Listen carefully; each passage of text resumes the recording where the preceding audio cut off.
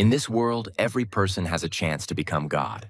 According to the degree of divine power, people here are divided into several types: demigods, true gods, elder, and higher gods. Every person, upon reaching the age of 18, can awaken the sphere of the gods within themselves in order to find their irreplaceable representative. Among the representatives, there is also a gradation of ranks.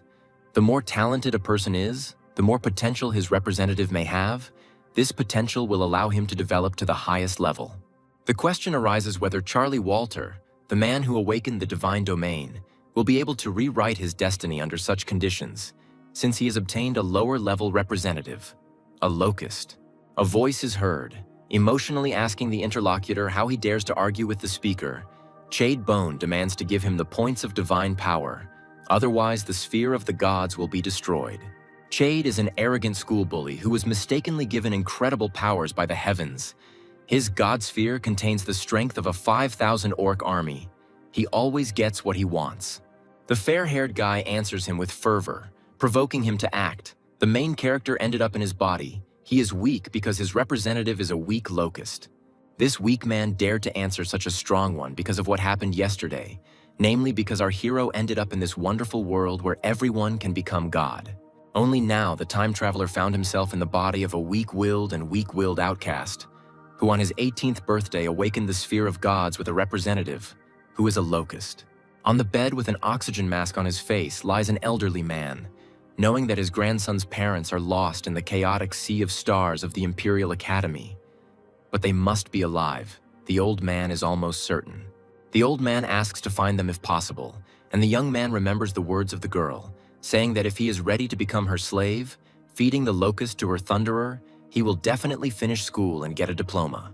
Charlie is roughly grabbed by the shoulder by a bully, ordered to bring him 100 points of divine power tomorrow, otherwise it will be bad.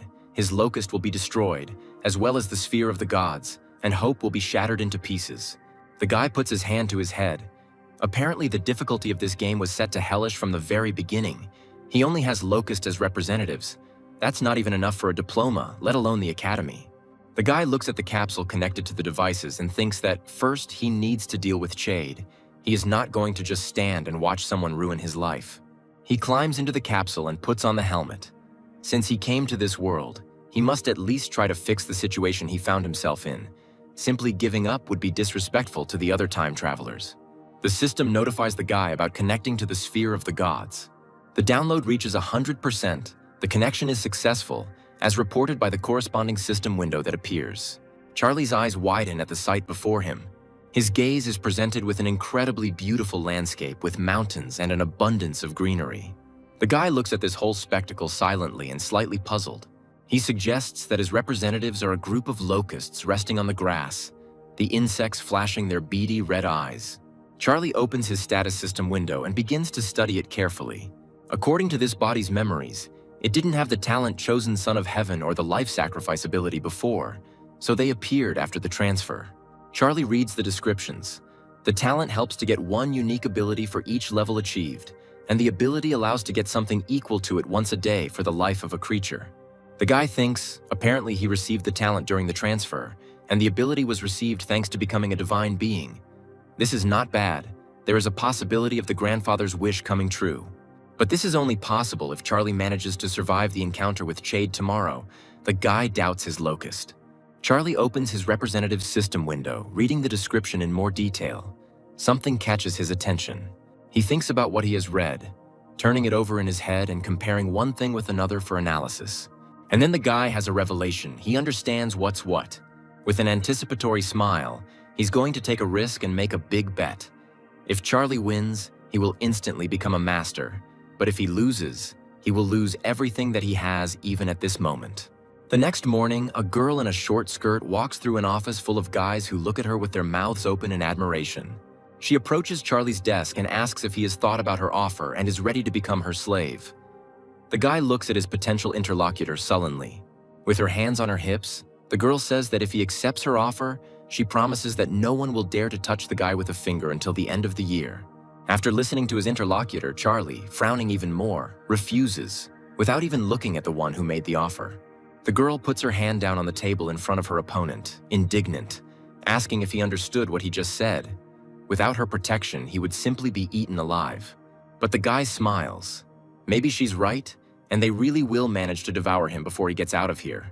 But he'll still prefer to refuse. Even he has dignity. The girl turns around to leave, and finally throws words at the guy about how he will regret his decision. The guy takes a heavy sigh. Chade and several of his buddies approach Charlie. The Orc Lord asks with a malicious grin. If the guy has the 100 points he asked for, the escorts join the leader. One of them tells them not to do anything stupid, not to make them strain themselves, and the second threatens to destroy the opponent's god sphere if he does not follow their request.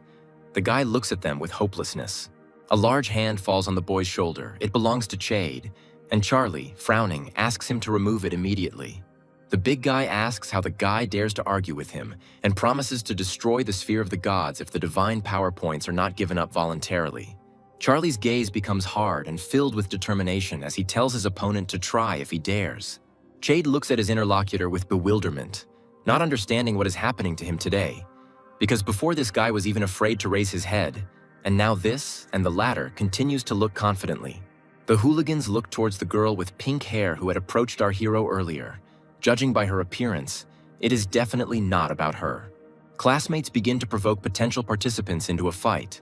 One of them is interested in what a destroyed god sphere looks like, and the locust greatly reduces the average strength level of the class. And they also say that the Chad Orc army is among the top 60 representatives in the school. It is interesting to take a look at it. Inspired by flattery, he asks Charlie not to say later that he was not given a chance. The bully pulls out a card, saying that he feels sorry to waste even 10 points on someone like his opponent. This card is Invasion. With its help, you can invade the world of the opponent's god sphere. Charlie looks at what is happening with bewilderment and wide-eyed eyes, internally preparing himself for the worst. The guy is pulled into the open portal and he makes a transition. The young man's face displays determination mixed with the expectation of something bad. He lands on a hard surface with the same expression on his face. The boy's body is enveloped in residual currents that are a consequence of the teleportation. The movement takes a fair amount of energy, so the guy flops down on his butt and, making a visor out of his hand, looks more closely at the huge gates in front of him.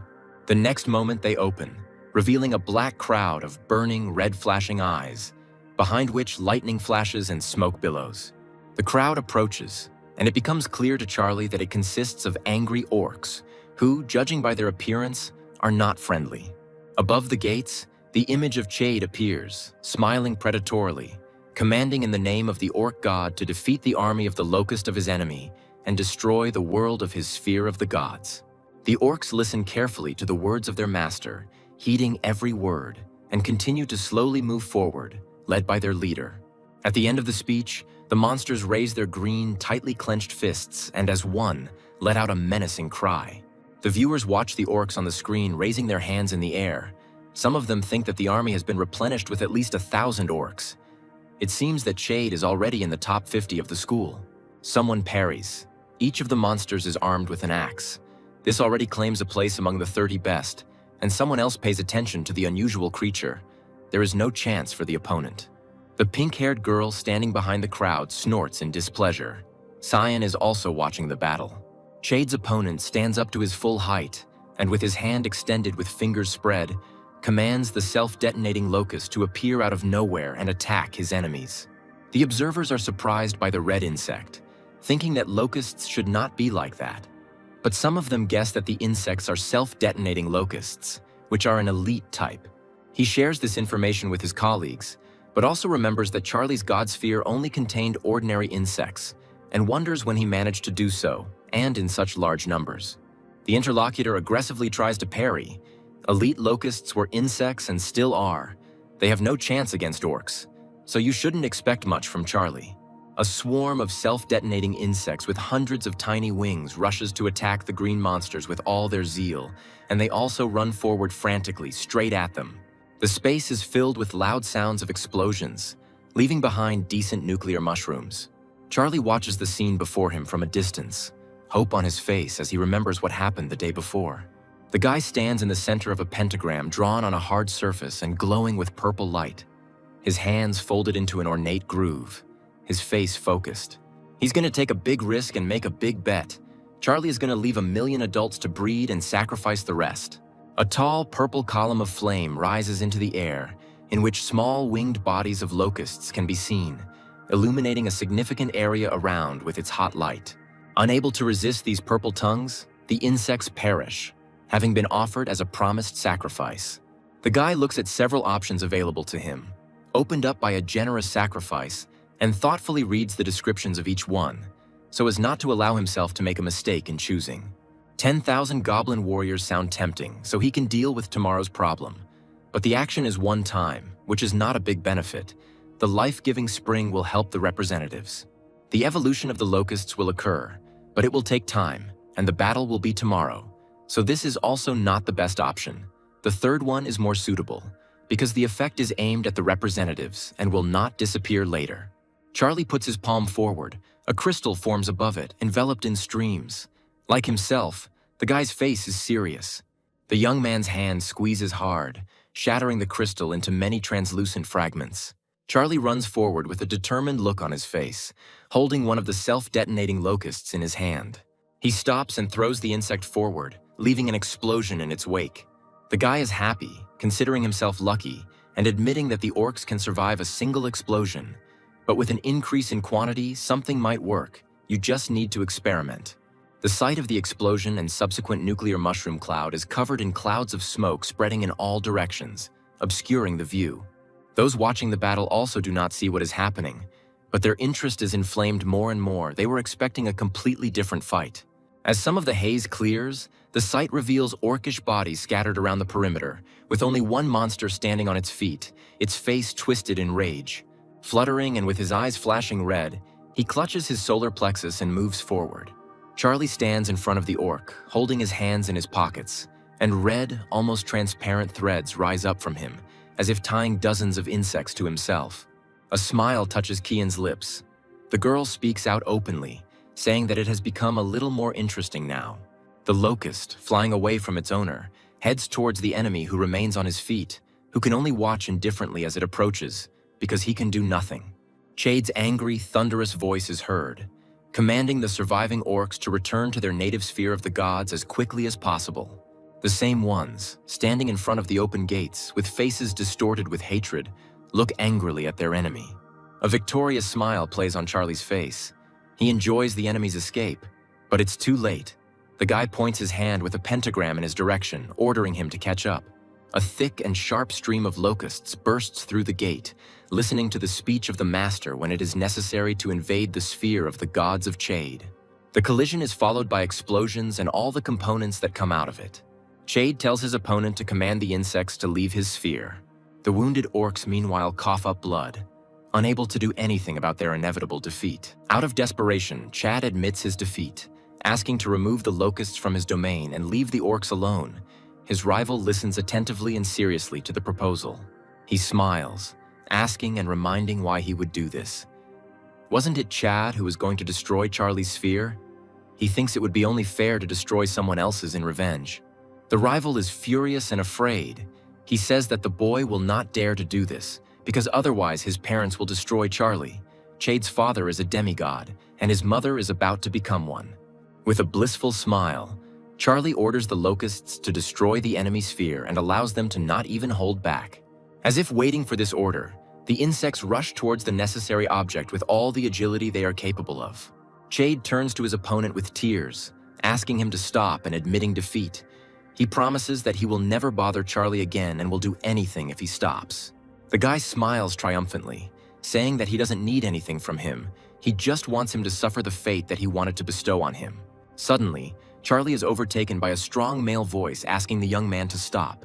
To his right, an image of a man appears, saying that Charlie has won. There is no point in going that far. Chade looks at his savior with tears in his eyes.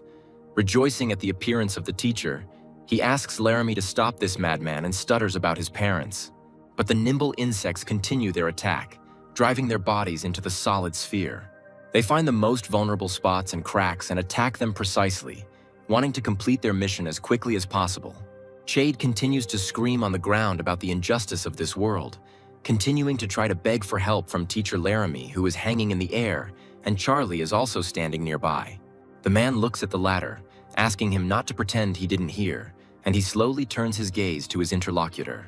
Smiling, he says that he heard perfectly well and asks the teacher what he forgot there.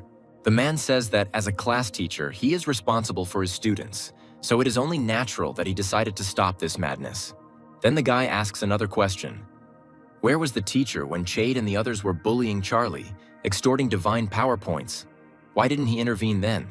The man thinks to himself about the difference between the boys, since Charlie is practically a nobody and Chade's parents are demigods, and out loud suggests talking about it after Charlie comes to his senses. The guy asks the last question. If he were in the loser's place now, would the teacher intervene in the same way as he did now? The man is silent, and Charlie is not even surprised. He thought so. The guy's face expresses disappointment, although he was convinced of everything he wanted. At the same moment, the locusts mercilessly attack the sphere of Chad, enveloping it in clouds of nuclear haze and delivering decisive, destructive blows. The owner of this place sits on the ground and weeps around the crumbling monastery, the heart of which has just been destroyed. Standing in front of his teacher, Charlie asks him to leave his domain now, crystal shards flying around. The broadcast ends, and the stunned viewers continue to stare at the blacked-out screen, their mouths open. Chade sits on the floor, leaning against the wall in an exhausted pose, not believing that his classmate actually did this. The office door opens slightly, and teacher Laramie looks inside, telling Charlie to come to him immediately. But no one answers him, and the man enters the classroom, looks around the room and asks where the student he needs is. One of his classmates hesitantly answers that it seems he went home. The man's face is distorted with anger. Clenching his fingers into a fist, he promises in front of the entire class that he will immediately get Charlie expelled.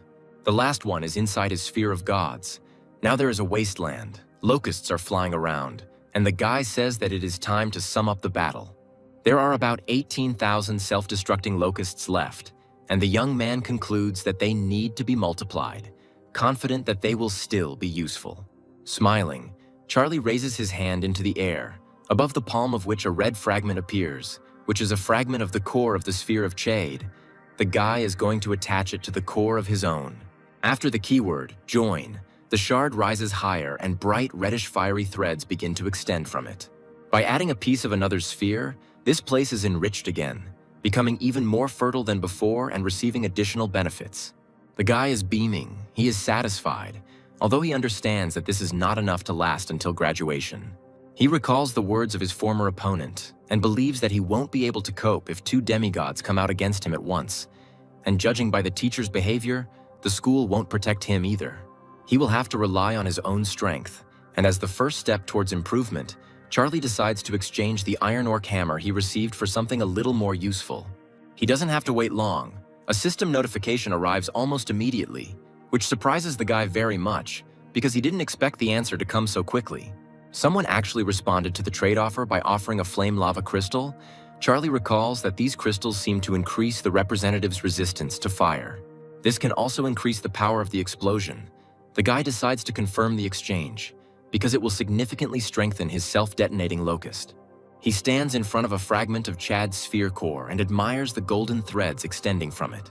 A previously unseen species of locust appears on the ground. Charlie looks at the description. Such insects are called magma, and their talent, accordingly, is magma explosion. The guy walks closer to the nearest representative and, squatting down, carefully lifts him up. In order to test his strength, he throws the insect in front of him, causing an explosion. The explosion has definitely become more powerful. Now the explosion of these babies can be compared to the explosion of a hand grenade. Adding to all this is the flying magma, and the damage and radius of damage are also impressive. Now you can consider that Charlie has a lot of fragmentation grenades. A scream is heard from the deputy principal's office. An angry parent speaks out about the destruction of his son's sphere core. It can no longer be restored, and the school has still not given an explanation. The teacher tries to explain to Chade's father that he was the one who first broke in, and that he had previously bullied some of the students. But the man's face is impenetrable. He gives off a bad aura when the demigod asks if the woman is only blaming his son. It turns out that neither the school nor the teachers are involved in what happened. The man turns to look at his wife as she, arms crossed over her chest, stubbornly expresses her opinion. She believes that her son, who destroyed the core, must be punished. The almost demigoddess believes that this student should, at the very least, be expelled. Standing in his world surrounded by representatives, Charlie decides to use the growth acceleration skill to make as many magma locusts as possible. A system window appears in front of the guy, notifying him of a call. Deputy Director Sawyer is calling him. Charlie furrows his brows, thinking that this was entirely expected, and accepts the challenge. The woman greets him and introduces herself purely formally, and also informs him that she needs to talk about something with the ward. The deputy begins the conversation by talking about a recent visit. Chade's parents demanded Charlie's unconditional expulsion and would hear no other word. The disconcerted woman then repeated that Charlie Chade had been the first to invade the abode. So the guy had to accept this challenge as the most ordinary self-defense. There was no reason for exception. But Chade's mother was extremely persistent, accusing the school of continuing to cover up for the scoundrel who dared to destroy his own classmate's sphere. Sawyer decided to make it clear once again that the school had evidence that Chade had bullied other students, including Charlie, who was generally diligent. The woman didn't even want to listen to her interlocutor. She shouted even louder, demanding a clear answer to her question, whether the school would expel Charlie or not. The vice principal remained surprisingly calm, politely apologizing to Chade's mother and answering in the negative. Chade's father accepted the teacher's words, but also informed him that as a father he could not leave things so easily. If the request was not granted, he would no longer worry about the school's reputation. As a result, the man decided to send a squad of 1,000 of his representatives against Charlie. He doesn't care about the result of the invasion of the younger sphere, but supposedly this will definitely calm him down. Xavier apologizes. That's all the school could do. Chade's father wouldn't make any other concessions, but she asks if Charlie can handle it because the power is no joke. He says that he will sort everything out. He thanks the deputy for his help, and after hanging up, the guy assumes that one self-detonating locust won't be enough in this situation. He'll have to speed up a bit. Charlie raises his hand, calling for extreme measures and making a sacrifice in the form of almost 5 billion lives of his representatives, who are mercilessly sucked into the death vortex. A fiery column of unprecedented dimensions rises into the sky. Charlie looks at the system window with the results of his donation. The options are the same as last time, namely 3. He thinks that for a donation of such an amount, it is very good. And the choice is already made. Charlie again chooses the third option, the Imperial Windsword, heroic representative type windsword. A huge gray-haired and long-haired old man with 4 arms materializes in front of the guy. His name is the Emperor Sword of the Wind. Charlie studies his status window. The sword respectfully addresses Charlie as a god, stating that he needs a sword. A magical glow emanates from it, and a symbol similar to a charmed tattoo burns on its forehead. The guy answers with a smile. No problem. The old man continues to silently exude a bluish aura. God enters the equipment store. Because he had spent the last few days speeding up the locusts' reproduction, they were giving him 100 million faith power a day, and it was beginning to transform the divinity points. Equipment is divided into 4 categories: normal, sacred, divine power equipment, and divine equipment. Charlie is considering purchasing the Whirlwind Sword, which belongs to sacred. The guy offers Sword to take this very sword, the Whirlwind Sword, into his hands, and he obeys, running a studying, appraising glance over the blade. The swordsman immediately prepares to test his new weapon, making a sweeping slashing motion forward, which with its energy and great strength seems to cut through the air itself.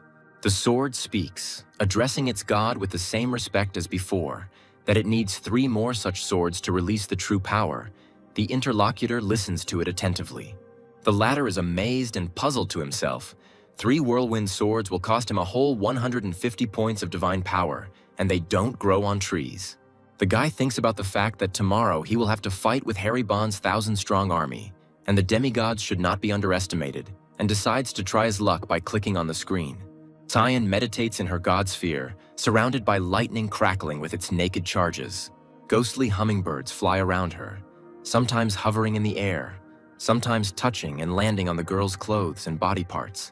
The pink-haired girl's eyes are closed as she clears and tunes her thoughts and mind. But something still lingers in my mind, the memory of her drowning. And in that memory, there is also Charlie running across the lawn near the pond. He saved the then little Kian from certain death, fearlessly pulling her out of the water. The inexperienced boy then gave her artificial respiration, breathing new life into the girl. She saw him from under her lowered eyelashes, feeling the touch of warm lips.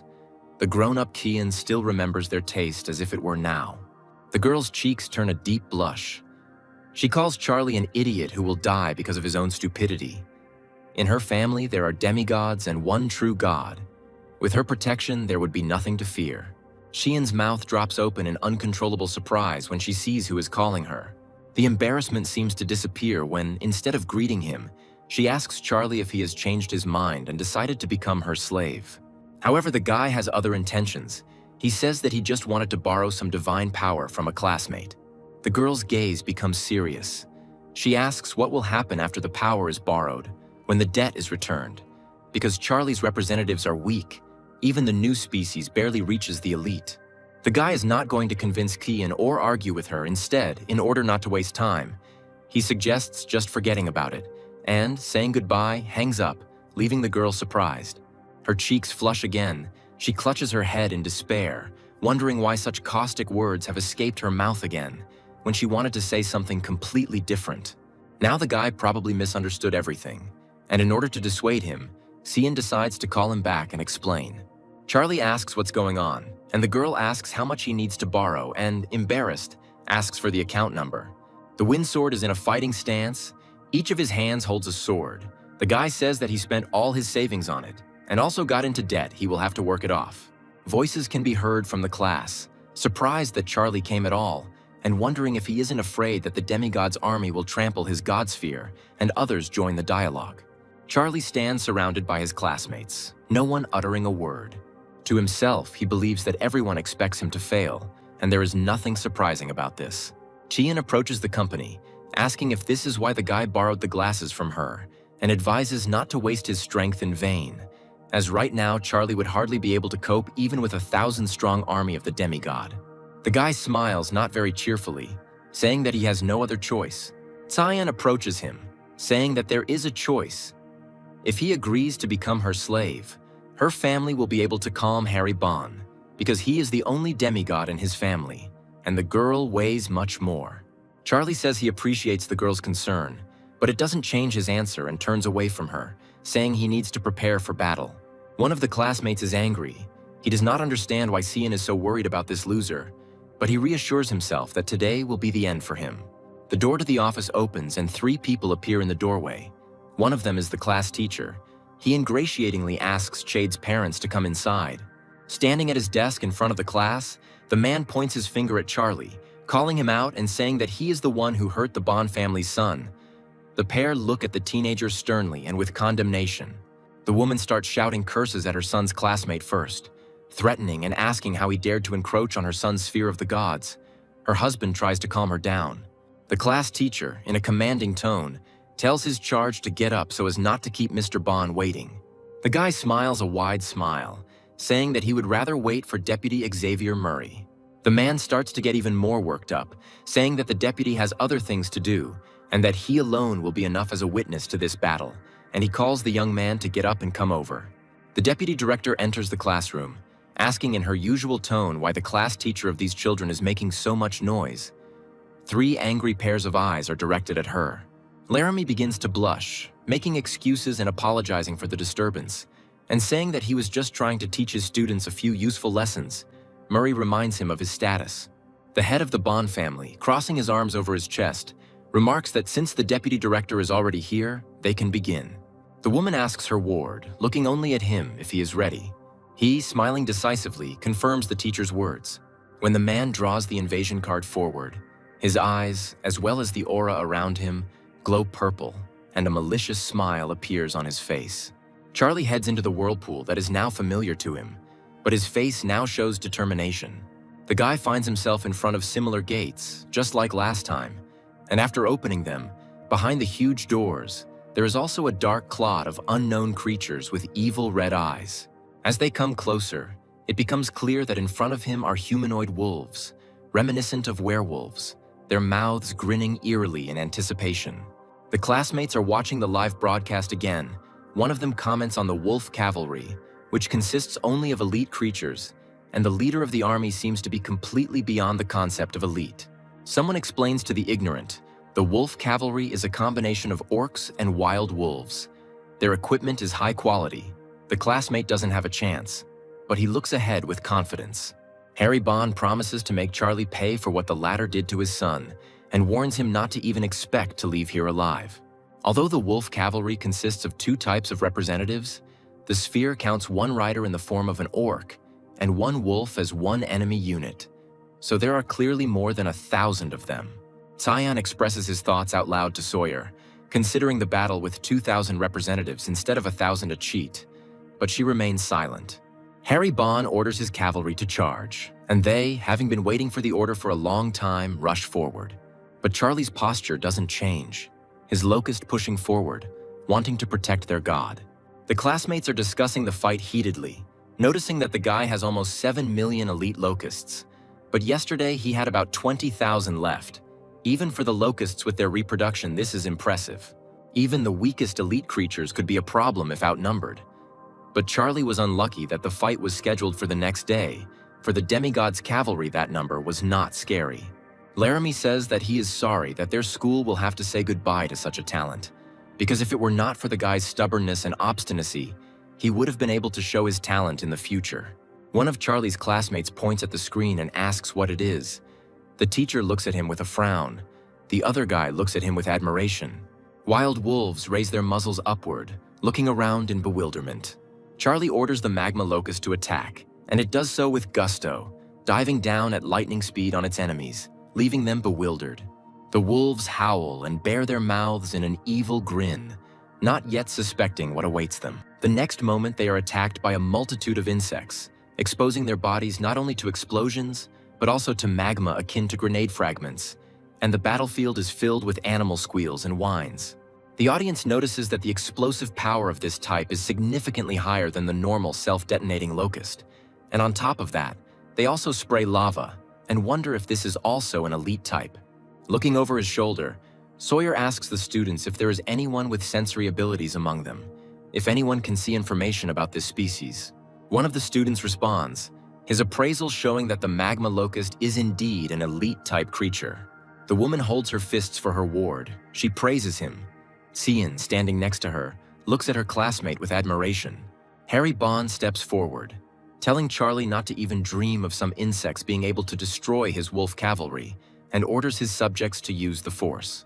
The wolf leader is surrounded by a purple light, as if coming from the hand of the head of the Bond family, and bursts into a blood-curdling howl.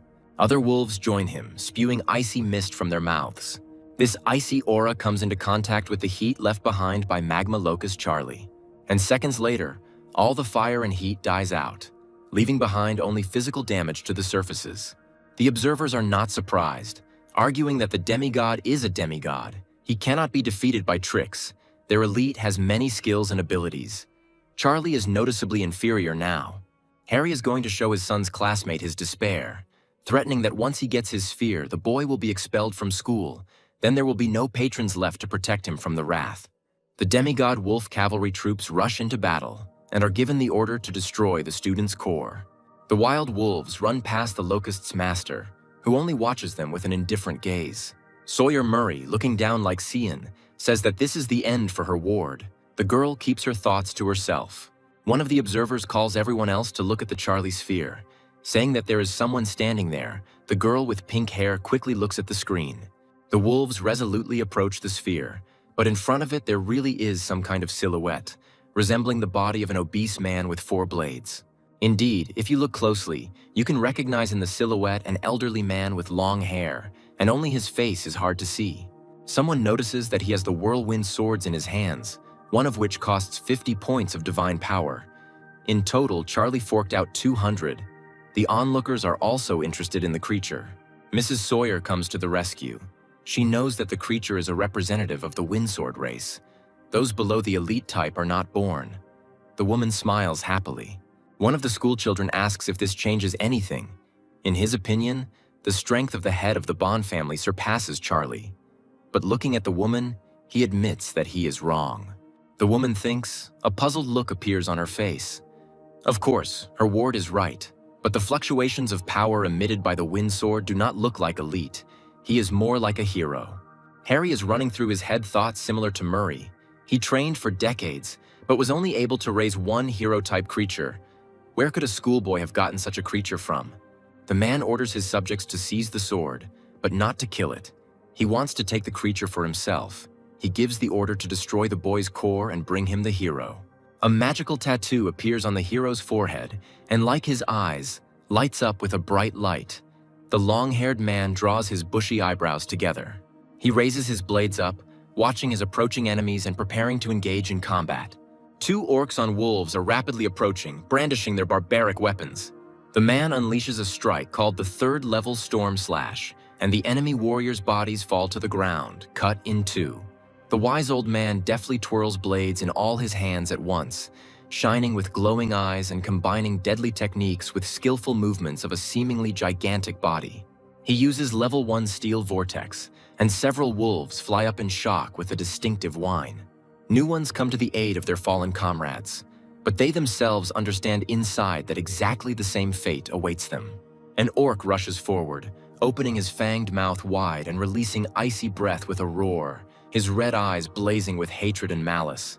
The enemy's technique causes the mighty old man's lower legs to turn to ice and freeze to the surface, but his face is calm. One of the orcs, uttering a war cry, raises his hand with a sword, thereby giving his wolves the order to attack. The red-eyed monsters, opening their mouths, rush to attack. But Sword, his eyes flashing, raises all four hands up. He has a plan. A whirlwind begins to rise from the tops of the blades, swirling and forming a funnel. The swordsman uses the iron sword style. The wolves are forced to freeze in anticipation. The man directs this stream of pure energy in front of him, bringing it down on his enemies, and they immediately disappear behind this ghostly light. The sword speaks the activation words, and an area for a decent distance around it is covered in an explosion, spreading a shockwave in its wake. Some of Charlie's classmates watching the epic spectacle think that this is too much, while the faces of everyone else express bewilderment. The four-armed elder stands majestically over one of the defeated enemies, his gaze stern and merciless. Harry swears. He orders the wolf cavalry general to raze the place to the ground. The anger in the man's voice is clearly heard. A huge wolf paw takes a step forward, a purple and powerful aura swirling around it. The wolf cavalry general enters the battle, his red eyes gleaming menacingly and his face impenetrable. When Harry hears a voice behind him, he jumps in surprise, and the man is asked if he really thought of breaking his word. A majestic man appears next to him. His gaze is serious. Based on the address of the head of the Bond family, one can conclude that this man is the director. Harry's voice trembles, his hand pointing towards his army as he tells the man he wouldn't dare, and orders the wolf cavalry to retreat, the man hovering nearby. The director looks at Charlie and his great swordsman standing a little further away. A half smile appears on the man's lips as he gives a good assessment of his charge's battle. Charlie is praised. He did well. But you shouldn't relax just because you got a hero. Heroes are not invincible. With the current level of strength, it will be difficult to even squeeze into the top 3 of the school. A guy approaches the deputy director. He has a request. A woman is interested in her character. With a determined look, the schoolboy declares that he wants to transfer to another class. His class teacher looks at his charge in bewilderment.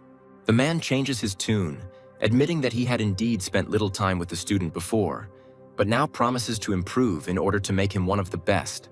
Smiling sweetly, Laramie asks to give him another chance, because he can provide the student with all the necessary resources for development, while thinking to himself about his own selfish goals. But Charlie is not going to give in. He once again repeats his request to change classes. The man looks at him discouraged, unable to put a couple of words together. Sawyer joins the conversation. She says that a guy can't just change classes because there are many school rules for this. But despite this, he can try to pass the test that the school will prepare, and if he passes it successfully, he can still realize his desire. Charlie firmly clenches his fist and declares his readiness to take this test, while his classmates standing behind him look at the boy in surprise. Sheehan suddenly jumps up from her seat and interrupts the conversation, declaring that she is also ready to take the test to change classes. Laramie looks at the girl puzzled and, feeling awkward, says that if she is not happy with something, she can contact him directly and not act so thoughtlessly.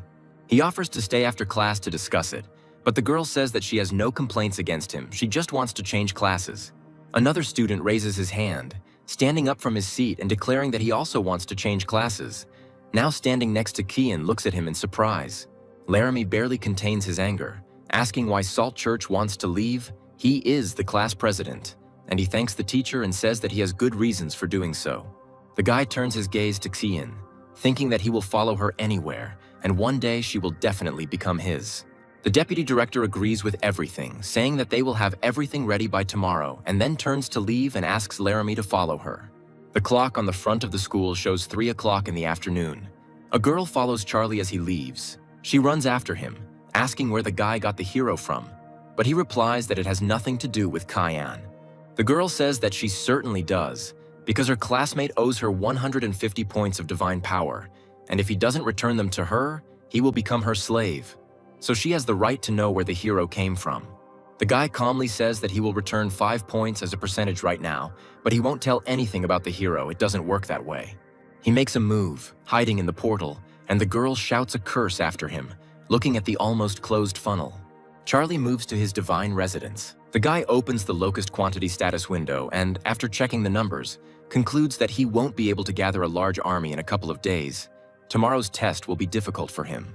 The sword approaches the god of this place, informs the owner that the white wolves and riders have hidden in the mines, and asks if he should get rid of them. The guy thinks about it. He guessed about such an outcome and understands that it is impossible to leave enemies alive. But a regular murder would be a great waste. Before the young god can give the order to his subordinate to seize them without killing them, he takes off from the spot, hurrying to fulfill the will. 2 hours later, the tied-up werewolves are already kneeling before the owner of this place, and he looks at them without much enthusiasm. Charlie considers sacrificing the enemy representatives and opens the appropriate system window. He takes the necessary stance, starting the process of sacrifice, and wines begin to swirl around him. There are 3 options to choose from based on the result: a single alpha mechanism, a first-level artifact, a smelting furnace blueprint, and also 1 or 3 observation towers.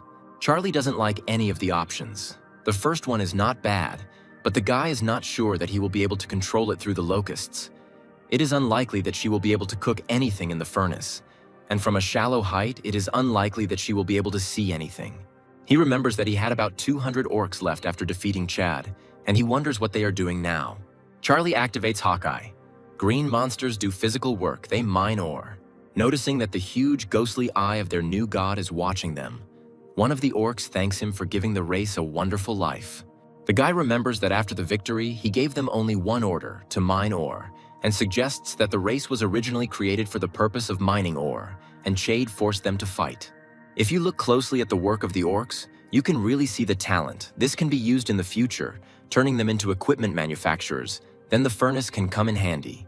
Upon purchasing and installing it, Charlie tells the orcs that he is gifting them this smelter and hopes that the creatures will live up to his expectations, and they are flattered, expressing recognition and gratitude.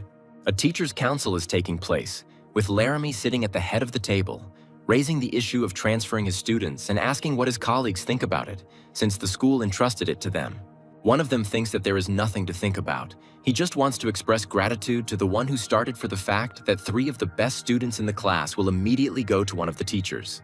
Laramie says he doesn't particularly care about Cyan and Salt's fate, but he wants the hardest test possible for Charlie, because he didn't value his teacher, and he asks for a concession from his colleagues. The man reflects on the fact that what is happening is Charlie's fault, so he simply has to punish him. Meanwhile, several hands rise into the air, their owners ready to support him. Sometime later, Laramie holds in his hand 3 sheets of paper with the required tests, and looking at them, notifies the students about this. Salt, who received the test first, reads the lines written on the sheet with a smile, which are typical for the first level. He needs to defend himself from 1,000 invaders, as well as a wish for good luck. Xian looks at her sheet in surprise. She has exactly the same task, the same level. The face of the last student who received and looked at his assignment was distorted with discontent and bewilderment. A test of the 10th level was prepared for him. On the man's hand, holding the piece of paper, it is written that he needs to defend himself from 10,000 invaders. Sawyer looks at the teacher with confusion when he asks if he thinks he was biased towards his student, but he counters that it was the decision of all the teachers, not his own. Charlie himself turns his confident gaze towards the teachers, saying that everything is fine, because Laramie just wants the student to demonstrate all his strength to the new class teacher. The guy gets up from his seat and leaves, and the man angrily tells him not to be so self-confident. Tyan catches up with her classmate with the same offer to become a slave and be under the protection of her family. He looks at her, looking back. But the guy, just like before, thanks the girl for her concern and politely invites her to see him after the tests. Cyan frowns as he looks after Charlie and calls him ungrateful, with Salt standing behind him, equally frowning. He believes that his classmate is digging his own grave. The test begins, revealing hundreds of short, red creatures with evil eyes, their fangs flashing menacingly. The students habitually watch Charlie's test process from the screen, considering the difficulty higher than that of the other two. In response, someone retorts that he himself is to blame. Let him now pay for his pride. Charlie looks confused. The red goblins are coming at him. Their talent is excellent resistance to fire, and there are so many of them. He is sure that the former class teacher set this up. Laramie says that the boy is to blame for turning away from him, and now the 10,000-strong army will quickly sweep away the schoolboy's locusts and continue the march to the core. A student standing next to the man congratulates him on his victory with a smile, but he says that this is not a victory, but a useful lesson, since there can be no other way between a student and a teacher. The deputy director smiles reservedly, looking at her ward with hope. She says words of support out loud, confident that he will cope. Charlie sends his army of locusts into attack, and they immediately fly towards the approaching red goblins who are marching in a formation. They bring their hands to their chests, spreading their fingers, and with fanged smiles activate fire attack, flames flaring up in their red paws. Dozens of goblins surge forward, throwing out fiery clusters in front of them that moments later engulf nearby insects. Standing behind the explosions, Charlie notes with annoyance that the regular locusts do not take on opponents at all. He puts his hand forward and orders the self-detonating locust to enter the battle. A clot of energy forms under his palm, threads from which lead to small winged bodies. The red goblins, seeing their rivals approaching, distort their faces with hostility and anger, but this does not diminish the fact that they are surprised. Explosions are happening everywhere, resulting in the deaths of 400 red goblins, and in the midst of all this chaos, Charlie stands calmly. 2 capsules open, and someone who noticed his classmates first notifies the rest of those present that Cyan and Salt have returned from their tests. The deputy director sympathetically says that it looks like this time the ward will have a hard time, and Kian, standing nearby, mentally confirms her own assumptions about the weakness of the locust. And Charlie sends a batch of magma locusts into battle. A series of powerful explosions with fountains of magma are followed by the killing of 3,000 red goblins, the remains of which fly in different directions, trying to escape. But some of them still manage to get close to Charlie's god sphere at an impermissible distance. One of the observers expresses the opinion of many, believing that this time the classmate is definitely finished. Even the hero will not be able to cope with 6,000 representatives at once. Cyan looks at what is happening with confusion, considering it madness and saying out loud that the red goblins are going to destroy Charlie's core. Sawyer suggests that his protege admit defeat, because there is nothing shameful about it. He fought with dignity, and the woman is confident that over time he will be able to pass this test. But the guy refuses. He has already made a decision that he will not back down from, intending to fight until his last representative. Besides, he is not lost yet. Sword appears out of nowhere and uses the level 3 Storm Slash technique, slicing through the space in front of him with his blades. The red goblins standing in a row begin to die one after another, disappearing in flashes of 4 blades. The remaining ones simultaneously raise their hands and, with angry faces, release columns of hot flame from their palms. Explosions fill the space, and the simple commentator notes that even the hero has a hard time, and believes that Charlie is definitely facing the end now. A gray-haired man stands in the middle of the epicenter, looking ahead with a frown.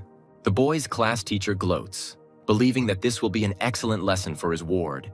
He waits with bated breath for the hour when his divine sphere will be destroyed. But one of the students attracts his attention, looks the other way, and he is forced to moderate his ardor. Green creatures appear on the battlefield, and someone excitedly notes that this is the orc army.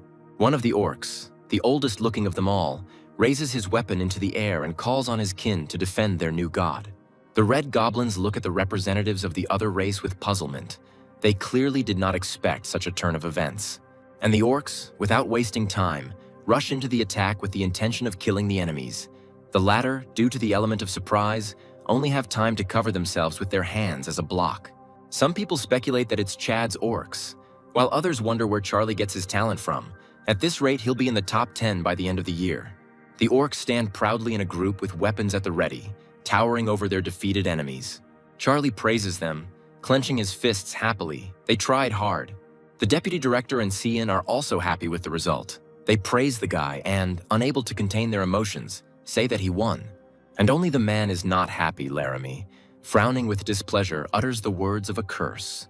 When the three students who pass the test gather together, the teachers compete to outshout each other, trying to lure Charlie to their place with better conditions. Salt looks at Cian, intending to go where the girl is, and she awaits the verdict of another classmate. But Charlie is currently interested in something else. He asks Xavier why his test was much more difficult than others. The woman replies that all the teachers together were involved in choosing the difficulty levels. Apparently, the majority of votes indicated that it was the most optimal for the student. The guy smiles, asking if he can see the list of voters and see their specific choice. Following the orientation, Charlie stands in front of the teachers who voted against the decision to make the test more difficult and asks what he can expect when he transfers to their class. One of the men, smiling, says that after such a wonderful result, he is ready to provide his potential ward with an army of 10,000 orcs, which will allow him to rise high. The second candidate says that he understands the importance of success and therefore can help Charlie learn special techniques that will allow him to unlock the potential of all types of locusts in the future. After the boy chooses Tom Voice, Cian and Salt also ask the teacher to become students in his class. The man beams, thinking that at this rate he could become Teacher of the Year, since 3 strong students have come to him at once. He holds out 3 cards to his surprised new charges, saying that they will be small gifts for them. Charlie gets a level 2 card. Hive smiling, he reads the description, believing that it was literally made for him. If Charlie places the hive into his god sphere, the insects born in the future will immediately gain the effects of the Heart of Explosion and the Flame Lava Crystal. The guy bows gratefully to the man as a sign of appreciation, politely thanking him, and the man asks him not to rush, because it is better to show gratitude through good results. Sawyer spreads his arms wide, saying that since everything has been resolved so well, we can finish for today, but first reminds him of the important exams next week. Charlie stands in his world in front of the window with the status of the number of representatives and other life forms. The results are currently unsatisfactory. He thinks that if he had to take the exam now, the student would end up at the very bottom of the school's list. He needs to multiply the magma locust as quickly as possible and improve the other types.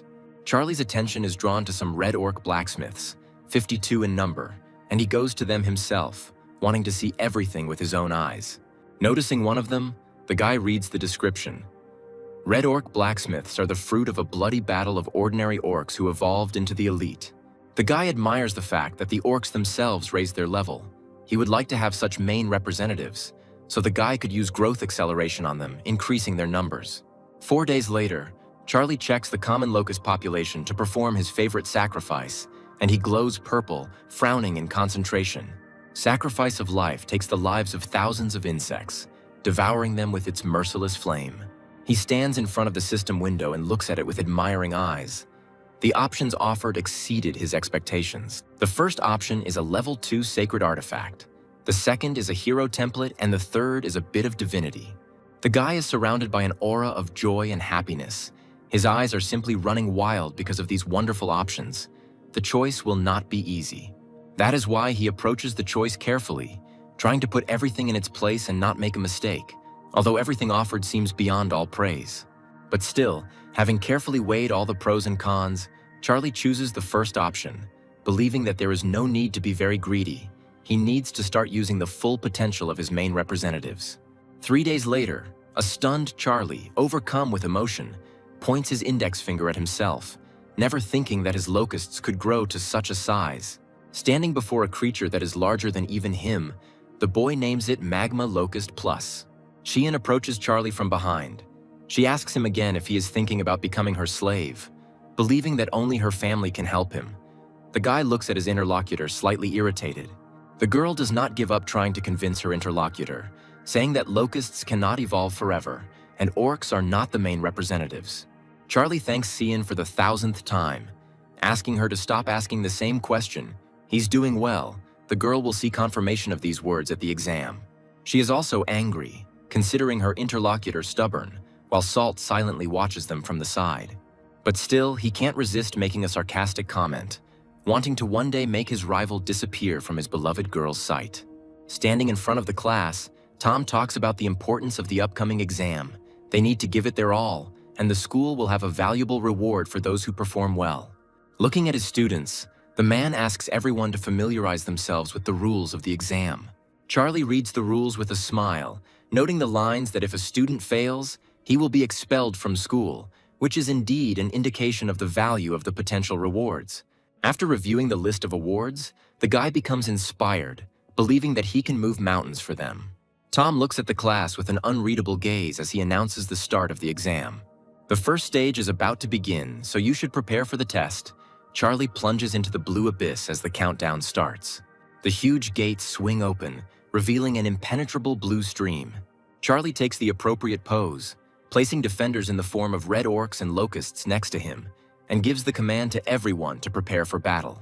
Before them appear creatures that resemble a cross between a human, a dinosaur, and something with horns, emerging from the fog with their mouths open, revealing their sharp fangs. Charlie knows them. They are demonic golems. He thinks that for the first stage this is too much. Although they are considered normal, the strength is close to elite, but they still have a weakness, slowness. The guy directs 50,000 magma locusts with his hand, wanting to destroy the enemy with characteristic power. Thousands of small wings cut through the air. The battlefield is filled with angry cries of pain and rage from the demonic golems. The guy grins. The smell left behind by the explosions reminds him of barbecue. He wonders if they will be able to feed the locusts. The very next moment, the guy orders his red orc blacksmiths to drag the bodies of the fallen to him, and they obey the order without question. 15 minutes later, only bones remain from the demon golem's bodies. Charlie grins. Now he will know that this is possible, and jokes. The exam thus flowed into home delivery of food. There is a dialogue between the teachers observing the exam. About 20 students have already been kicked out of Tom's class, which is almost a third. The situation is worse for others. The difficulty is high. Sawyer says that the director is currently fighting with the demons of the abyss. Apparently, he had his own reasons for setting such a difficulty level, so it is not for them, the demigods, to be judges. Watching his ward fight, Tom is pleased with his resourcefulness. He notes that the locusts are gone and asks his colleagues if they have seen other similar creatures that can eat toxin-laden flesh without harm. One of the teachers is surprised. He has never heard of anything like this and wants to study this phenomenon. His colleagues standing nearby are also interested. And only Laramie is dissatisfied. He belittles Charlie's merit, saying that immunity to toxins does not make the locusts stronger and more powerful, attributing everything to luck. The class teacher defends his protege, saying that luck is also part of strength. The kind that Charlie brought out is very strong and useful. We shouldn't forget about it. The guy's locust has become comparable in potential to the elite. Although it was originally a normal type, this is visible even to the naked eye. Laramie continues to stick to his guns, believing that the elite locust can't exist, that it can't even handle the ordinary goblins, and his colleague counters, saying that he's thinking one-sidedly. The stubborn one says he's not going to argue, but there's a student in his class with goblins as representatives. He suggests they see who's higher in the ranking. The bet is accepted. But Tom thinks that everything is not so simple, and he offers his future opponent to voice the conditions. Laramie, in turn, offers to put 5 divinity points on the line. Tom agrees. The provocateur notes to himself that the man gave the student he was talking about more points than others because he was his nephew. It is unlikely that Tom could boast of such generosity. The teachers look at the system board. 430 students passed the qualifying round of the exam, and 300 of them decided to participate in the ranking round. Laramie once again shows his superiority by calling the 130 who refused cowards. His colleague rebukes him, saying that he shouldn't say that. The difficulty level was higher than usual. The third one says that it is even better this way. They will only have to teach the strongest ones who were able to overcome their fear. Meanwhile, the second stage of the exam begins. Skeletons emerge from the gates of the tests. Teachers are amazed, thinking it is too simple. Charlie smiles puzzledly. His locusts are hungry and their numbers are huge. The skeletons will be able to give the insects literally nothing, but there is nowhere to go. He orders his army, over 1 billion strong, to attack, and it rises up in a gigantic swarm, approaching the enemy in a coherent swarm. The skeletons open their bony mouths in a menacing manner, sensing trouble, but nothing can be changed. 2 hours later, Charlie sits down and yawns, saying that the meager meal will do for a snack. The second wave of battle are the skeleton warriors. Now it's the turn of the self-detonating locust, which, when colliding with the bone ones, causes their assembled parts to disintegrate with their characteristic sound. They literally die in lava, which, if it continues to accumulate, will not even allow the skeletons to get close to Charlie. In addition, this process can be accelerated. The guy orders his red orc blacksmiths to douse the monsters with molten metal from his great smelter. Obedient warriors immediately carry out the will of their master. The flames are raging right at the gate. Charlie is happy. Now the skeletons will die immediately after they emerge from the portal. He doesn't even have to do anything else. One of the observing teachers appreciates the boy's genius, and Tom, pleased with his student smiling, says that it's all about training, while Laramie, standing nearby, is, as usual, dissatisfied. He tells his opponent that his student is one step ahead of Tom's student and teases him by asking if he has relaxed too much. In the God Realm, the mentioned 13 Arcbalist towers, 9 lightning towers, 12 first-tier fireball towers, it seems like he spent a fortune on all of them. Laramie gloats to himself. He is sure that no one else has invested so much in their student. So he believes that his nephew is simply obliged to take first place in the exam. But someone pulls the man out of his thoughts, calling him to look at the sphere of the student Cayenne. In her arsenal, there are not only those that surpass in quantity everything the previous student had, but also elite thunder sparrows, as well as normal wood giants. One of the men notes that the daughter of the Shirley family is strong. A neighbor echoes him. It is pointless to even compare with others. A third notes that even he does not have so many creatures in his arsenal. The first one considers the girl not just one of the top 3, but also the best, and Laramie is tormented with anger, mentally blaming Charlie for all the troubles in the world and promising to take revenge on him. After the 10th wave, only 18 students remain, including Charlie. Cyan is certainly also passing, and these two, along with the other 16, are asked to prepare themselves properly, for the next wave will be qualitatively different from all the previous ones. The gate opens and against a red background appears a tall, dark figure in a cloak with terrifying blades extending from it. For some, it only takes one stunned glance at the screen to understand that the hero stands before the remaining ones. This hero is a skeleton, a bone collector. His talents are bone manipulation and bone fusion. Walking past the bones scattered here and there, the hero directs his terrifying aura at them. Its dark eye sockets seem to stare piercingly at its prey as it closes the distance, looking forward. The collector raises his wooden staff and begins to connect the bones he likes. Raising his other hand, he says just one word: forward, and that is enough. The newly assembled skeletons attack their former enemies with greater fury than before. The new creator orders his main weapon to kill everyone, and it, exuding from its slightly open jaws and transparent insides, releases traces of magic. A huge bony foot steps on the smaller creature, unafraid of the explosion left behind by the latter. The teachers watch with bated breath. Less than 3 minutes have passed and 8 participants have already dropped out. It's too difficult for them. Laramie is all about his own thing, complaining that the bone giant in Charlie's sphere is too small. Something is clearly wrong here. The skeleton, clinging to the rock, trembles. Tom thinks it's obvious, all because most of the skeletal warriors drowned in magma, so the bone collector didn't have enough material. The air is cut by ringing, light-bearing blades. The sword uses the technique, iron sword style. Charlie yawns. He has successfully survived the 11th wave. Laramie is torn between anger and indignation, not believing that the guy managed to cope. He believes that he deceived everyone, somehow knowing in advance about the monsters that were supposed to be on the test. Tom stands up for his student, asking his colleague for evidence, and he loudly declares that the man sided with Charlie and threatens to report him to the appropriate authorities.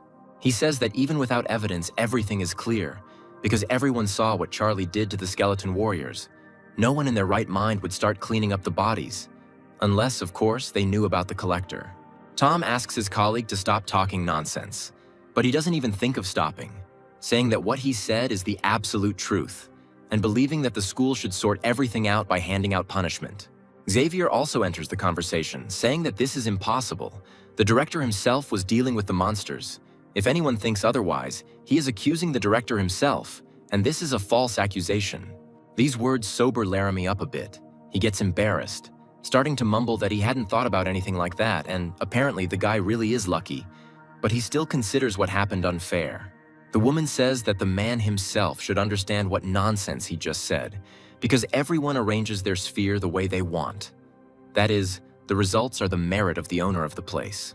Taking advantage of the moment, Xavier asks if Laramie thinks it is fair for him to sponsor his nephew or for Shirley Keehan's family to do so. Tom hears this and moves closer to his opponent, asking if this is the reason he proposed the bet. He didn't know that the student in question was Laramie's nephew, but he doesn't refuse the bet. In the sphere of the gods of Laramie Michael, a huge skeleton stands, looking back with its red eyes at the owner of this place, who veiledly admits his defeat. Behind him lie the fallen bodies of his representatives, the goblins. And finally, the guy openly admits his defeat. Tom notes that Michael failed by giving up and thus he won the bet. Hoping that his colleague will not back down in front of witnesses, the man asks where his promised glasses are. Passing the corresponding card to his opponent, Laramie asks Tom not to spend the points yet, because he will soon get them back. An hour and the 13th wave later, there are 3 participants left, including Charlie and Keehan. Now it only remains to understand which of them will take what place. The 14th wave forces Faust Horn, the 3rd participant in the top, to admit defeat. After 2 more waves, Kyan surrenders. The vice principal is jubilant. Charlie took first place, but he doesn't give up even on the 20th wave, sending his magma locust forward.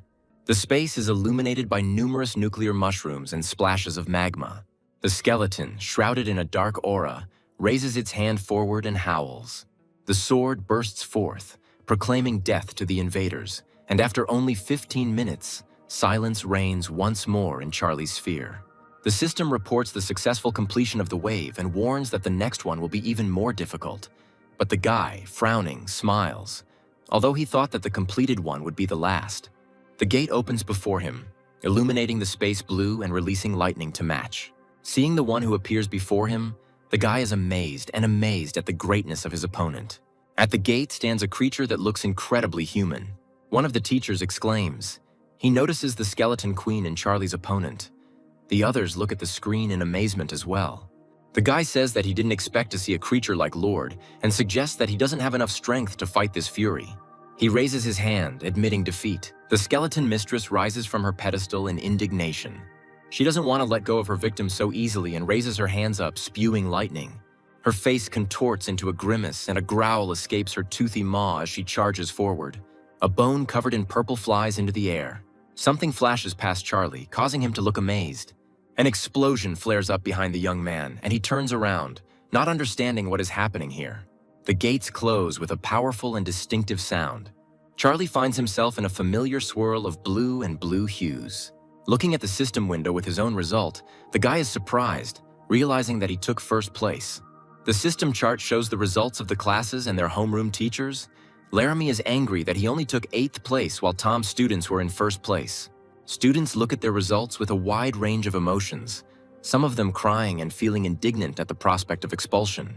And a joyful Charlie is congratulated on first place, resting on his laurels.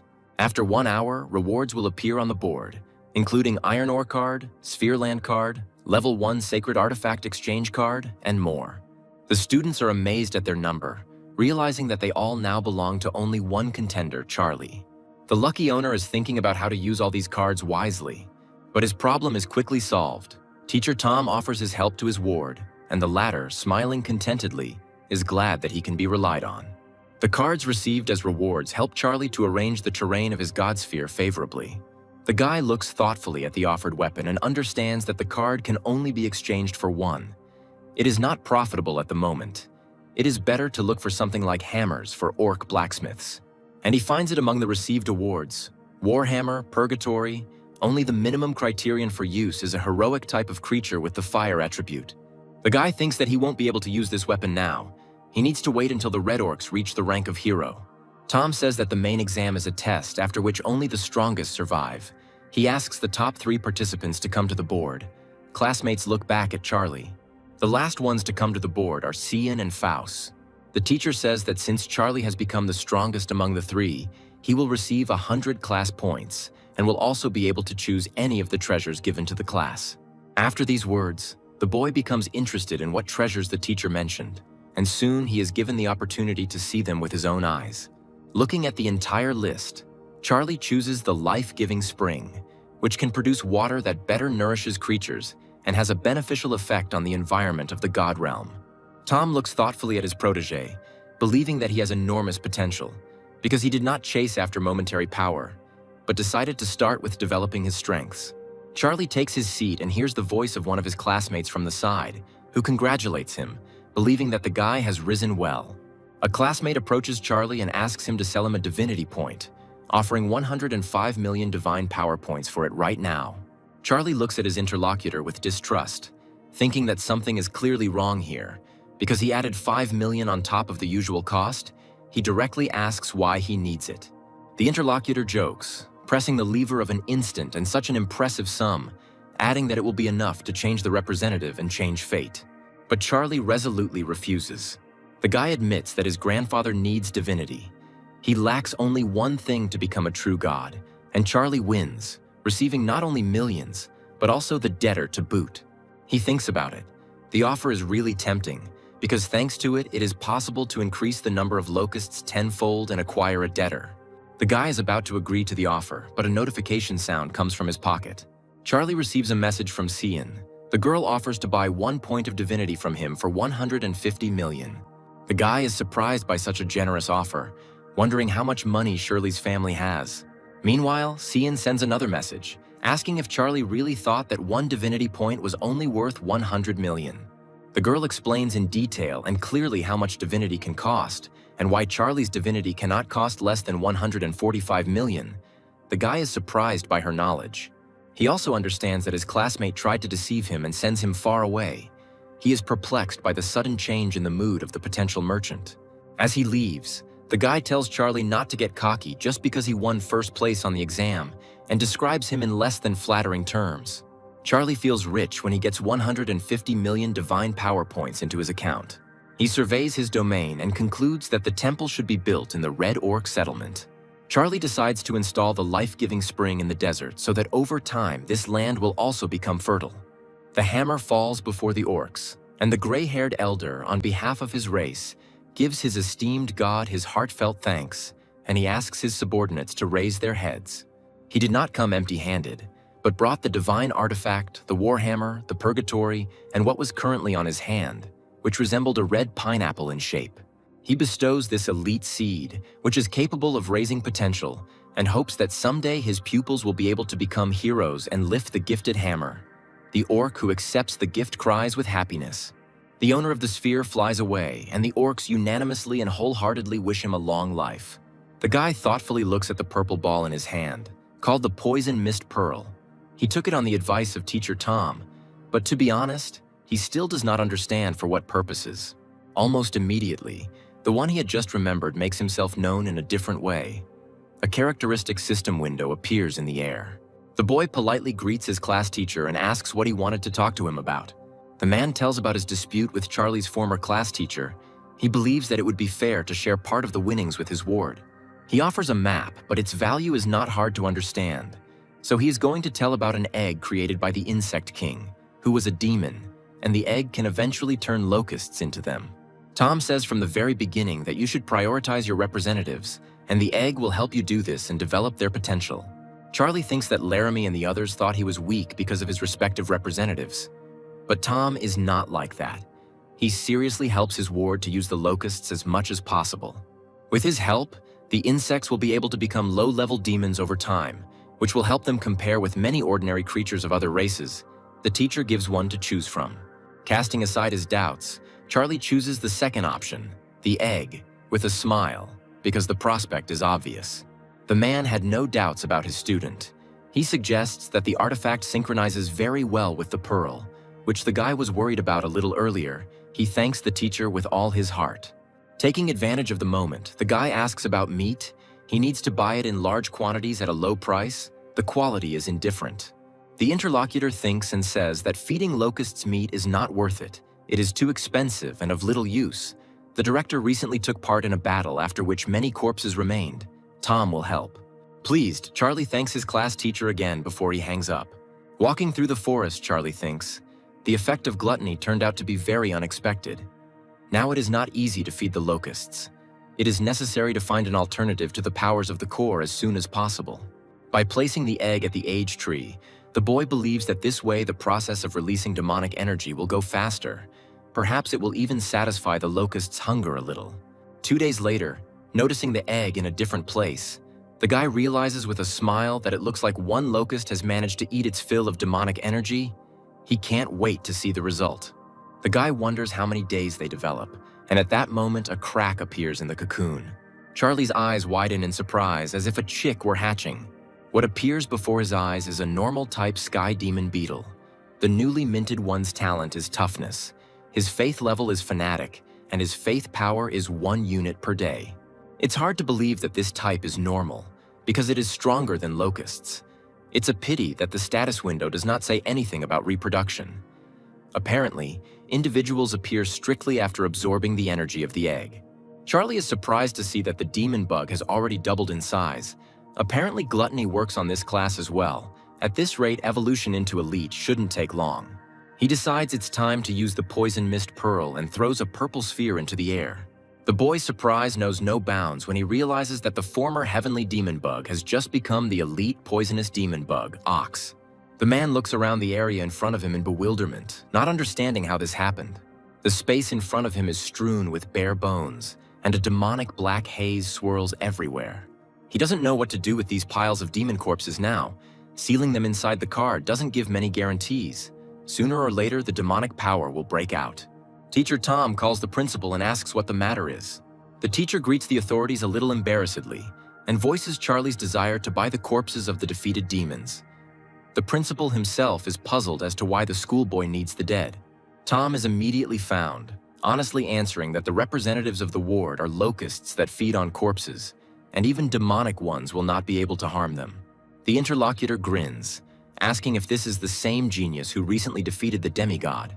He didn't think that locusts could be so useful and regrets that they won't survive in the conditions of the abyss. Otherwise, it would be possible to let the challengers in right here. The director hands the teacher a map, saying that there are 1 million corpses inside, and there is no fee. The next day, Tom calls his boss again, awkwardly informing him that they are out of bodies and relaying Charlie's request for the director to be his body sponsor, which leaves him stunned. The class teacher agrees with the boss, saying that he also told the student about his impudence, but the man stops him, thinking. The director agrees to provide a constant supply of corpses to the ward if he is willing to exchange them for 10,000 divinity points in proportion to 100 corpses. 5 minutes later, the teacher calls back, saying that Charlie agrees, but he wants to start with 1 million divine power points. A few days later, dozens of winged demon beetles are circling around the boy. The time has come.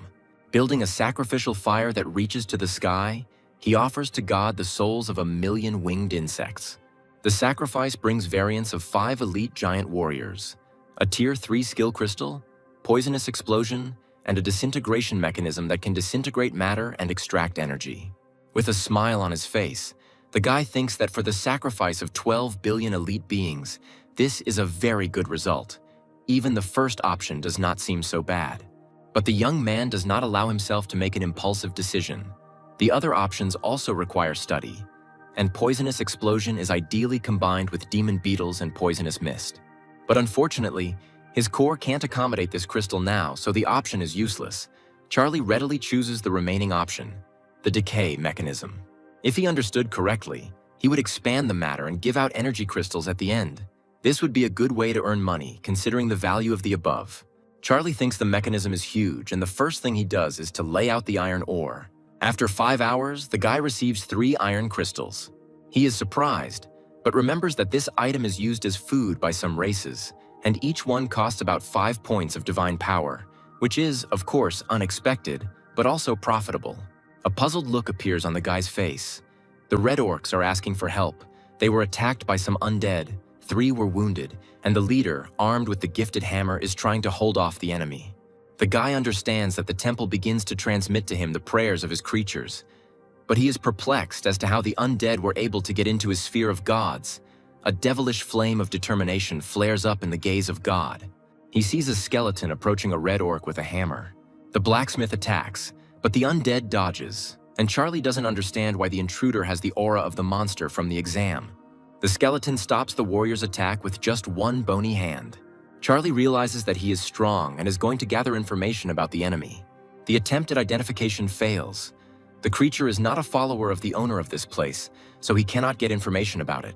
The guy is indignant and puzzled. Then the young man sees no better solution than to call upon his faithful sword, who appears immediately after the words of the summoning are finished, armed with his blades. Appearing in front of the skeleton, the man smashes all of its bones. But those same ones, falling to the ground with a consonant crunch, begin to tremble, enveloped in a purple aura. The reddish fire of empty eye sockets does not go out for a moment. He rises seconds later, rising to his full height, extra bones swirling around him, rattling menacingly. Charlie comes to the rescue himself, ordering the enemy to obey him and believe in him. Arguing that only in that case the monster will be able to be reborn, the skeleton turns around. But the monster does this only to strike. Fortunately, the god of this world came only in the form of his illusion. He calls the skeleton naive. As long as the core of his divine realm exists, it will not be possible to injure the owner of the place. Charlie orders his men to pick apart the skeleton until he gives in, and two giants loom over the undead. 3 days later, the skeletons fall to their knees, expressing their desire to submit to the deity. The guy approaches one of them and, praising, strokes his bare skull. Hoping to get information now, he succeeds. The type of undead is a weakened and unfinished sealed lord. A voice comes from the classroom, asking the students if they are ready for the exam. The voice belongs to Tom. Leaning on the table, he says that the upcoming exam will greatly increase the gap between classmates, and the result will determine which academy you can enter. Charlie remembers his grandfather's request before he died. Apparently, the academy in question is one of the best educational institutions in the world. The test will take place in the dimension of the demon abyss. Details will be received after the transfer. An hour is allotted for preparation, which the teacher recommends to spend usefully. The students discuss the abyss. It is dangerous to be there, because creatures can become infected and turn into demons, while Salt rejoices, believing that the right time has come for him. But he is surprised when he sees that an unknown number is calling him. The guy leaves the classroom. The caller is Laramie. He politely greets his former protege, and he asks why the teacher is calling. The man wants the schoolboy to help him get rid of one person, and the guy leaning against the wall says that if we are talking about Charlie, then there is no need to continue. He has exactly the same thoughts on his mind. Laramie grins, noting that it was not for nothing that he considered Salt his best student, and promises that if he succeeds, he will receive a good reward. And for now, he offers a gift that can help on the exam. The schoolboy is amazed to see the card of the demon dragon in front of him, which is an elite type, not inferior in strength to the heroic ones. In the S-793,826 dimension of the demon abyss, the exam begins. Charlie stands in front of the board with the conditions for passing the exam and carefully studies them. It is necessary to choose in which incarnation of his beings the participant wants to appear in the dimension. The guy looks at the options available to him. There is nothing to think about here, because the undead are the only type of creature that will not be affected by the destructive effects of the demonic aura. The guy immediately begins to be enveloped in dark, translucent energy tentacles, enveloping him in a dense cocoon. And the next moment, looking at his body, he realizes that he has turned into an undead. He believes that the demon abyss is a true paradise for the undead and demons. Raising his hand in a commanding gesture, the boy summons 100 locusts. A dark aura immediately envelops the common locust, killing it. Everything is exactly as he thought. She simply won't survive here. But the 3 demonic babies feel quite comfortable in the alien dimension. Charlie tells them that he's counting on them. He notices demon fruits growing on one of the slopes.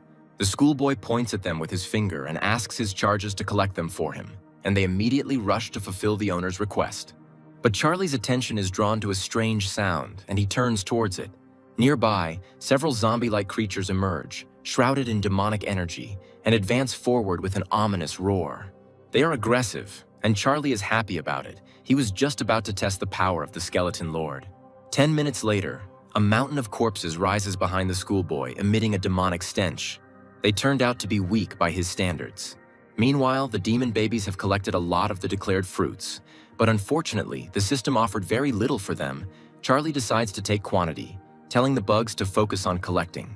A day later, there is not a single tree with demon fruits left in the area.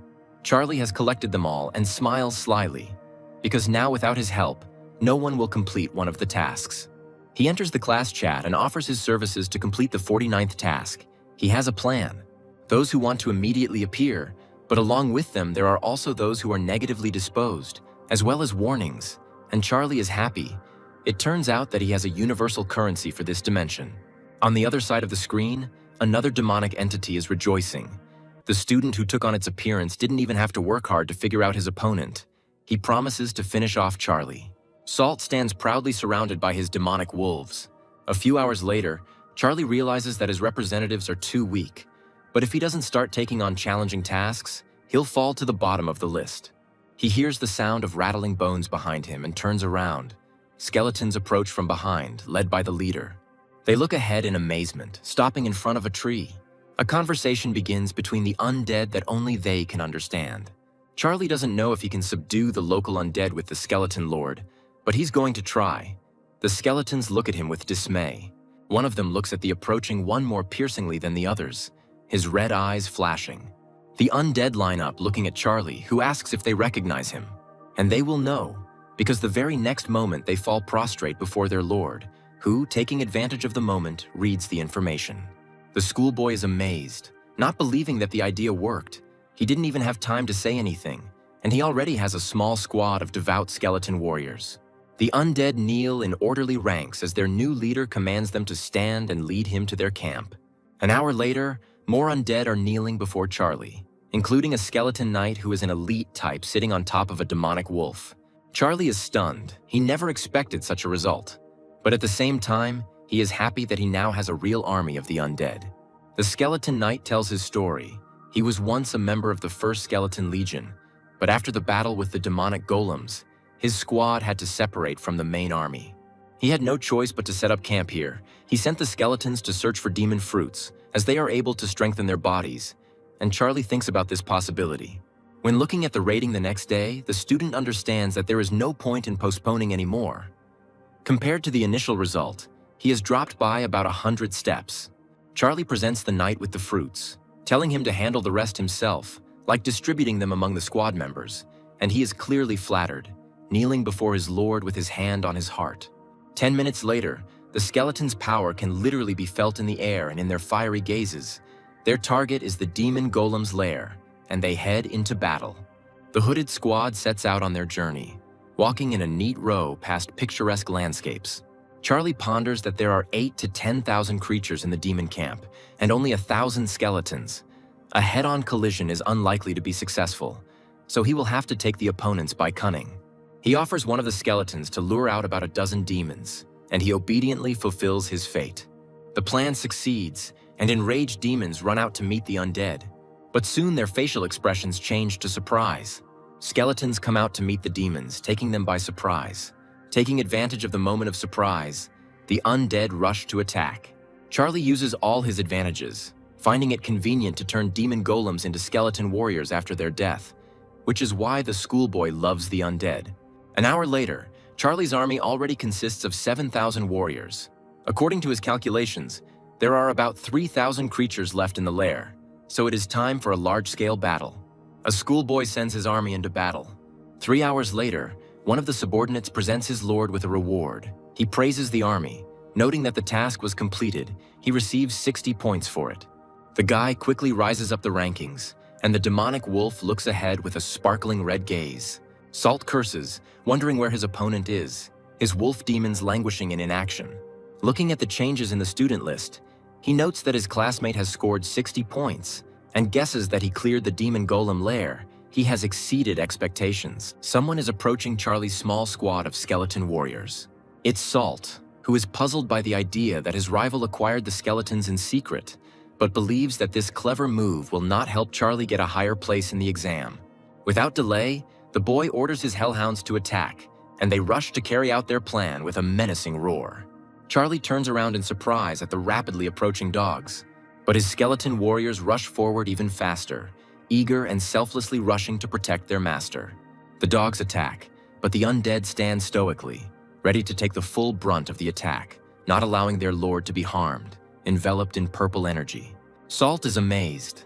This is the second day in the abyss, and the opponent already has such a large army. It is scary to imagine what will happen after even more time has passed, so he needs to kill him now. A moment later, a huge golden dragon with its mouth wide open appears before a horde of skeletons. One of the dogs sinks its teeth into the knight, biting him in half and knocking a scream out of his bony mouth. Charlie asks Salt, who towers over him in the form of a dragon, why he attacked him and his creatures, since there was never any enmity between them. Words escape from the huge mouth, allowing Charlie to believe that Salt simply doesn't like him, and the dragon rushes to attack. The Lord is thrown back by a moving glowing blade, the blow landing on the stomach area. From all the mouths of the skeletons, only one synchronized word comes out. Lord, they are terrified. And the dragon, turning away from them, flies away. Considering it unworthy of him to waste time on such weak creatures, they follow him with the gaze of their dark, empty eye sockets. An inhuman cry of rage erupts from their depths. Charlie, having pulled himself together, tries to finally come to his senses. He is glad that Lord has such a talent as resurrection. He tells his subjects not to stand there like a pillar. They need to gather all the remaining troops and get out of here. Charlie is indignant, being firmly convinced that Salt has dug his own grave with such behavior. The next meeting will be proof of this. And the one in question is thoughtfully studying the list of the dismissed, wondering why the classmate he personally overthrew is still not on it. Then the schoolboy checks another list, and his dragon eye widens in amazement. Confused as to why Charlie is still alive, Salt takes to the air, determined to destroy his classmate, even if it takes all his time. He returns to Charlie's old campsite with his hellhounds, but finds no one there. Then he orders his charges to immediately begin searching, and not to miss a single representative of the undead. They obediently rush in pursuit. Charlie holds up the bone crystal, saying that he will give it to his army, because due to the surprise attack he only has 5,000 skeletons left. They need to be strengthened urgently. The warriors bow their heads in submission, respectfully accepting the gift of their master. Charlie notices that his place in the ranking leaves much to be desired, and understands that with such results he will never be able to enter the Imperial Academy. He finds a task with his eyes, judging by the description of which, if successfully completed, he will be able to significantly expand the army of his undead. And it is also highly valued, which is also good. Charlie stands at the head of his army with an extremely satisfied look. He gives the order to move out. Their goal is the lair of the fallen demons.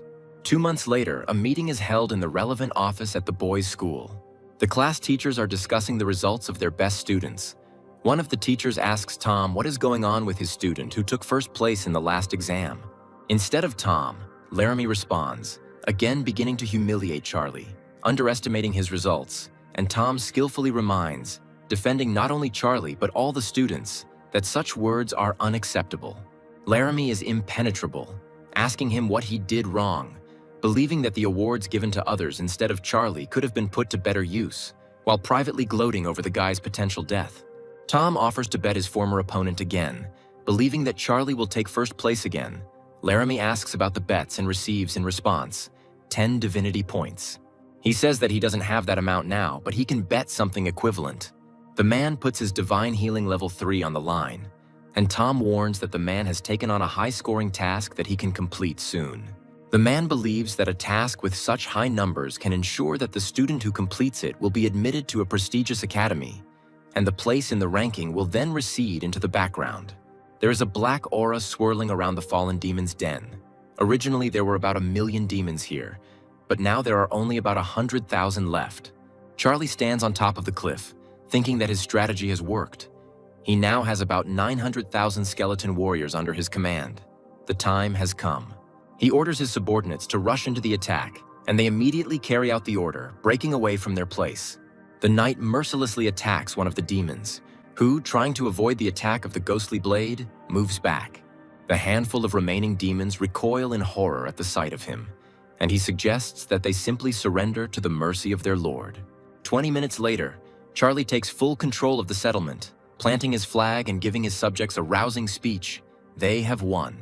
The skeletons channel magical energies into the remaining handful of demons lying before them. One of them begins to be entangled in magic. This skeleton grows long hair, and when opening its status window, Charlie sees new information. This individual is now an elite resurrection skeleton. The schoolboy is amazed. This resurrectionist looks even stronger than his knight. The resurrectionist waves his hand, applying magical energy to the movement, and scattered bones, enveloped in it, rise into the air.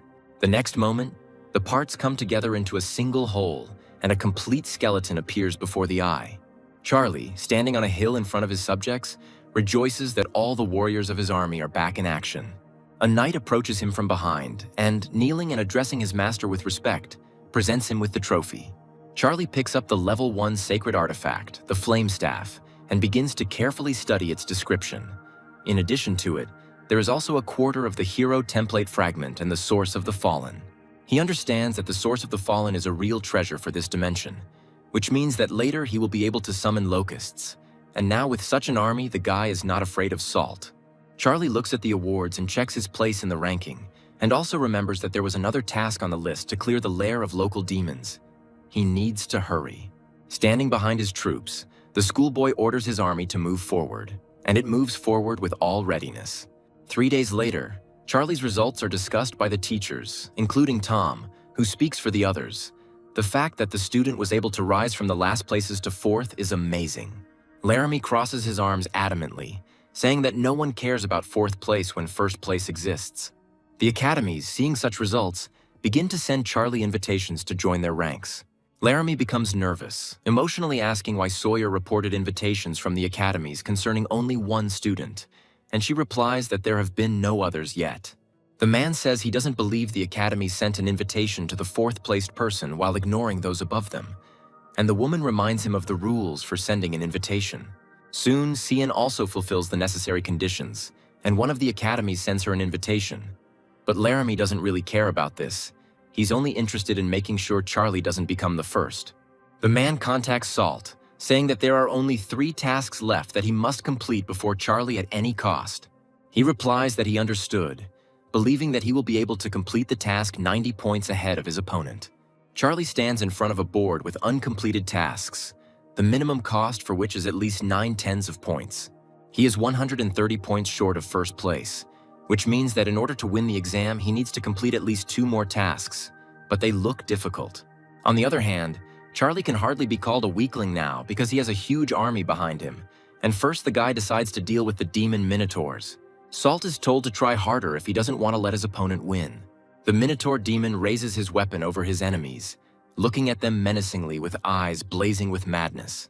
But an hour later, the situation has changed little, despite the fact that the demon is confronted by 2 opponents who have united for a time. Salt believes that they are on the verge of death and suggests that his comrade leave while they are safe. He agrees, because if the 2 of them could not kill the Minotaur, Charlie certainly cannot do it alone. But the eyes of the demonic lion open wide in horror, as does its wide-open fanged mouth. He is stunned with amazement when he sees countless hordes of skeleton warriors in front of him. It's hard to imagine where the undead came from. The schoolboy asks his temporary ally about the next plan. The giant Minotaur, meanwhile, swings his equally impressive weapon at the skeletons, kicking up dust and bones from the previous attack. Leo suggests that the dragon not be afraid, but break through. These are just ordinary dice. Standing on the rise behind his rivals, Charlie says that he won't let them go so easily now, that running is pointless, and with an omniscient finger he sends the bone collector forward. The knight also offers his services as protection and support to the said one. It towers behind the bone collector so that he can go about his business unhindered. The knight, meanwhile, also acts as an obstacle remover, his furious red eyes blazing. The bone collector begins to cast his spell, his gaze glowing a demonic green. At that very moment, shrouded in a shade to match, a new undead rises from the fallen body, adding its candidacy to the ranks of Charlie's warriors. The lion and the dragon look at each other in fear, not expecting that the skeletons would be able to turn their dead creatures into their warriors. Towering over those wishing to save their lives by running, the giant knight orders them to freeze in place. They, fearing for their own skins, obediently stop, asking what the giant intends to do with them. Charlie appears on the knight's shoulder, calmly greeting his dear classmates. The dragon is shocked, not expecting to see his sworn enemy as the ruler of this undead, and asks how he managed to get skeletons into his leadership, since his main representative is a locust.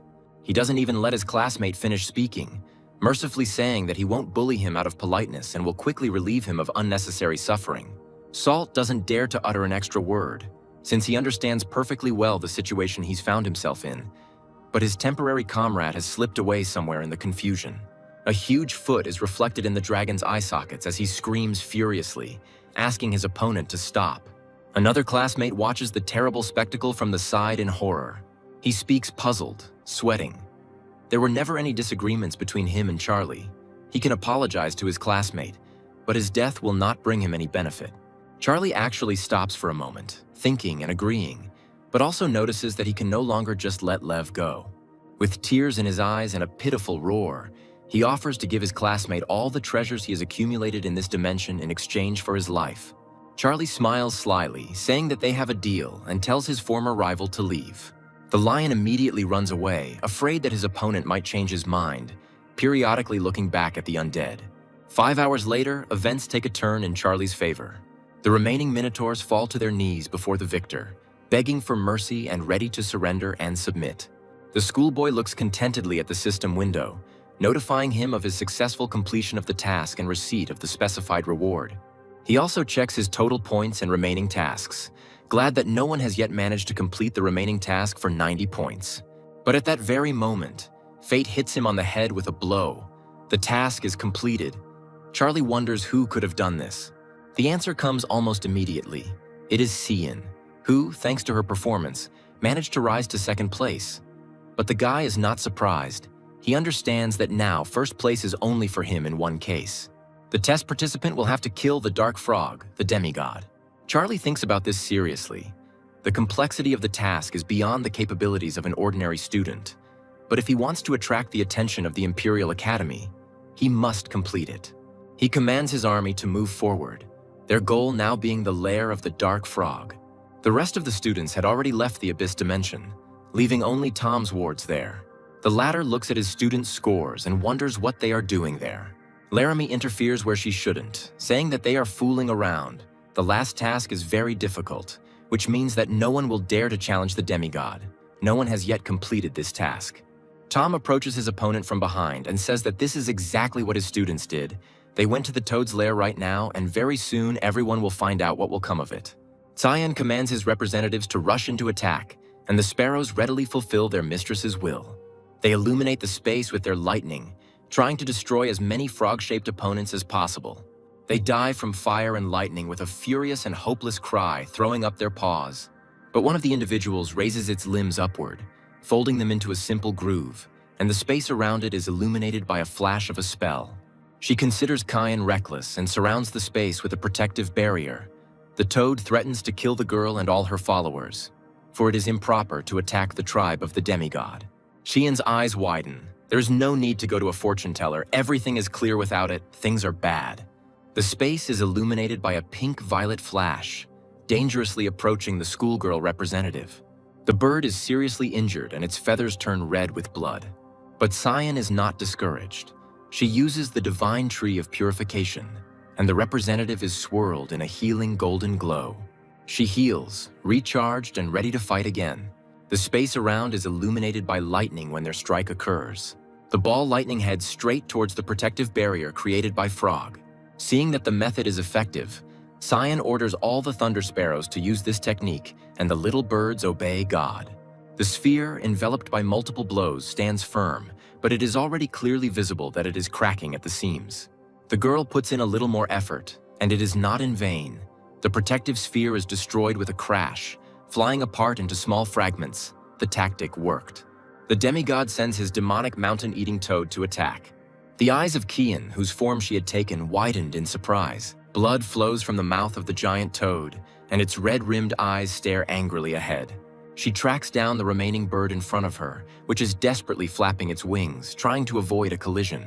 But such a small distance is no obstacle for this toad, for it sticks out its long tongue from its gigantic mouth, wriggling deftly towards the little bird. Cian can do nothing, allowing his opponent to wrap around his small body. With a nasty swallowing sound, she returns her limb to her mouth, contentedly swallowing her prey. The Cian inside the creature emits lightning, but the toad is too big. The lightning does not cause much harm to it. If this continues, it will be the end of it. The ringing sound is heard. Charlie is calling the girl. She looks at the system window with displeasure. Considering the time inappropriate, they are actually trying to digest her. But still, the bird girl accepts the call with her wing hand. Charlie compliments the girl's appearance and asks where she is. She irritably replies that it shouldn't bother him. The schoolboy suggests that Cian join forces for a while, believing that otherwise there really will be nothing left of her and her sparrows. The girl answers in her usual manner, wanting to ask why she should agree at all, but she fails to finish the sentence. What is happening makes the little bird come to its senses, and she accepts her classmate's offer, asking only for the body of the demigod for their joint work. He agrees, asking Kyan to order her charges to pick him up and his elite creatures. It just so happens that he is now so far away that he will not be able to reach the battlefield in time. The girl gives the representatives the corresponding order. A puzzled Charlie is amazed at the speed of the birds. As soon as he sees them, he waves his hand at them, drawing attention to himself. The bird allows the guy to sit on its back, and now they are flying through the sky. Charlie asks the Cyan representatives not to forget about his army as well, and moments later, they too are flying on the backs of the birds. As they approach Toad's lair, the storm sparrows begin to charge with static. Having absorbed Cyan, the frog viciously opens its fanged mouth and jumps, wanting to grab its next victim. Flying up to the battle site, Charlie is puzzled. The skeleton warriors are too weak individually, crumbling at every touch of these frogs. But he is glad that the bones do not disappear anywhere. Flying even closer, the schoolboy says that it is time for the bone collector to appear. He immediately finds himself on a huge pile of bones, his bloody eyes sparkling. He begins to chant, clasping his bony hands together in glowing green. Piles of bones rise into the air at the command of their powerful caster, shimmering in color.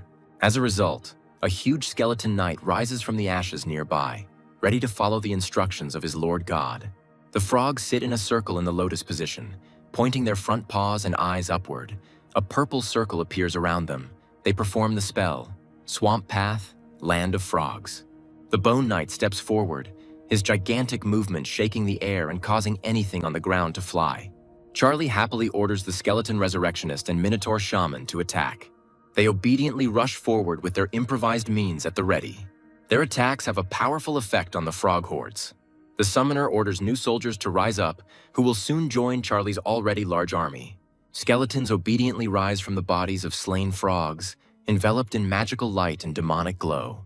But a new obstacle arises before them in the form of a new batch of fighting amphibians, bearing their terrible, drooling mouths with the sharpest fangs.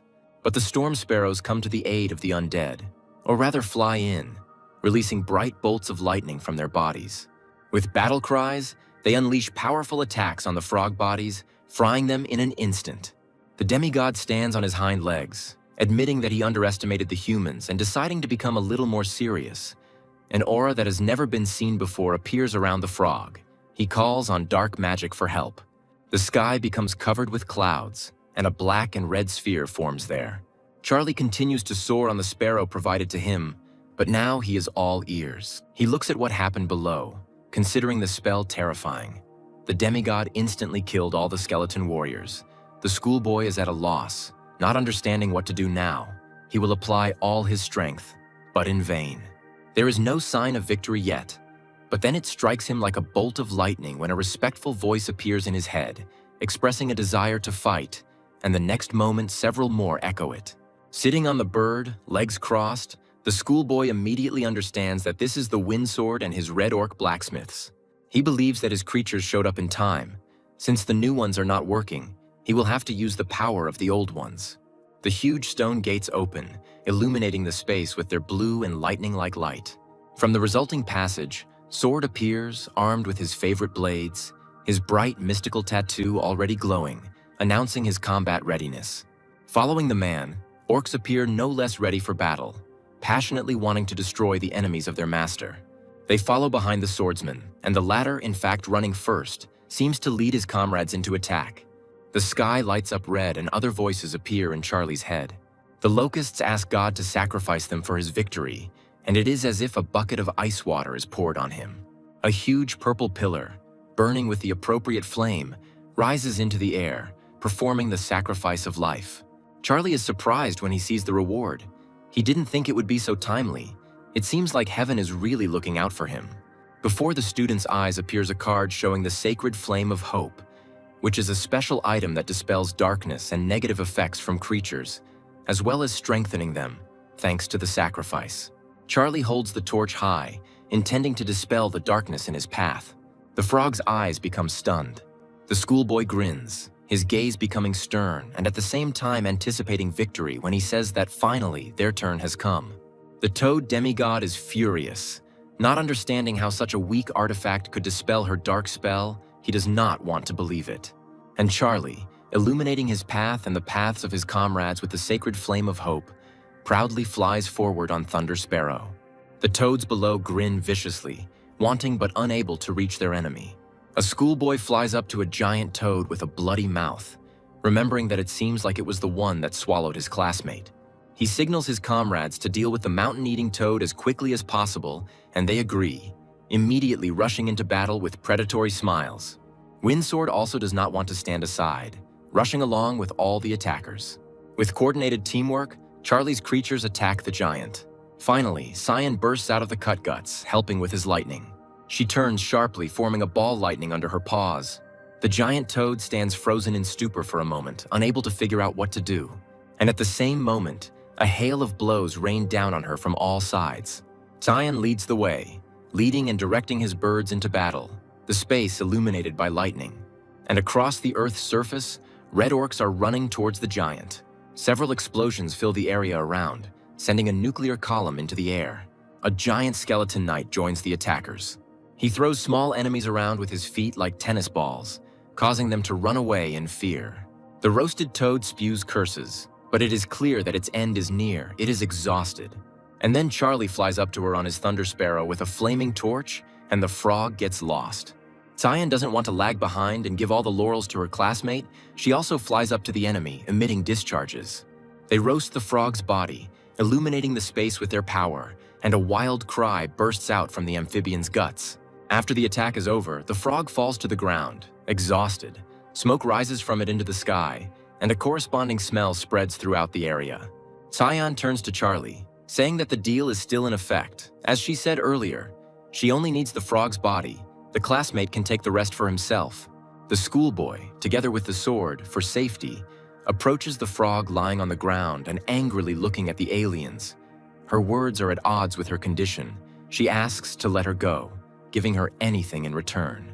But Charlie mercilessly says that after her death, everything she owns will pass into his hands. The man raises his sword over the spread-eagled carcass. The sharp blade of the sword mercilessly and lightning fast rushes down, depriving the amphibian of its last moments. Half an hour later, Charlie and Kian stand in front of a huge pile of jewels. The girl in the form of a bird calms her classmate, asking him not to worry. She is not going to covet this prey. Charlie asks if she's sure. He doesn't mind if the girl takes a few artifacts, but she persistently refuses. She knows how to keep her word. A schoolboy places a crown on the bird girl's head, telling her to consider it interest on her debt. She, embarrassed, but pretending that this is not so, turns away and with an arrogant look says that, so be it, she will accept the given percentage. Tom praises Charlie. The school administration and representatives of some academies want to meet with the student upon his return. The man promises to collect the bones of his ward's skeletons himself. Upon returning, Cyan and Charlie follow Tom, who warns his charges to be extremely polite and courteous, as everyone gathered is a true god and it is better not to joke with them. The students enter the required room and, looking at those gathered, one of them wonders if they will notice the unique talent and ability of life sacrifice. The committee members start with the girl, asking about the family and body of the taken demigod, which Cyan is rumored to want to use to create a lord-type being, and asking about the amount of divinity. His neighbor is amazed to himself that Cyan, not being a demigod, wants to create such a powerful being. It is stunning this man, like his colleagues at school, demigods, but could not do it. The girl confirms the speaker's words and names the amount of her divinity points. The man is again surprised by the answer. Her family had to spend millions of divine power. The man says that Cyan fully meets the requirements of all three academies, and once she creates a lord, she can safely apply to any of the academies. The girl thanks the committee member. Now the man, narrowing his eyes, moves on to her classmate. He says that the members of the commission have already had time to familiarize themselves with the students' results, and asks about his main representatives, and he agrees with what was said. The man immediately puts a dash in the column of representative of the sphere of gods. The man then asks about the number of divinity points. Charlie also agrees. Another cross appears in the questionnaire. The last question is about obtaining the skeleton lord and the heroic-type creature, Windsword. The guy is secretly glad that the commission doesn't know about his unique ability. It's to his advantage. Because he would like to keep this information secret, he says out loud that he doesn't want to answer. The man doesn't mind this, but in that case, Charlie definitely doesn't fit their criteria even though he took first place in the last 2 exams, but that can be fixed. To do this, he needs to maintain his leadership during the next exams, and Sawyer looks at the guy with disappointment when he says in an apologetic tone that it seems the committee members did not appreciate him as he deserved. But the guy is not discouraged, resolutely promising that he will still show what he is capable of at the entrance exams. The man who is interviewing him does not at all reveal from his appearance the emotions he must be experiencing when he says the following words, when he says that he wishes him luck. Tom touches his ward's shoulder in an encouraging gesture, saying that the higher academies have high demands, but there are also lower-level academies that should be more lenient. But the guy refuses. When Charlie leaves the office, he is greeted by Kian, who boasts about how she was invited by top academies and asks about her classmates' expectations for admission. He says that everything is so. One day he will enter the Imperial Academy, he is sure. The guy remembers the promise he made to his grandfather. He is obliged to find his parents. Cian, embarrassed, says that she also wanted to enter this academy, and for a very long time, and then awkwardly encourages her, saying that while she is busy creating the Lord, Charlie has a chance. But the guy rightly notes that he is doing well without his classmate. She herself should understand, because she saw the results. Becoming her slave makes no sense.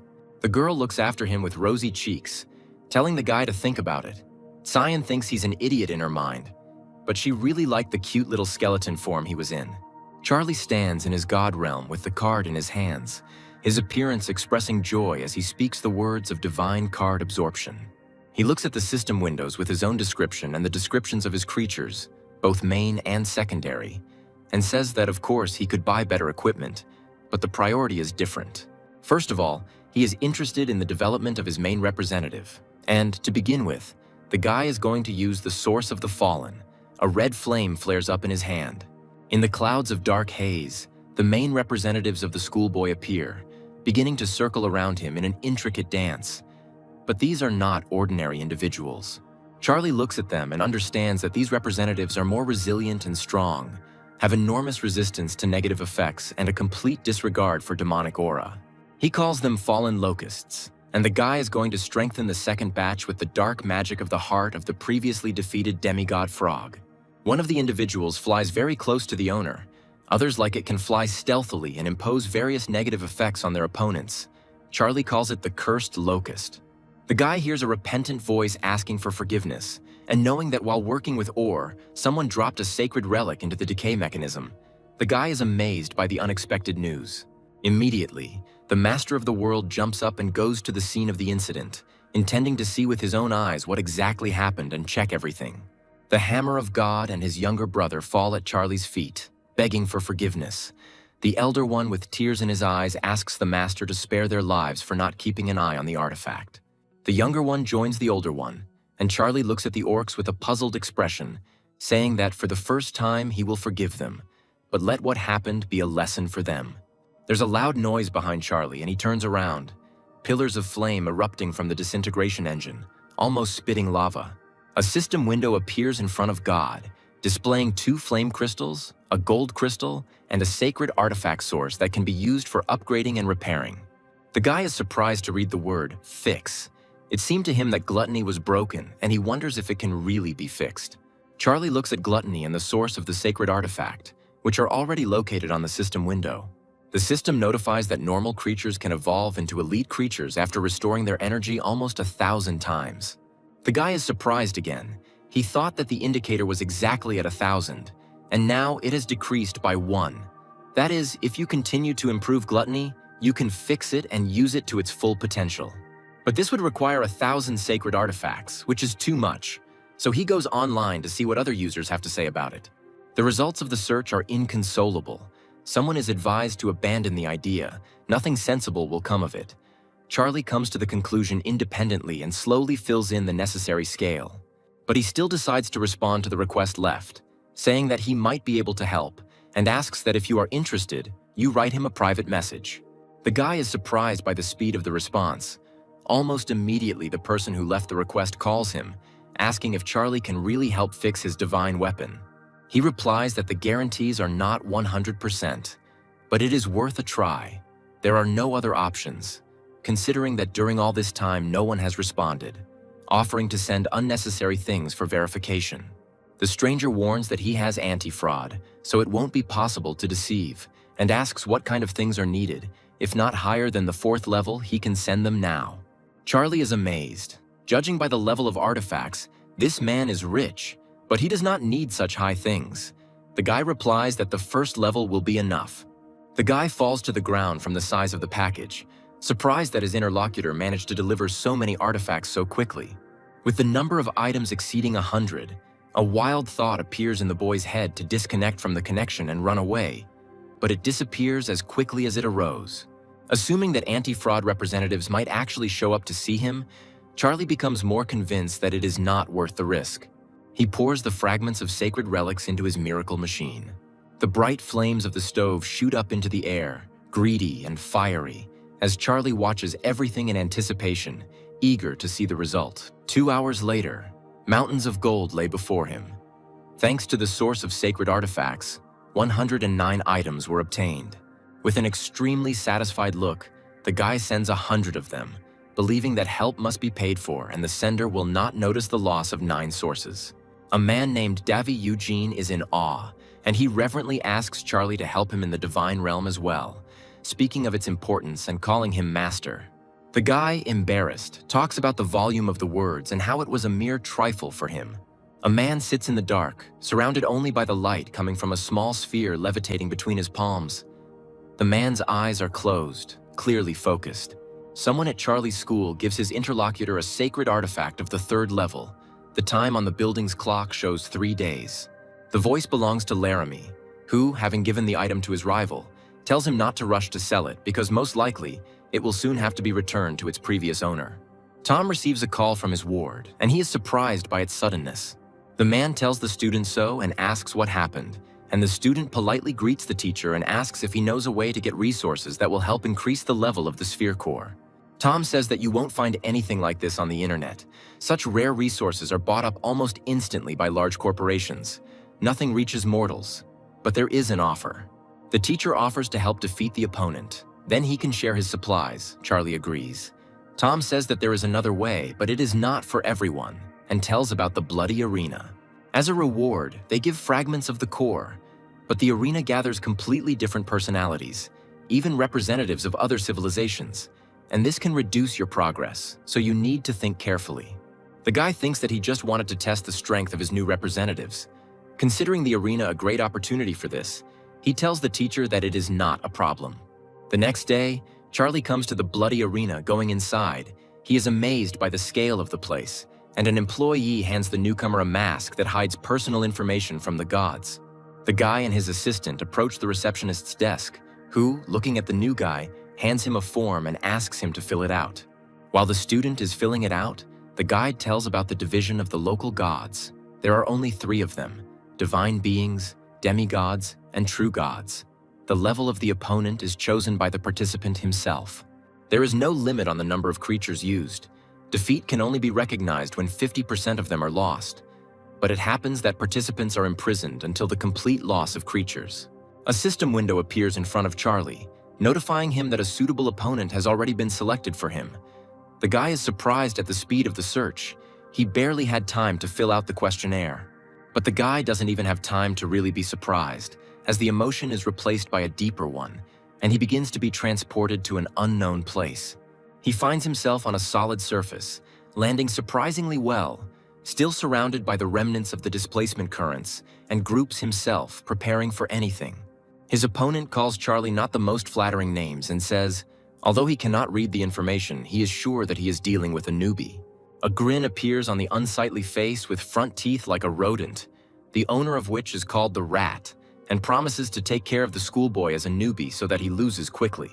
The audience also understands that Charlie is a newbie, and they guess that this is his first fight. They feel sorry for him, because the rats of the Rat are merciless, but there are also those who do not agree with the experiences.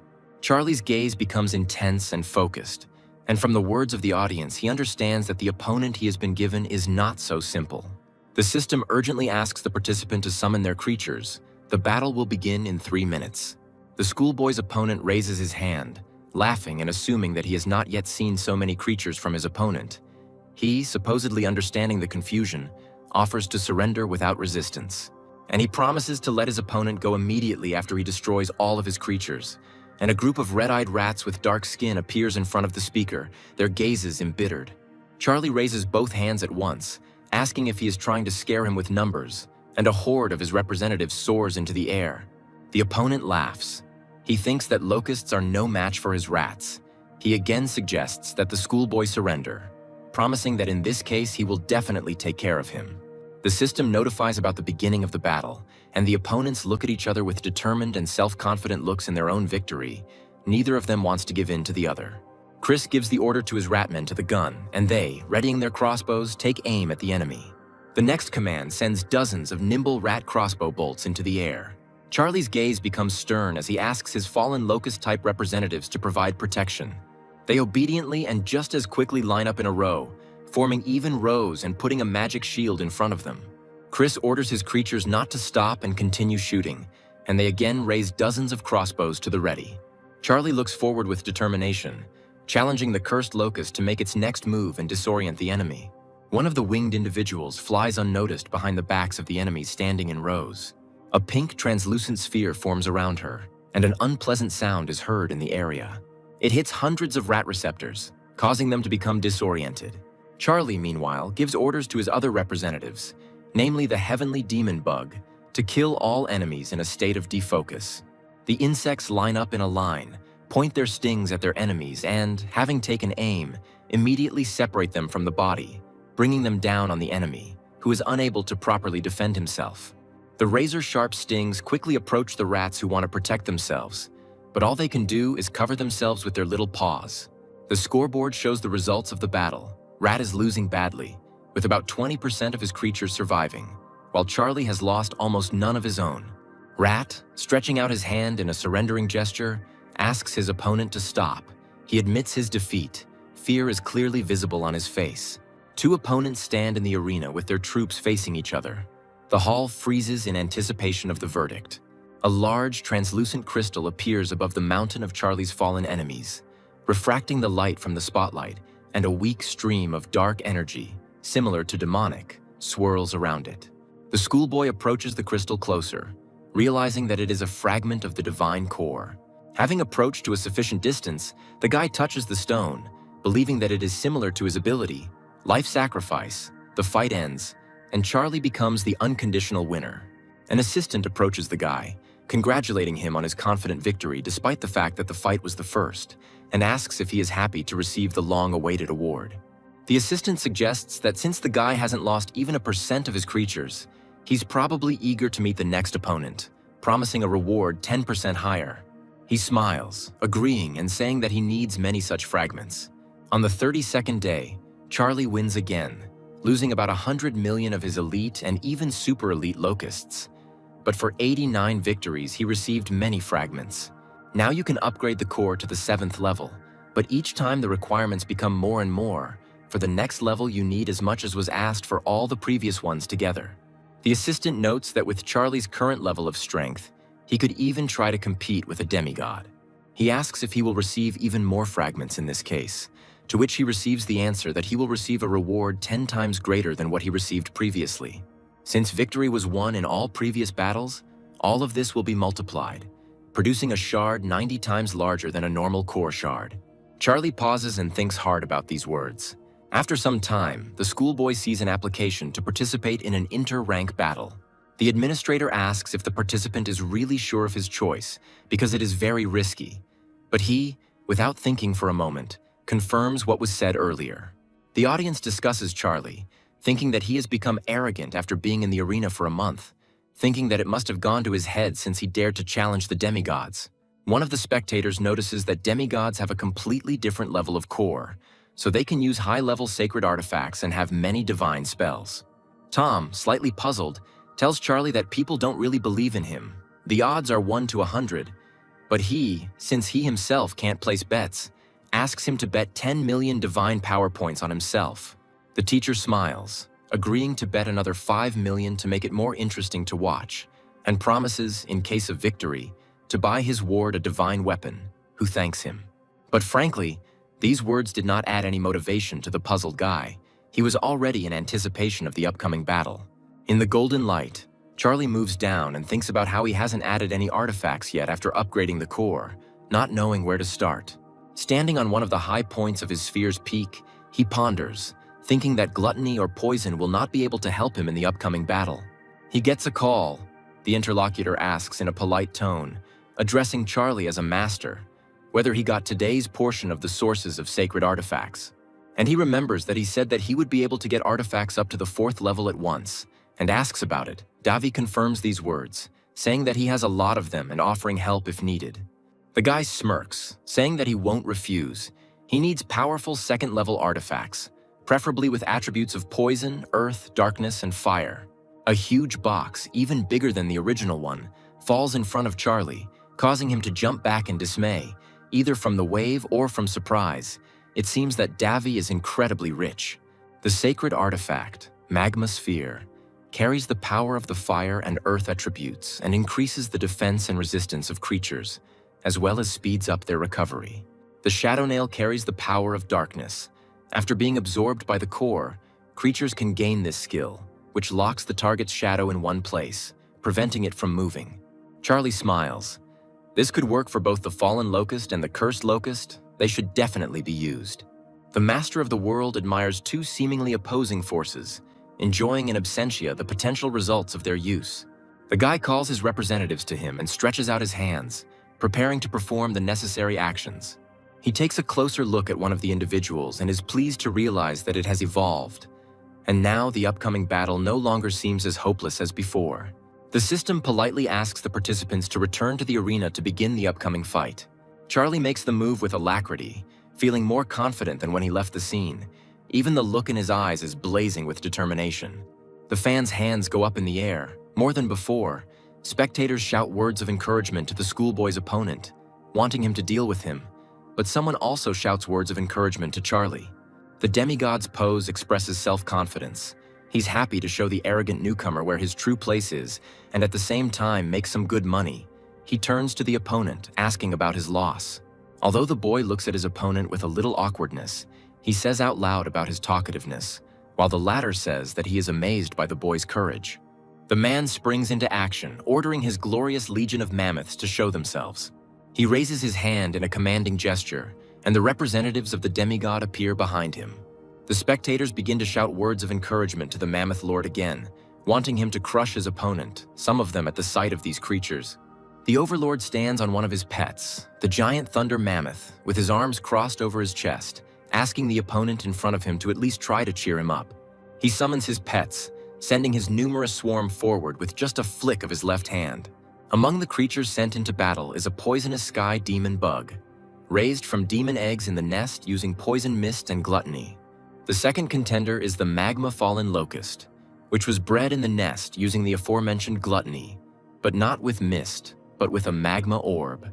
And rounding out the trio is the Shadow Cursed Locust, raised in the nest using gluttony, dark curses, and Shadow Nail. The enemy, seeing the opponents of his creatures, smiles. Considering the game not bad for a beginner, he can't wait to enter the battle. And on that note, the man sends his legion into battle, to which small, especially compared to their opponents, winged insects burst forth. Charlie sends the Shadow-Cursed Locust into battle with a mischievous smile. They take up a position in a row and with their stingers at the ready, send them towards the vulnerable spots of their opponents. Small stings fly towards the mammoth's leg, but it manages to successfully dodge them, and an enthusiastic cry is heard from the stands. The creature, which had been confidently striding forward until now, suddenly freezes, and the audience wonders what kind of ability they are dealing with, since the weapon used hit the shadow and the mammoth froze. Charlie, meanwhile, does not hesitate, sending poisonous sky demon beetles at the enemy creatures. The named ones act with readiness. The needles stick into the animal's face in a neat row, but its owner is not impressed. He says that everything is useless and asks the enemy to accept it. Yes, Charlie was able to stop Mammoth Thunder, but it is of little use. The Locust, even if it is elite, cannot do much harm. But a malicious grin appears on Charlie's face. He doesn't think so, asking if the enemy is really so confident in his words. Before the next group of mammoths advance, sudden and rather large explosions occur. The man angrily throws his hand up, realizing that the element of surprise had worked, thanks to which the enemy decided to take out the strongest creature at the expense of his Death Eaters. The Lord sends his representatives to the Thunder Mammoth, but a swarm of locusts appears on the way of those hurrying, blocking the road to the goal. They are surrounded by numerous explosions, which, if not the cause of death of the opponent's creatures, are a serious obstacle. The Mammoth Lord puts his hands together in a spell gesture, calling upon Beast Magic, Thick Hide, Beast Magic, Blood Aura, and Beast Magic, Healing. And then a healing light descends upon all the mammoths, which is a sign of the impact of positive effects that soon bring the male candidates to their senses. And their eyes flashing furiously, the mighty creatures rush forward with renewed vigor, ignoring and, in some places, even anticipating the explosions. The man smiles contentedly, starting to get into the swing of things. He says that the fact that Charlie forced him to use magic already says a lot, so he suggests giving up. In this case, he promises to leave half of the enemy's creatures, but the guy does not agree, asking why the Overlord even thought that he lost. Charlie says that giving up is not in his nature and raises his hand, wanting to call for more helpers. Behind the guy, the gates immediately open, and from them, one after another, majestic and enraged demon minotaurs emerge. They approach the clearly stunned mammoths, who involuntarily make loud trumpeting sounds. Even their owner is in a state of shock, wondering where the enemy could have gotten them from. One of the demon minotaurs rushes forward with a strange weapon in his hands and, swinging it furiously, brings it down, resembling a huge flask with contents of unknown origin. The blow lands squarely on the head of one of the Mammoth Lord's red-eyed and blue mammoths. And Charlie doesn't allow the enemy to catch his breath, releasing squads of skeletons from the gate, led by the Lord and his assistants. The Skeleton Lord sits majestically on his throne, with the Collector at his right and the Resurrector at his left. A sight that alone makes his enemies shudder inwardly. Charlie climbs onto the armrest of the Lord's throne and addresses the Resurrectionist, saying that he is counting on him. The Lord looks at his god in bewilderment, either by his behavior or by his words. The next moment, the Lord frowned with displeasure, making an unambiguous sound that only reinforced his displeasure. And the Resurrector, having exploded, rushes forward towards the defeated creatures. With genuine satisfaction on his bony face, he raises his magic staff and casts a spell. The skeleton exposed to its influence breaks out of the body of the dead mammoth, appearing before the new god. The demigod looks at the spectacle with bewilderment and even a bit of fear, fully aware that his dead creatures are being resurrected, but warns his opponent that people like him are not easy to break. The man speaks the magic words, asking the giant war mammoth to activate its ability, War Stomp. The massive creature charges forward, smashing several of the newly undead bones and tusks as the spectators cheer, asking the Mammoth Lord to teach his opponent a lesson. Charlie orders the demon minotaurs to retreat, sending the Bone Collector in their place, who flawlessly takes off, rushing to the battlefield. Having taken a comfortable place for himself, he uses magic and a spell to lift unattended bones from all corners of the arena into the air.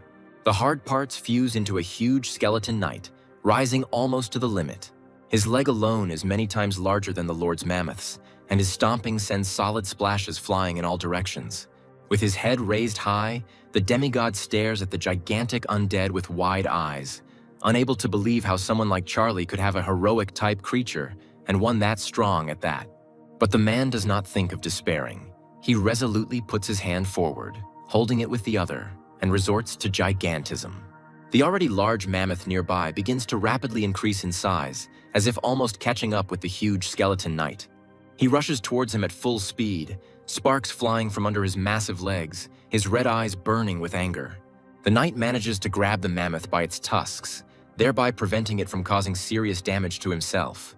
The huge, bony mouth opens wide and a furious cry escapes from it. The knight changes his grip, getting a better grip on one of the large tusks with his hands, and, crouching, throws the creature over himself. He easily puts the representative of the Lord of Mammoths on his shoulder blades and comes as close to him as possible. But suddenly a huge animal carcass jumps up from its place. The knight does not lose his head, putting his fist forward to strike, and from such tension lightning begins to fly in all directions. But the mammoth heroically intercepts the bony hand with its powerful trunk, and because of this clash of forces, waves begin to spread in all directions. Now the mammoth puts his opponent on his shoulder blades, roughly throwing him aside. The knight falls flat, inertia throwing his long legs into the air. The mammoth runs up to the skeleton and rears up next to it. Wanting to crush all its bones, it freezes, awaiting its fate. But the knight feels a surge of strength and, just like the creature a little earlier, soars upward, pushing off the surface with his feet with force. He strikes the mammoth in the head, and from the force of it, it squints unpleasantly, leaning to the side. Charlie leans forward, trying to inspire his charge with words, and tells him to deal the final blow to the Overlord's creature. And the skeleton knight, leaning forward, listens to him. Desperately swinging his arm, he brings his fist down on the head of his enemy. Then he makes the previously used interception movement and grabs the huge tusk with his hands. However, the knight climbs onto the mammoth from above and with a strong movement furiously breaks this protruding and pointed bone. A loud growl erupts from the mouth of the one below. The face of the mammoth lord shows genuine fear. He asks the representative not to give up and to stand up. The skeleton knight, meanwhile, lowers himself a little and reaches his hands towards the other tusk. He tears it off just as mercilessly, with exactly the same crunch as before, and tears appear in the eyes of the large animal. The skull of the bony one expresses malice and superiority. Charlie looks at his pet with admiration, believing that it was not in vain that he instructed the collector to improve his skills. He knew that the skeleton could cope, but he did not think that he would exceed expectations so much. And the giant skeleton knight doesn't even think about stopping. He approaches the seemingly defeated enemy again and kicks him, sending him flying.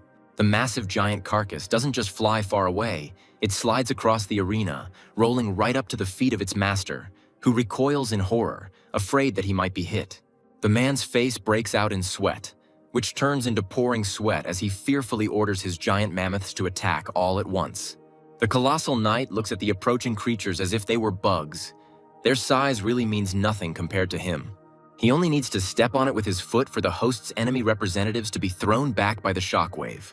The skeleton knight easily deals with each of his subsequent opponents without even putting in much effort, and they fly off in literally all directions. The mammoths continue to advance in a new batch, and the giant crouches, changing tactics and beginning to crush them with his hands. This, to some extent, plays into the creature's hands. Frowning angrily, they begin to attack the knight's legs, surrounding him from all sides. One of the mammoths strikes with commendable ferocity, and this has a significant effect in the Overlord's favor, the Colossus's bone breaking with a characteristic crunch. The giant falls to the ground, and the mammoths begin to press even more furiously. Their owner orders them to press until the collector himself appears, and not even to think of letting him escape. Charlie orders the Minotaur demons to cover the collector so that he can escape unhindered, and the massive man-beasts rush forward at the behest of their god. They approach the mammoths from behind, starting to shower their powerful backs with their weapons. The resurrectionist joins the fray, uttering the words of his main spell and crossing his bone arms in a not very intricate pass. From the fallen bodies rise mammoth skeletons, rushing towards the battlefield and raising arena dust with their stomping. There is a clash between two initially identical races, only now one of them is undead. This confrontation heats up the interest of the audience no less than any other. But it is difficult for them to discern the events of what is happening in the rising pile of dust, which forces them to rise from their seats. The audience, and especially the fans, are in shock. The demigod has barely a tenth of all his creatures left. It is hard for anyone present to believe this. The locust invasion is truly deadly. Taking a deep breath, the man drops to his knees and announces for everyone to hear that he surrenders. Not far from him, a schoolboy stands, stubbornly crossing his arms over his chest. From the defeated bodies of the opponent, ghostly threads rise up, which continue to stretch higher and higher. They form a translucent fragment of the core of the sphere of the gods. Charlie takes it in his hands and smiles. He thinks that this piece is bigger than those he received before, making the assumption that it is connected with the opponent's demi-divinity. Someone addresses the boy respectfully, saying that the management of the bloody arena is inviting him to a meeting. The schoolboy is surprised. He begins to be enveloped in bluish and glowing threads from all sides, and an expression of anticipation appears on the young man's face. A little later, Charlie finds himself on a hard surface, indicating this with a characteristic sound.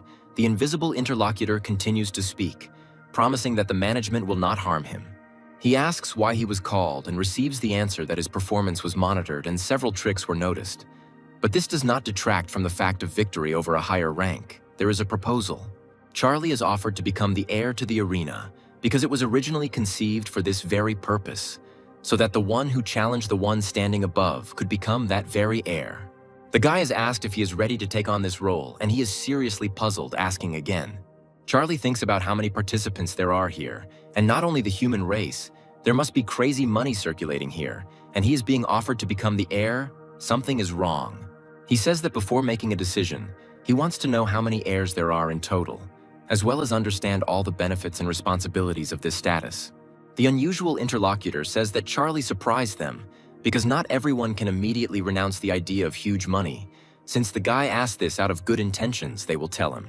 Currently, the Blood Arena has 349 heirs, 221 of whom are divine beings. 118 of the Blood Arena's heirs have the status of demigods behind them. There are only 9 true gods out of the total number, and the remaining one heir is the supreme god. Having become the heir, the named one receives the eternal coordinates of the Bloody Arena and can also teleport to any of the worlds connected to it without any artifact, but naturally, not for free. This privilege costs 1 million divine power points, and along with this, permission will be given to build your own arena inside your sphere for training creatures. The duties couldn't be simpler. As soon as there are 500 heirs, the obligatory fight for the title of True will begin. Everything will take place in the Bloody Arena itself. The winner will become its owner. Charlie begins to think that given the diversity of the current arena's participants, the fight will be quite a challenge, forcing the contenders to fight for the title to the last drop of their being's blood. But now there are 349 applicants, and perhaps by the time the required number has gathered, Charlie will be able to become a true god, and the leadership is rushing to answer. But the guy has already decided everything for himself. He accepts the offer, and the system notifies him of congratulations on receiving the title of the 349th contender for the heir of the Bloody Arena. Suddenly, a powerful red flash, similar to a thick laser, hits the guy in the shoulder. His eyes widen in bewilderment. There is a quick shift to the waiting room, and Charlie realizes that he is not alone there. Teacher Tom leans forward to his student, radiating joy and happiness. He says that the student is a real treasure. Now they are both rich, but he does not understand what he is talking about. The man approaches Charlie with a sympathetic look and places something into the confused student's hand. Seeing the amount on the smartphone screen, the schoolboy's eyes widened. He never expected this. The man warns his ward that spending this amount is not as difficult as it seems at first glance. But first, it is still worth buying powerful artifacts. The schoolboy spreads his arms out to the sides as he clarifies what the man means. He is only a divine being for now, so he will hardly be able to use any of them. Tom tells him not to worry. The teacher will take care of everything himself. He knows one store where the ward can also find a good and suitable artifact. Charlie just has time to think that this is an interesting coincidence, because he himself wanted to do this, when he hears behind him a rapidly approaching heavy run and a strange address. He hides behind his teacher's back, asking for help. When he realizes that the Lord of the Mammoths himself is addressing him, the man turns questioningly to his student. But Tom quickly understands what's going on and heroically shields his charge's body, saying that while he's around, no one will dare harm his student. Charlie looks at him puzzled, but the Lord of the Mammoths stops a few meters away from the supposed victim and his hero, and says that he was misunderstood. He did not intend to take revenge. The man straightens up and extends his hand for a handshake, saying that, on the contrary, he wanted to establish friendly relations with his former rival. Since he considers him capable, he introduces himself. Charlie shakes Martin's hand, saying that he now understands why he is so strong, because he is a first-year student at the Imperial Academy, and Martin smiles contentedly. Martin assumes that his potential friend is still a schoolboy and asks him which academy he wants to attend and whether he has passed the entrance exam. Charlie, feeling awkward, replies that, in fact, he is an ordinary school student who has not yet entered any course, and his interlocutor stares at him in bewilderment. The man, approaching, pokes the guy in the chest with his finger, asking if he is making fun of him and considering what he heard to be impossible. The schoolboy says that he is not lying and suggests asking the teacher standing nearby, who immediately confirms the veracity of his words and says that many people invited him, but Charlie refused. He doesn't keep silent about the reason either. Charlie wants to enroll in the Imperial Academy, but the representative wasn't interested in the student's candidacy. Martin listens attentively to his interlocutors. At the end of the conversation, he expresses understanding and says that the guy has a keen eye because the Imperial Academy is the most powerful among the 3 higher academies. The man puts his hand on Charlie's shoulder and, saying that he himself was convinced of his abilities, hopes that he will still become his junior. He also promises to put in a good word for the guy, hoping that this will help. Martin instructs Charlie, recommending that he immediately start developing himself when he returns, and he asks if the man can really help. Martin laughs, but confirms his words. In addition, the Academy will give him a bonus if the proposed candidate passes the test, and he believes that this is something he cannot refuse. Charlie respectfully thanks his departing newfound friend, and perhaps, in the future, his senior comrade at the Academy. The same one, leaving, says that now everything depends only on him, and advises to focus specifically on bringing out the hero from his main representatives. This can make the task easier. Charlie and Tom are standing outside a store that sells artifacts, and the younger one is thinking about how trivial its name is. The teacher stands silently, his hands behind his back. The man pushes the door forward with determination, intending to get inside as quickly as possible, and Charlie's eyes widen. Potential buyers are confronted by a woman in a short dress, greeting them politely in the manner of most salespeople. With a sweet, flirtatious smile, she asks, propping up her side with her hand, what kind of artifacts they are interested in, or whether they want to meet the forging master right away. She asks someone to contact the master and inform him of Tom's arrival, who follows the woman, smiling sweetly, bringing up the rear of Charlie's small procession, thinking about the master's abilities. They approach a portal crackling with static, and the girl stops and politely invites the guests forward. The class teacher and his student exchange silent glances. It is difficult to tell from their facial expressions what each is thinking. However, one of them still takes a decisive step forward. A bare-chested man with a wooden sledgehammer is busily forging something. Behind and slightly to the side of him is the other side of the portal. Charlie comes out of the portal and, seeing the big guy, looks at him in surprise. And he, sensing Tom, expresses his hope that the man did not come here empty-handed. Without moving far from the portal, the schoolboy looks at the blacksmith with concern, with an awkward smile, thinking about getting out of here before it's too late. The class teacher clears his throat, introducing his protege to Master Tony. Charlie continues to look just as worried, although he allows himself a nervous smile. The blacksmith's gaze also becomes puzzled. He's going to, for starters, explain the rules of his shop. Everyone is welcome here, but there are no discounts for apprentices and students. Charlie is indignant to himself, believing that any store has at least a minimal discount for students. Because it is not so easy for them to earn money, the guy saved up a large sum with blood and sweat.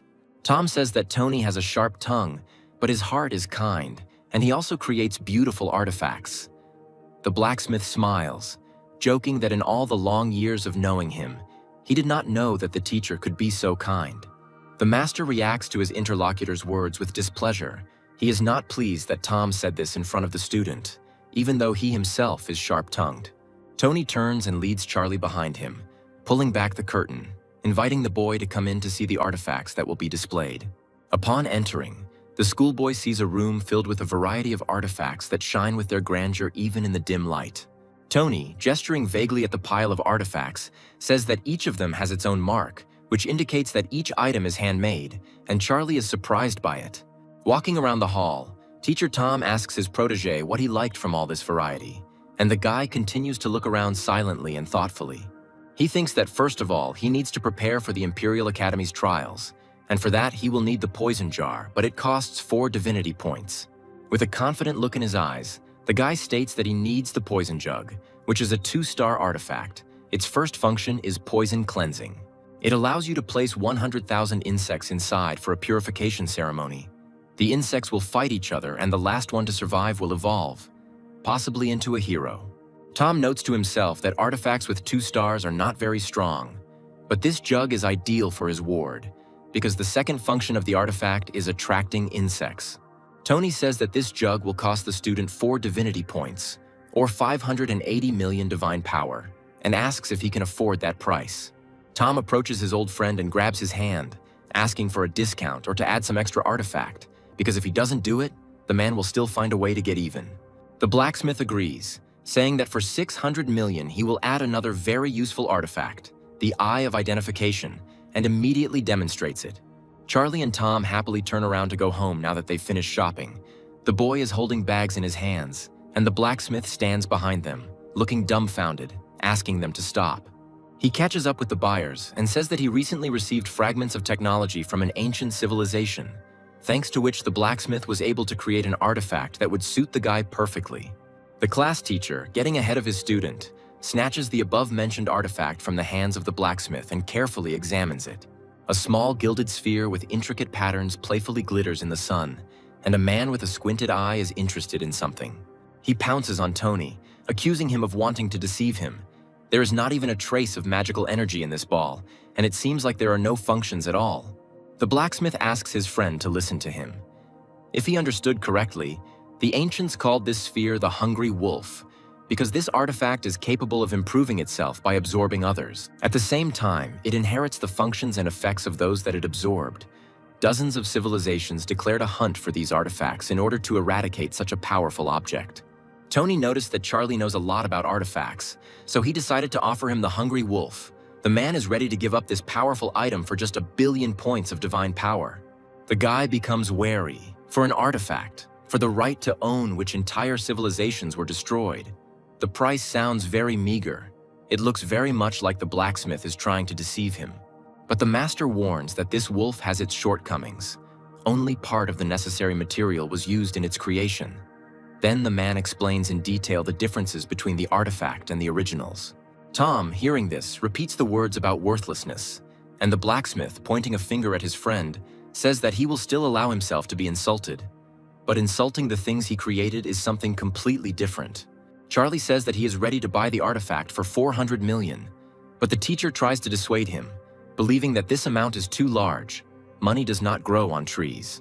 But the schoolboy believes that even with its shortcomings, the Hungry Wolf is a very useful artifact, because it can absorb the abilities of others, albeit with limitations. He continues by saying that he admires Tony and wants to support him, because the blacksmith, having only fragments in his hands, was able to recreate one of the most powerful artifacts of civilizations. However, 400 million is all that the schoolboy has at the moment, and he is not sure that Tony will agree to part with his brainchild for this pittance, he clarifies. Is this really so? Or is this the student's way of getting a discount? And the guy confirms, and the flattered blacksmith agrees, smilingly saying that trust cannot be bought with money. They make an exchange, and the schoolboy sincerely thanks the master of his new artifact. Charlie sits in his house in the center of a glowing pentagram drawn on the floor in the lotus position, with a jug and other acquired artifacts in front of him, and his eyes closed. He performs some kind of magical ritual, cutting his finger and sprinkling a few drops on his new objects. Blood flows from all sides, forming a dense clot. The result satisfies the young man. A satisfied smile appears on his lips. The poisonous jug has recognized him as its owner. A golden insect rises from one of the artifacts. From the jug itself, a frog jumps out, enveloped in magical energy, the threads of which still connect them, making them one whole. The translucent amphibian opens its mouth wide, continuing to exude magic, and Charlie points a finger at it, cheerfully noting that it's time to begin. But the expression on his face soon turns to bewilderment. The boy doesn't understand why the Hungry Wolf didn't react in any way. The schoolboy assumes that he wants more blood. A bright glow appears around, vaguely reminiscent of the northern lights. It envelops the entire space within the schoolboy's reach. He is surprised. The wolf is glowing golden. Voluminous threads rise upward, resembling blue, sharp, and greedy tongues of flame, and soon a puppy appears above them. He slowly descends, and soon his paws touch the floor with a corresponding sound, emitting a small mist around himself.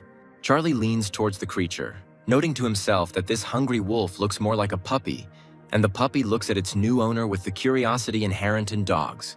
But then the muzzle takes on a concentrated expression, and the wolf barks several times, which in translation means that he wants to be refreshed by artifacts. The guy thinks he just summoned the puppy, and the effect of gluttony has already affected him, and he wonders where he could get food for the little one because he is broke. The schoolboy gets an idea. He throws a small purple shard to the side, and Volchok sharply turns his head in the direction of the thrown object. The next moment, the creature hurries to the fragment and, jumping into the air, deftly grabs it with its teeth, while the owner watches the actions of his ward. The puppy, wagging his tail contentedly, holds the acquired object in his paws, and Charlie thinks about his creatures, wanting to see what they are doing. The first thing the divine being does is to monitor the occupation of its main representatives. Charlie's second most important task is to check the red orc blacksmiths who are working diligently in their beloved mines. Then comes the turn of the demon minotaurs, who are enthusiastically studying something. An ancient book with some drawings is spread out in front of them. The satisfied owner notes that they have no shortage of motivation. Windsword, one of the most powerful beings, Charlie learns the science of meditation, surrounded by streams of magical energy, probably in order to improve his concentration and skill in battle. Skeletons absorb fragments of crystals that strengthen them, most likely in order to become stronger in the future and not disappoint their master. Charlie reflects that thanks to the Davi sacred artifact sources, he was able to repair the law of gluttony, raising the artifact to the 3rd level, but he didn't think about such power. The guy beams at the mere thought that if he continues to improve the artifact, very soon absolutely all locusts will be able to evolve to elite with enough food. A week later, the guy is levitating in the air, surrounded by a giant swarm of his core representatives, and it's time for a new sacrifice. He raises his hand into the air, preparing to sacrifice 13 billion beings. There is literally a hurricane going on all around, swirling into a great blue funnel. After finishing, the guy stands in front of the awards window and understands that, despite the fact that he could have donated no less before, today's result is truly impressive. Reading through all the possible options, the student's choice falls on the last one. He's amused by the words about the humanoid form. In his opinion, it even sounds funny. He can't wait to try it out. Seconds later, the sphere of enlightenment appears in Charlie's hands. It hovers above his outstretched palm, shimmering with a sparkling blue light. The guy is intrigued. He grabs the ball with his hand and, holding on tightly, mercilessly smashes it to pieces. A tall column with a tone to match rises into the air, piercing the sky with lightning speed and just as mercilessly. It doesn't take much intelligence to understand that creatures exposed to his magical light are subject to certain effects. The main representatives of Charlie immediately begin to experience changes that are noticeable even to the eye. Their limbs rapidly stretch out, taking on a slightly different shape. Looking at the altered locusts, delight appears in Charlie's eyes. He cannot contain it inside, admiringly declaring that it is incredible. The creatures are truly becoming humanized and are no longer ordinary insects, but super elite locust people. In addition to the humanoid body, they now have the beginnings of intelligence. But that's not all. The happy owner rejoices with such a great power of faith, he cannot look at his official brainchildren without delight. But he can't rejoice for long. The phone rings and the guy is called by his class teacher. The man says that they received a call from the Imperial Academy, expressing their willingness to conduct a second interview. This will happen tomorrow, so they can't afford to lose face. Charlie is happy.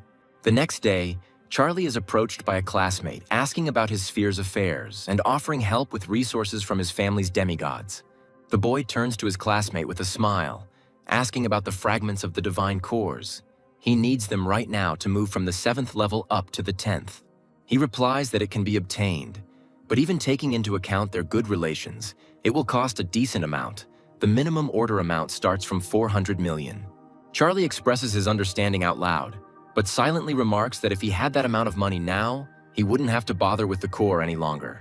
The boy smiles brightly, saying that there is another option.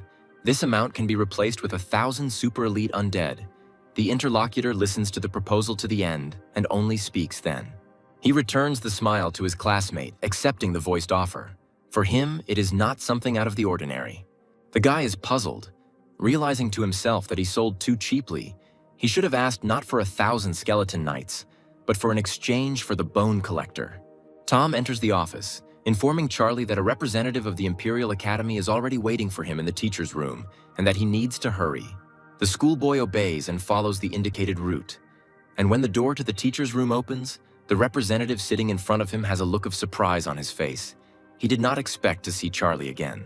The man is perplexed as to how someone he had recently rejected managed to obtain an internal recommendation in such a short period of time. But he is not too upset. The test will be difficult. The mustachioed man with an unpleasant look, according to etiquette, says that today he will test the student on behalf of his academy and asks if he has any questions. The young man denies. The mission is to invade a border town of one of the few civilizations that has a well-thought-out system of hierarchy and career, which will be reflected in Charlie. Once the system recognizes the intruder as a demon destroyer, The most powerful masters of the city will declare a hunt for him and will not rest until they find and eliminate the source of the danger.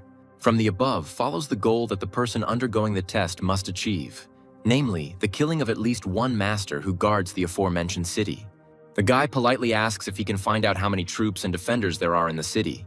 Usopp answers, "Despite the fact that the city is small and located almost on the outskirts, it is home to about 10 million people, of which more than 10% are masters, and there are only 5 defenders."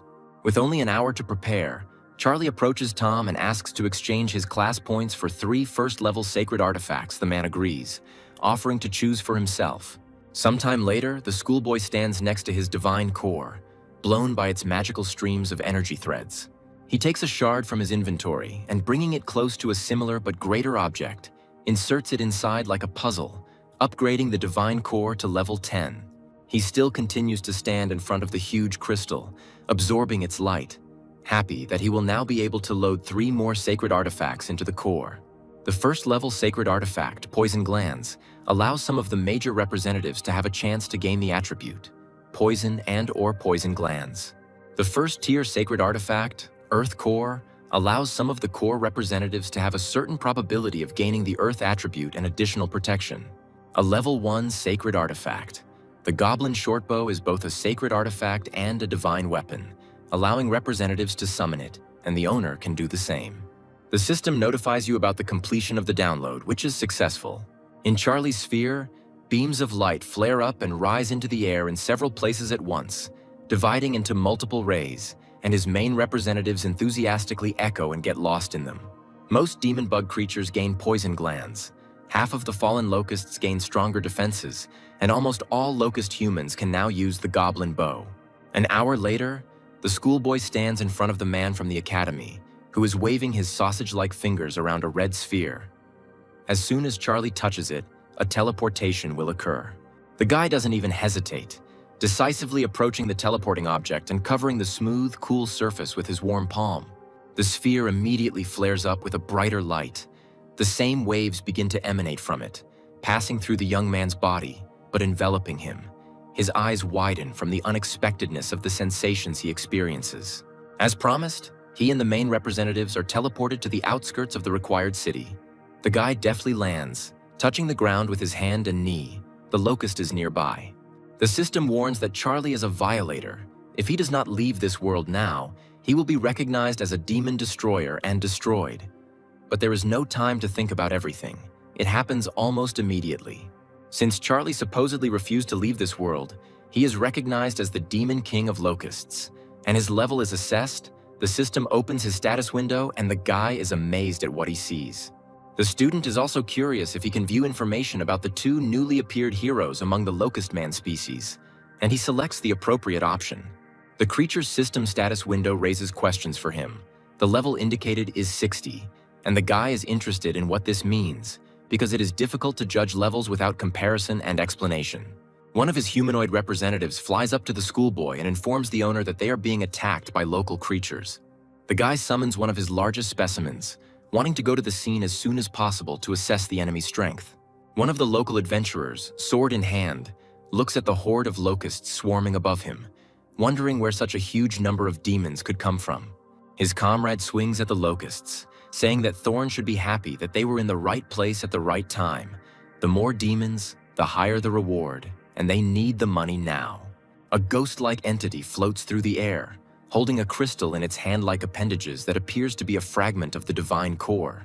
She swims up to the girl in light robes, who is the Sage of Water, and hands over the shard, who smiles brightly, thanking her little assistant. There is another girl standing nearby. Only her clothes are red-orange tones, and flames are flying out of her scepter. She's cursing at the locusts, threatening to destroy them. She's a fire mage. One of the adventurers, looking back slightly, asks his colleagues not to lose their vigilance and to watch their surroundings. 4 young men stoically endure the onslaught of locusts, 2 of whom are now destroying demons, allowing their friends to rest. Charlie flies up to the scene from behind on his giant body, becoming an unwitting witness to this scene. He turns to the Eye of Identification for help. A small individual sits almost under his ear, ready to faithfully carry out the master's orders. Through the skill, Charlie gains information about a guy in golden armor with a sword in his hand. His name is Thorn. He's a dragon blood warrior in his second incarnation and uses a divine weapon. The guy notices that all four have the same emblems. The only difference is that Thorn's is silver, and everyone else's are bronze. This leads to a very primitive conclusion. This man named Thorn may be none other than the leader of the quartet. The said one curses. Noticing that there are too many demons, he gives the order to his fellow adventurers to prepare for retreat. Still sitting on the locust, Charlie suggests that his charges first test the abilities of potential opponents. The humanized locusts rush towards them and fall to the ground. The adventurers recoil in horror. Considering the specimen to be at least of the third rank, they need to retreat. The locusts stand firm in front of the fearful humans, and Thorn tells his comrades to leave, declaring that he will try to buy them at least a little time. He swings his sword at the enemy using giant slash. On the chitinous body, this blow only leaves a scratch without causing serious damage.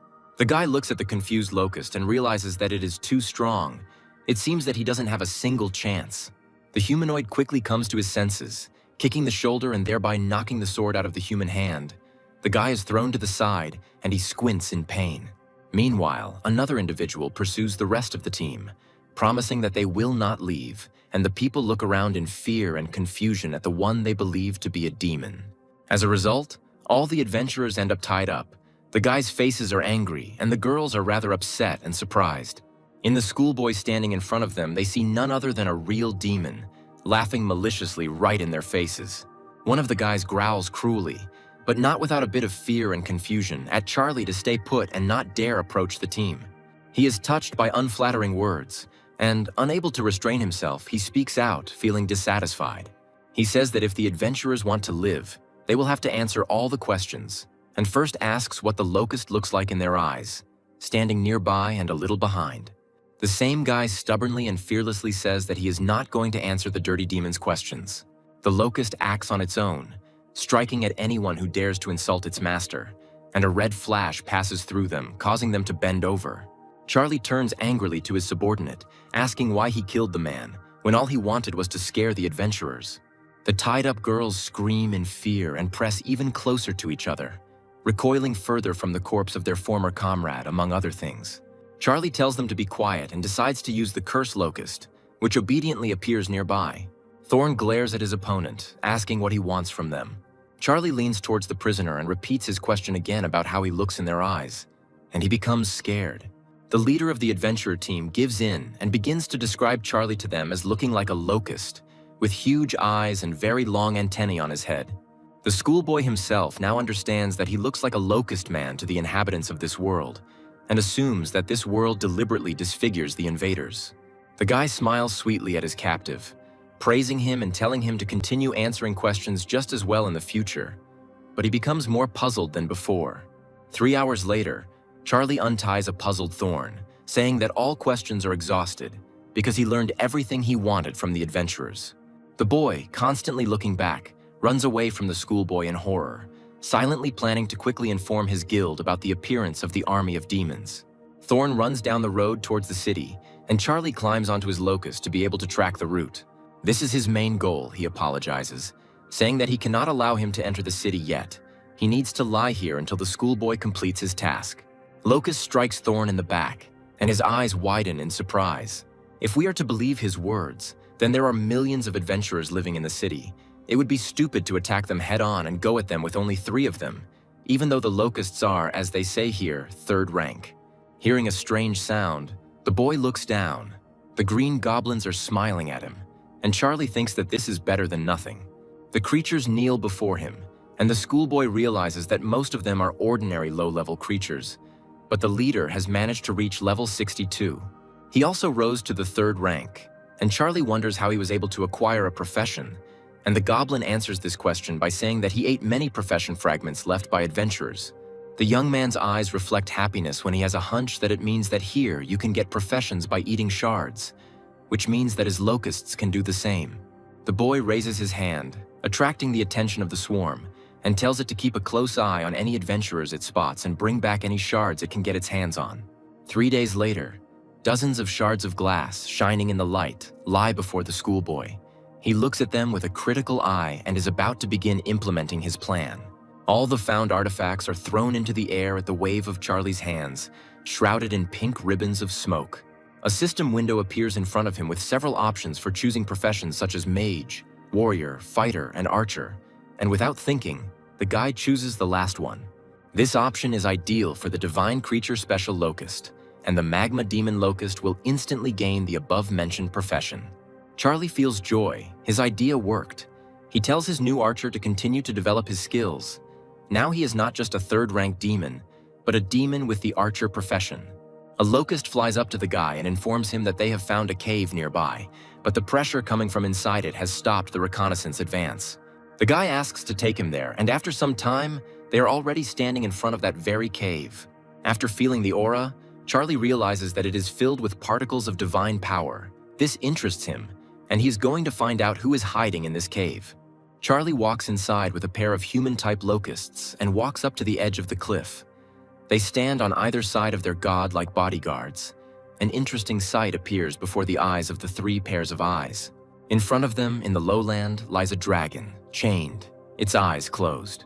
The guy remembers that during lessons, teachers mentioned that in some worlds, its inhabitants often sealed opponents who were beyond their strength. Apparently, this is just the case. God commands his representatives to activate the Eye of Initiation. They do so. This black dragon's name is Elphus. His level is 103, but his state is sealed. Originally, he was 149. The dragon's profession is rebel, and his talent is blood.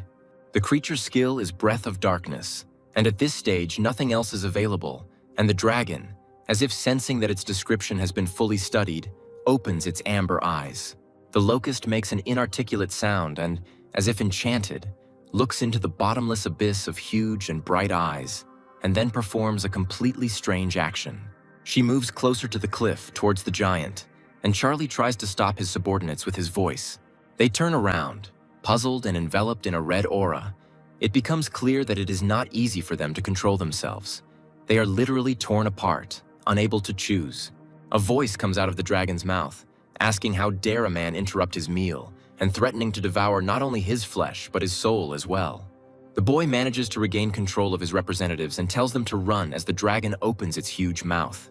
The powerful attack not only causes flames to appear in the cave, but explosions to erupt, filling the space with suffocating smoke. Charlie didn't run far, because as soon as the smoke cleared, he appeared from behind the stone wall and cheerfully asked the monster if he had finished. The dragon opens its mouth again, wanting to hit the enemy with its powerful clot of energy, asking how dare the man tease him, and promising that it will never forgive this. Charlie runs away again, confused, realizing that he will have to run even further this time because the clot looks more destructive. Indeed, it takes twice as long, but after it has passed, the guy approaches the now puzzled dragon and says that he came here not to insult, but to help. The giant says that he immediately recognized the trick in the man who came to him, so he had better leave here immediately, otherwise he will truly be eaten. But Charlie does not even think of moving. He raises his bow to the ready, asking if the monster really thinks he can do this, and offers, if so, to test what he is capable of. The schoolboy places an arrow on the bowstring and, taking aim, releases it, calling out the full name of the black dragon and his profession, a smile playing on the boy's lips. But the arrow flies off the mighty scaly skin, as if from a ricochet. Elphus echoes this action. His armor is invincible. Such attacks cannot even scratch him. But the schoolboy does not despair, getting ready to try again, this time fishing out a sword from his inventory, and already rushing with it at full speed towards his formidable opponent, his face no less formidable. He delivers a wide horizontal strike along the monster's belly, leaving behind an equally wide, bright flash. But even this does not cause much harm to the mighty skin. It is difficult to even consider the blow as a scratch. After it, only dust remains. Charlie doesn't give up and attacks from above, pouring magic into the weapon. He considers the dragon stubborn. Apparently, they really won't be able to talk normally until a wound is inflicted. Releasing 10,000 points of divine power, the boy makes several cross strikes in the air. The dragon opens its huge mouth. Finally, Charlie's actions are crowned with success because he manages to inflict at least one wound, the most striking proof of which is the splashes of blood.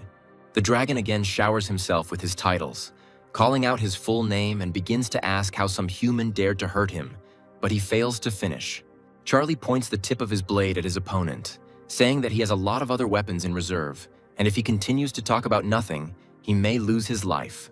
The dragon doesn't need to be told many times, and with a noticeable dampening of ardor, he asks what Charlie wants. He replies that he has a dream. He wants to kill one of the heroes who defend the city, but he is not strong enough yet, so he wants to ask his interlocutor for help. The dragon says that he can hardly help, because for hundreds of years he has been wearing shackles, which are a divine artifact created specifically for Elphys. Neither the dragon's magic nor Charlie can destroy them, and the guy asks if the chain is really an artifact. The dragon replies that it is, because he never lies. The guy has a great idea, and with a sly smile, he takes out the Hungry Wolf artifact from his inventory. Charlie holds a golden orb with carvings that begins to glow as he speaks, and he calls his puppy, letting him know that dinner is served. One of the links of the chain takes on the color of hot metal, and then it seems to flare up, covered in fire. The dragon is puzzled by what he saw. He would never have thought that something like this could happen so easily, because before he himself had made efforts day and night.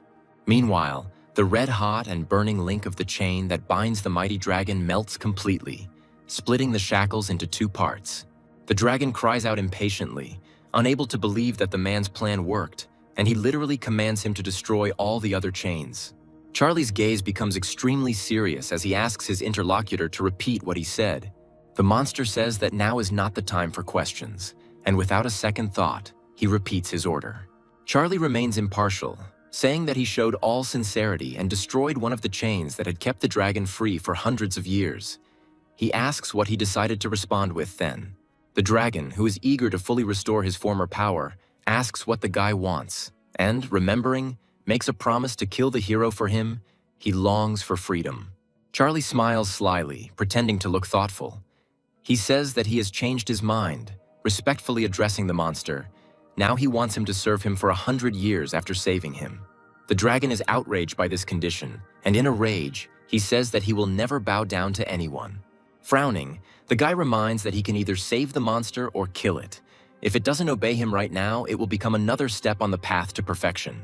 He has heard that dragons are walking treasures and wonders how good a weapon his bones would make. The dragon is puzzled. He is not pleased with this thought. It may come true. After thinking a little more, Elphys decides to submit, and, taking an official oath to her future liberator, asks to remove the remaining shackles from him. He doesn't want to feel the weight of those terrible chains on himself for another second, especially when light appears in the pitch darkness. But Charlie is no slouch. He offers to sign the contract. The dragon is outraged when he sees the contract. He believes that Charlie wants to make a slave out of him in this way, but his relatives have never been and never will be.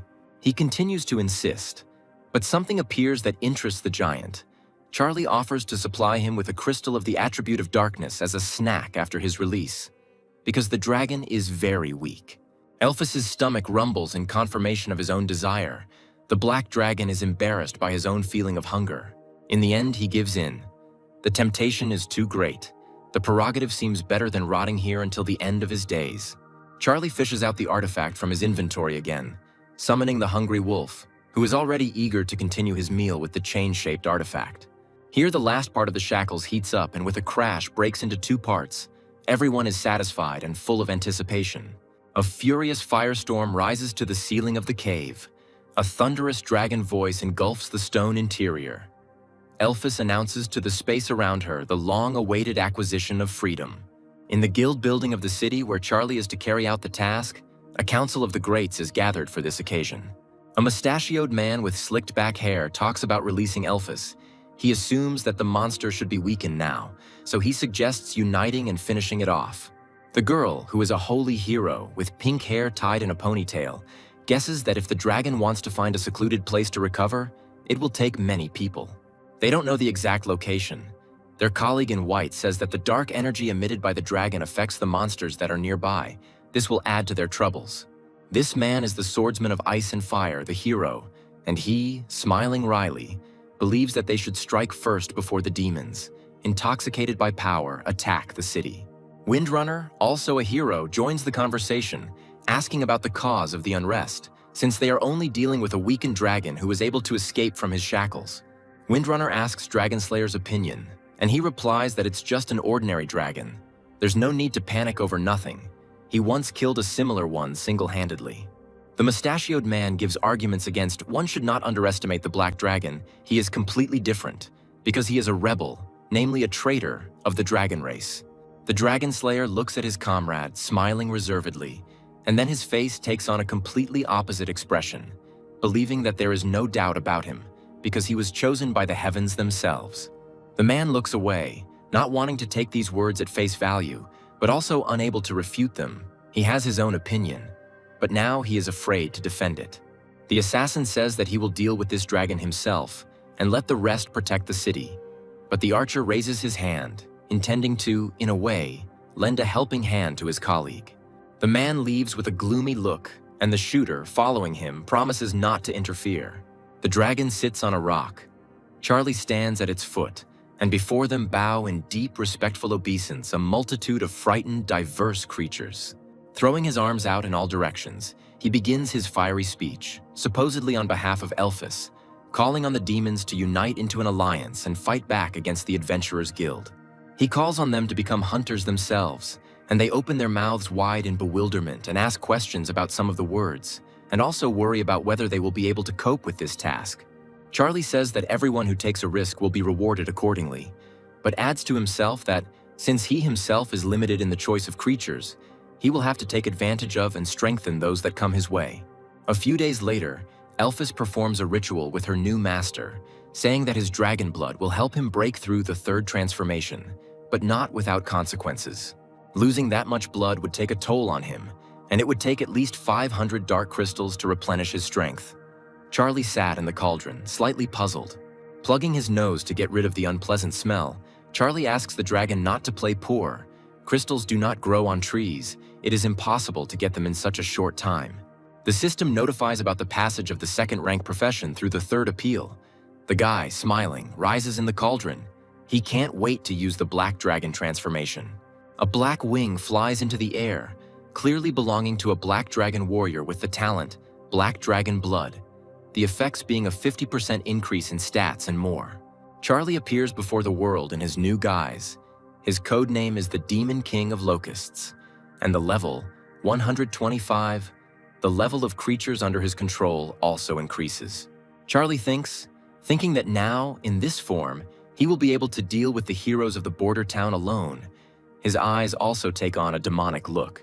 The dragon raises his head in concern. He clearly sensed something. Charlie the demon dragon also raises his head questioningly, not understanding what is happening.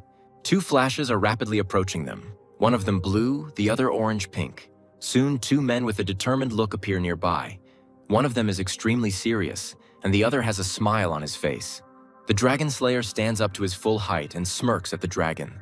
The man eager to kill a creature with such a pure bloodline, as this will allow him to level up. He asks the archer to take charge of the rest, and he assures his colleague that everything will be fine. He is capable of dealing with small opponents. The guy in green straightens up to his full height and stretches his hand toward the sky, smiling as he summons the storm barrier. The space for an impressive distance around is illuminated by nimble green flashes, from which a barrier is soon formed as if by the wave of a hand. The opponents stand face to face. The adventurers note Charlie's level and even admire him to some extent. They did not think that such a powerful being was nearby. But the archer has another opinion. He promises that he will not let Charlie get in the way of his colleague. But the Locust Lord's pose is self-confident and unyielding. The schoolboy notes to himself that he wanted to practice on ordinary adventurers first, and then on the hero. But fate decreed otherwise. He uses the Eye of Initiation. This guy with red hair is named Carl Smith. His level is 131. His profession is a windrunner in his fourth transformation, and right now he is changing the form of his weapon. But Charlie doesn't intend to lag behind either. He suggests starting as quickly as possible, throwing blades in front of him. But Carl dodges the blades and they crash into the rock behind him, shattering in an explosion and leaving behind smoke. The archer uses the moment of surprise and takes advantage of his fast speed, appearing behind Charlie and raising his blade over him, but he manages to notice. But this doesn't help much, because the next moment the adventurer finds himself on the other side, wounding his side, and at the same moment the blow comes from the other side, as if there were two of him. Sensing something was wrong and turning back, the schoolboy orders his main representatives to destroy the green barrier. And at this moment, several souls of dragons of different colors seem to come out of the Dragon Slayer's body.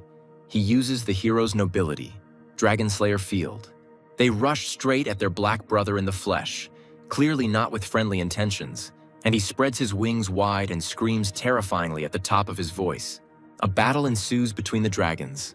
Black flies higher into the air to avoid being hit by the flames released from the ghostly blue one's mouth, while Blue is already preparing a ball of energy in his mouth. And at that moment, when it seems that the dragon manages to avoid all attacks, he notices a strange presence behind him, and squinting, sees the approaching Dragon Slayer with his sword raised. He delivers a powerful blow to the wing, and the dragon announces this to the surrounding area with its roar of pain. He finds support in the rock, clinging to it with his strong claws. The adventurer angered him because it was too easy. But the man doesn't give his victim a chance to catch his breath, soon finding himself on the scaly body, his foot finding firm support. Standing on the fallen, powerful body with a huge sword at the ready, the Slayer orders the dragon spirits to take the soul of the black dragon to the city and asks Carl if he needs help. The redhead refuses with a smile, saying that he can handle it himself, and when he finishes, which will happen soon, he will catch up with his colleague. The soul's huge ghostly paws dig into the black dragon's flesh and rush to fulfill the master's order, and he slowly follows them. Charlie orders his locust to destroy Carl's barrier at all costs, and they circle above him in the air. She flies up to the green ghostly wall, making various attempts to destroy it. Finally, one of the individuals manages to leave a few scratches on the surface, and, inspired by success, it continues its efforts. Soon, the barrier actually breaks down and begins to crumble onto the stunned creator. Hordes of locusts, pleased with themselves, swarm from above. The moment of surprise allows Charlie to catch his breath a little. He puts his hand to his wildly pounding heart, his charges standing behind him like a wall. Carl, smiling but not as joyfully as before, cuts up the small bodies, amazed by their endless number. But the kids are no pushovers either. Having successfully completed the task of eliminating the barrier, they can now attack their master's enemy with all their strength, leaving multiple blows on the body. Carl begins to feel doubtful. He is no longer so confident in himself, believing that at this rate he will run out of steam if he continues in the same spirit, and intending to end it as soon as possible. But events are clearly not in his favor. Genuine fear appears on the young man's face as the locusts surround him, spreading their nets. They cover the body completely, crushing with the force of their many paws, forcing the dagger with which Carl had previously killed their comrades to drop from his hand. A few moments later, only a gnawed skull and bones fall to the ground. A system notification appears in front of Charlie with the face of Mustache from the Imperial Academy, who congratulates the guy and says that a portal leading back will now open. But the guy refuses, saying that he can't go back right now, he still has unfinished business here. The man asks with a nasty smile if the guy really wants to free the captured black dragon, and he confirms these words, since an agreement was made between them. Usopp asks him to think carefully about this. If he goes to save the dragon, he will have to face the entire power of the city, and this is dangerous even for a demigod, let alone a divine being. The young man says that he understands this, so he asks for permission to use all of his creatures, in exchange for which he offers to increase the difficulty of the exam to the point of capturing the entire city. The mustachioed man is puzzled by such a request, but accepts it. But the change in conditions also means that Charlie will appear to this world in his true form, so he has no right to fail. A pink sphere appears in front of the guy from which creatures emerge. The first thing Charlie notices is one of the strongest. The Windsword Emperor is level 140 in this world. The man's eyes are glowing with a ghostly light and determination. Red Orc, Divine Hammer, which is the heroic form of the creature, has a level of 113 here. The Demon Minotaur Shaman also has a heroic form and is level 135. And the trio Skeleton Lord Bone Collector Resurrectionist have levels respectively 132, 75, 86. They are also heroes. Charlie thinks, there really are a lot of adventurers in the city. Even though its creatures are strong, there are few of them. Apparently the Demon Alliance will have to contribute to what is happening. Charlie tells his locust to carry his word to all the demons. It flies away, and the guy invites Sword and Shaman of the Minotaurs to follow him. The demons have a small council. Wolf notices that the black dragon for whom the alliance was convened was killed. He now sees no point in going to certain death. He finds it ridiculous to follow Charlie's orders, also finding it easier to simply kill him and take away all the promised crystals he has. The wolf continues to say something, but before he can finish, his head flies off his shoulders with one sure blow. The eyes of the other demons standing nearby widen in shock. They see Charlie, who mockingly recounts their cunning plan. But the next moment, the guy's gaze becomes extremely serious when he suggests that these demons who decided to rebel are tired of living. One of the goblins points a finger at the guy, saying that they served the great rebel before he appeared, and that he is a nobody, so he has no right to ask for such a thing. Charlie doesn't intend to listen to these words any longer. He stretches out his hand, from which streams of energy spread out in purple waves, like ripples on water. The green goblin covers himself with his hands in an attempt to protect himself from the punishment that may befall him. The next moment he falls, and Charlie says that he is not asking, but ordering.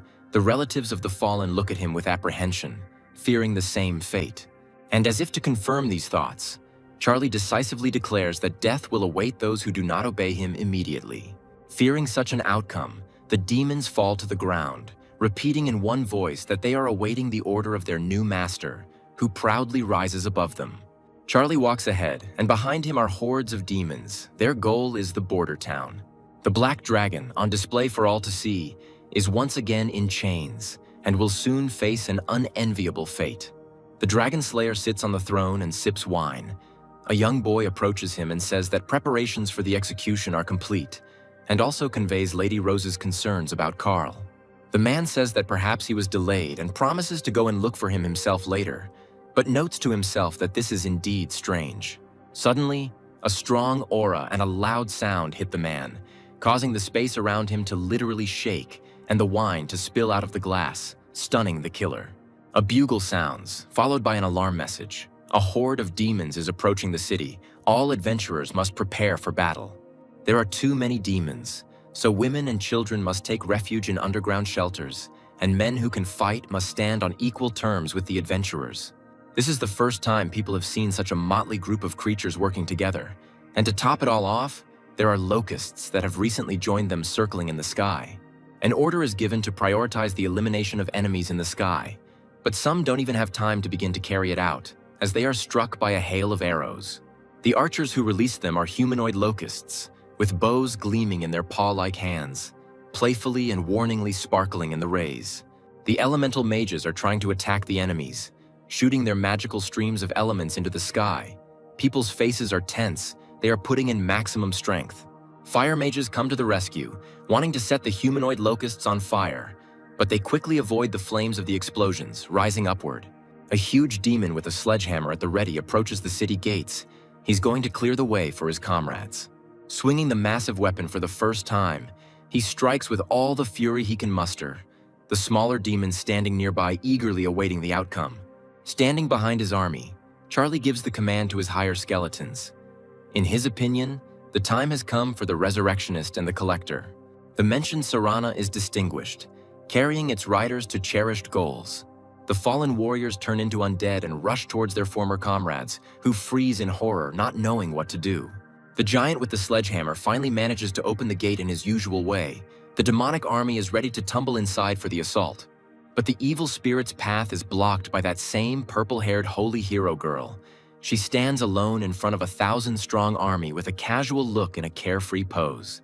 But her gaze becomes serious and filled with determination as she crosses her arms over her chest to cast the spell, Hero's Nobility.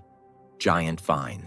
Giant green plants, similar to carnivores, emerge from the ground and stretch out their terrifying tentacles towards the enemies, who, by the way, do not have an ounce of fear.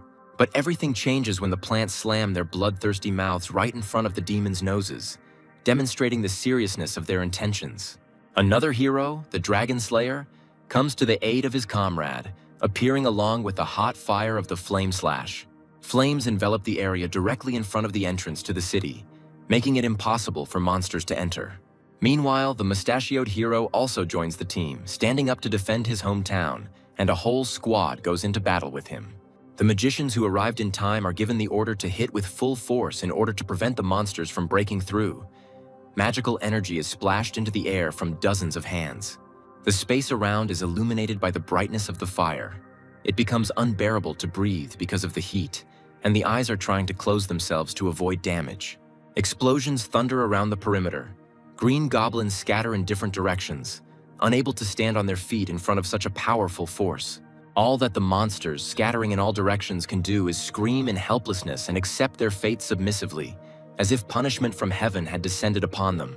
And the Dragon Slayer, as if mad, takes advantage of the noise to drag Black under the guillotine, promising his head as a reward for the adventurer's victory, spreading his arms wide.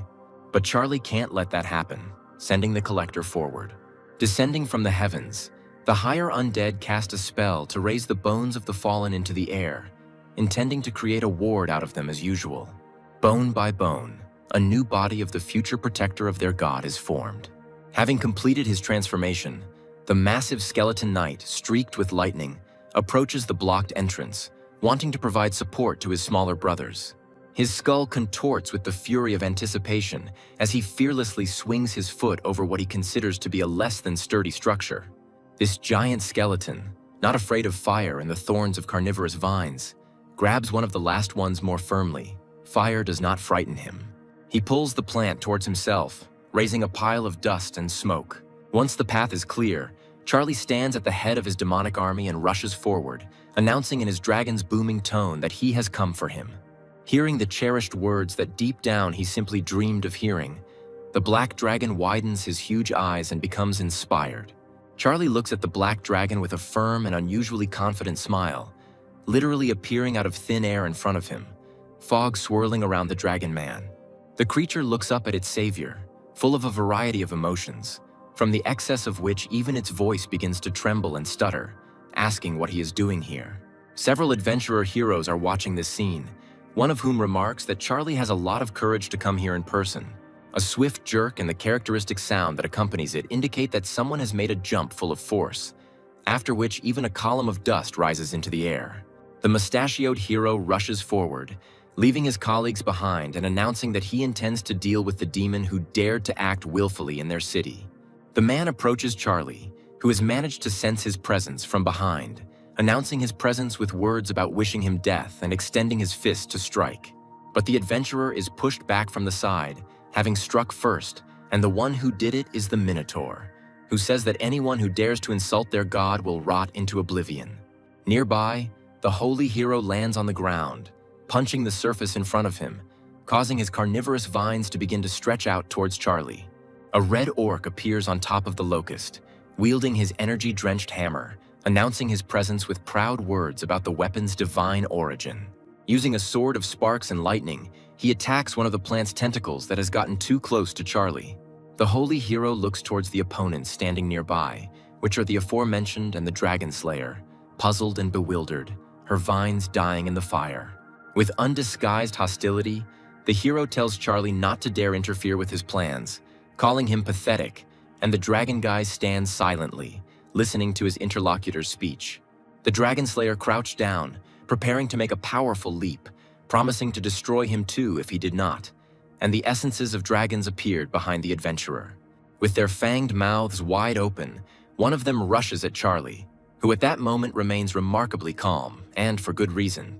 The ghostly creature is prevented from closing its powerful jaws on the body of the dragon man by the giant skeleton knight, who delivers a slashing blow to his head that matches his own.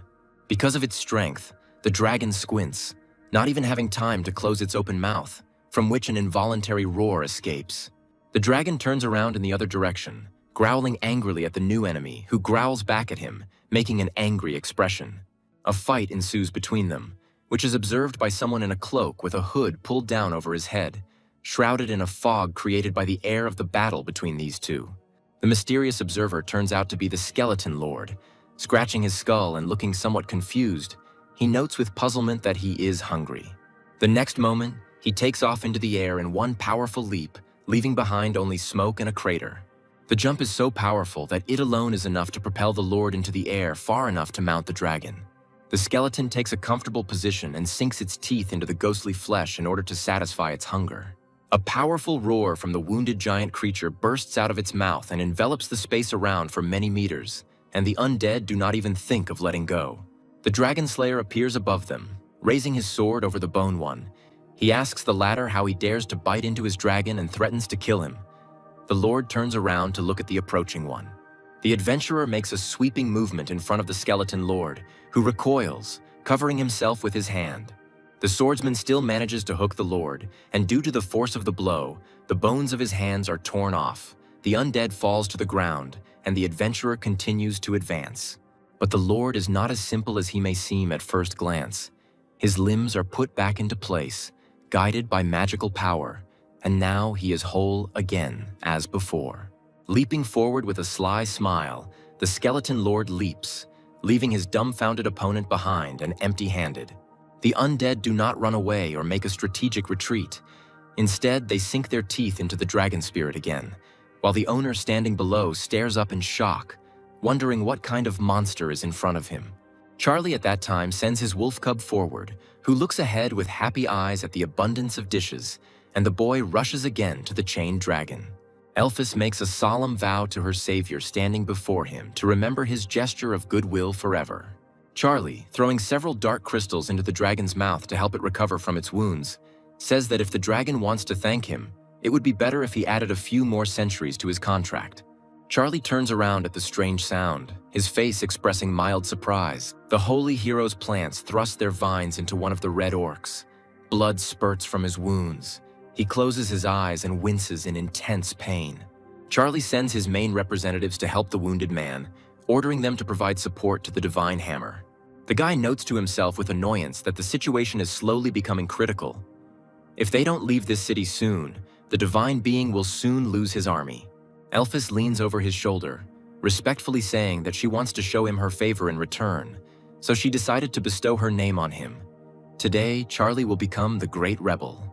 The black dragon casts some kind of spell, and purple rays burst out from its eye sockets, enveloping the schoolboy in their light. The creature begins to read aloud the spell necessary for its plan, and pink tongues burst out in Charlie's direction, and the guy himself begins to feel certain metamorphoses. Thus, he gains a new talent, Rebel, the effects of which, for some reason, are currently unknown. The pink haze gradually releases, and the divine being moves. From somewhere, a sword filled with energy appears in his hands, and its owner rushes at the dragon slayer standing nearby, who has turned his entire body towards him. The adventurer is overwhelmed by the onslaught that occurs when the two blades cross, and Charlie's strength reaches a new level. Blood spurts out of the man's mouth. His eyes take on an angry, but at the same time stunned expression. The dragon slayer does not understand where the demon got so much power from. And while he is trying to withstand this powerful onslaught, someone is sneaking up behind the adventurer hero. With a malicious laugh, the skeleton lord plunges his bony hand into the man's body, piercing him through, while his face reflects fear mixed with surprise. From the fallen body, the undead lord summons a skeleton knight. The summoned creature gains the hero type and is a mutant, as well as a blood skeleton. Charlie, meanwhile, is fighting the holy hero and is currently pushing him away with a strong kick. The woman winces and flies away. The impact is so strong that it continues to roll even after landing on a hard surface. Finally stopping, the woman assumes a half-sitting position and, stuttering, says that he killed him. The dragon schoolboy approaches his rival along with the red orc, saying that she is next. Charlie allows the divine hammer to pay the woman back twice for what she did to him, and he thanks his respected god for allowing him to do so. He steps forward, starting to advance on the holy hero, and she falls to the floor again, recoiling in fear and covering herself with her hands. And the next moment a powerful blow occurs, knocking a fountain out of its victim. Charlie, sword in hand, watches the battle unfolding below him from the air, the yellow-green sparks that are the result of the collision reaching even to him. Below, there is a fight between his sword and one of the heroic adventurers in white robes, who delivers a sweeping blow with his weapon, and the opponent skillfully repels it, blocking. But Charlie doesn't want to wait any longer. He needs the fastest possible victory, and he dives on the adventurer, who has managed to sense someone else's presence, whose face expresses bewilderment. The guy in white clothes barely manages to deflect a fairly strong blow as the enemy appears behind him, describing a beautiful arc in the air. The guy curses. The sword twists, delivering several quick blows that cut through the air, one of which is decisive. It reaches its target. The adventurer cries out, leaning back. Defeated, the hero adventurer falls to the ground, hitting his head and hanging out his tongue. It's Usadi's turn, who turns around sharply, casting a frightened glance at what's happening right next to him. 3 minotaurs are rapidly approaching him, and the man screams, fleeing. It's over, they can't be defeated, he needs to run. But something he sees ahead makes him change his plans and brake sharply. The path of the mustache hero is blocked by a skeleton knight in armor similar to the one that one of his comrades always wears. The sword thrown over his shoulder also seems suspiciously familiar. And while the adventurer is surprised and trying to understand what's going on, a shaman minotaur appears behind him, raising a huge log over the enemy's head. Just one blow is enough to send splashes into the air. A flag is raised into the air, confirming Charlie's victory.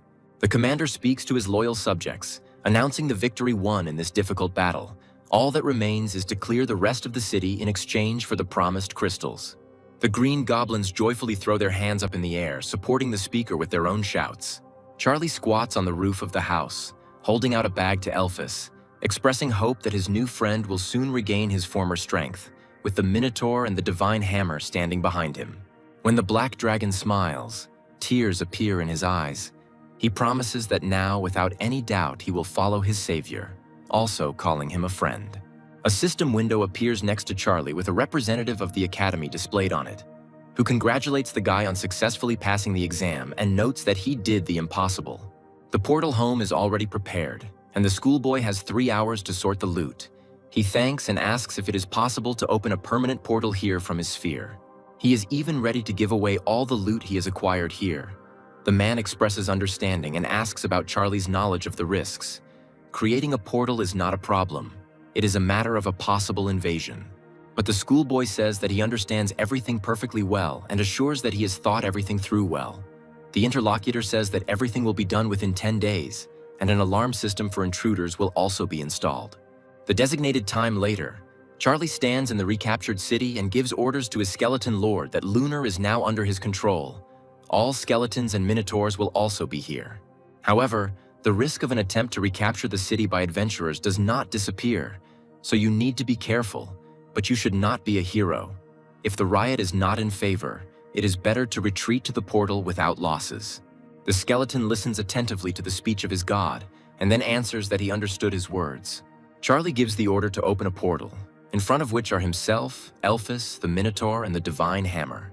Sometime later, the schoolboy is walking down the corridor of his educational institution, and the teacher is looking at him, his mouth slightly open as if trying to say something.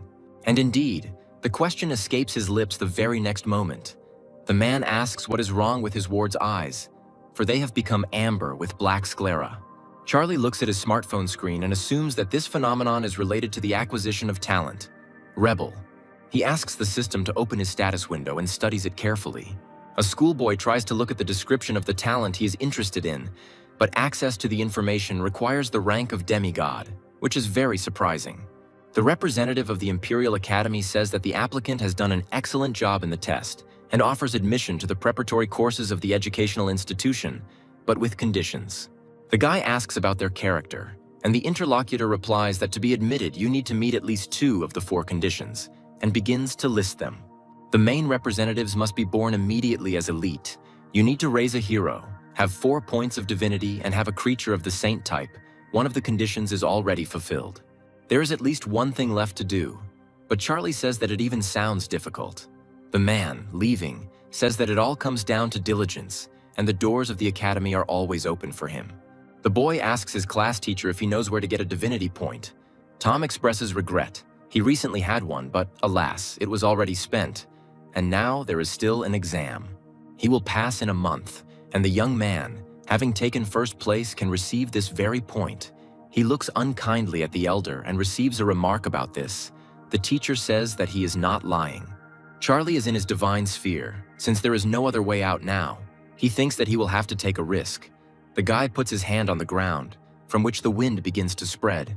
He uses the good old method again, namely life sacrifice. But divinity increases by 0 points. Looking at his palms, the guy notices that no one said that everything would be so easy, and is going to try again tomorrow. The next day, the student expects exactly the same result, but he does not despair, intending to continue trying. A week later, the situation has not changed, and Charlie, with tears in his eyes, remembers the time when he exchanged a divinity point for 150 million. He turns to the heavens with a prayer. A discreet sound is heard, and turning around, the guy sits in a system window with one message. Davy writes to him, he found the perfect place to stock up on sacred artifacts. Charlie types a reply asking if the other person could lend him a divinity point, thinking to himself that since Davy is already a true god, he really could have a point lying around somewhere. The guy on the other side of the screen wonders if the master is testing him, because according to his calculations, Charlie should have at least the rank of elder god, but it doesn't matter. Davy doesn't want to upset him. He says he agrees and sends a reply. Charlie is happy as a puppy, not believing that Davy sent a point so quickly, and concluding from this that the true gods do not fuss over trifles. He looks at the screen and is puzzled. The ruins of the Divine Gorge are spread out before him. Charlie goes online to look for information about the place. It interests him. The Divine Gorge ruins are an unfinished project of an ancient civilization. Due to the excessive depletion of the Earth's mineral composition, harmful radiation occurs. More than 90% of creatures underwent mutations because of this and turned into monsters, and then adapted to the conditions and began to absorb harmful energy to strengthen themselves. With high consumption, condensates can appear that grant the ability to control mutation. Later they were called gene stones, and are now used to develop creatures.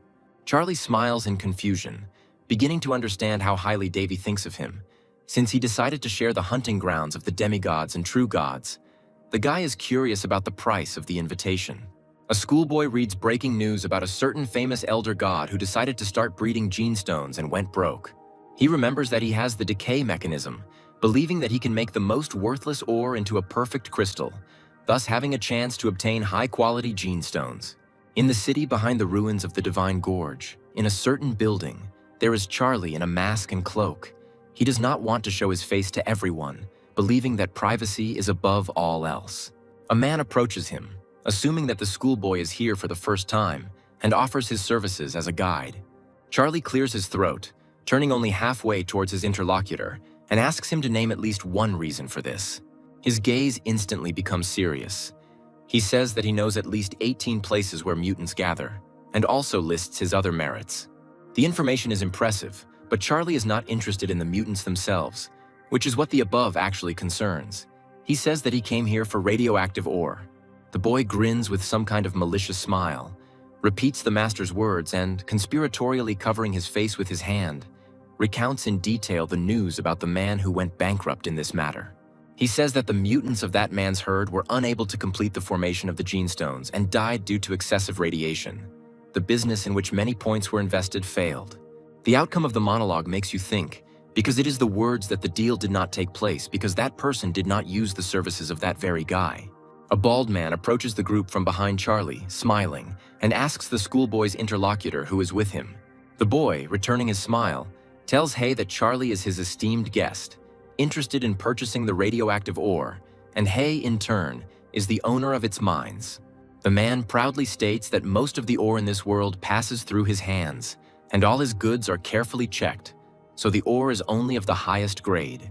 Charlie approaches the mine owner and says that he would like to purchase several samples to test on his creatures.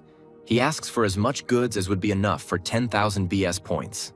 The owner agrees, and soon the boy stands in front of the Divine Gorge ruins. Holding a red bag in his hand, Charlie notes that he ended up spending 4 times more, which came to 21 crystals. Now the price-quality ratio is known, but there is one but. The effectiveness is still unknown, but it is necessary to check it, then to carry objects into your world, and the guy creates a beast of the first level of mutation. A black wolf appears in front of him.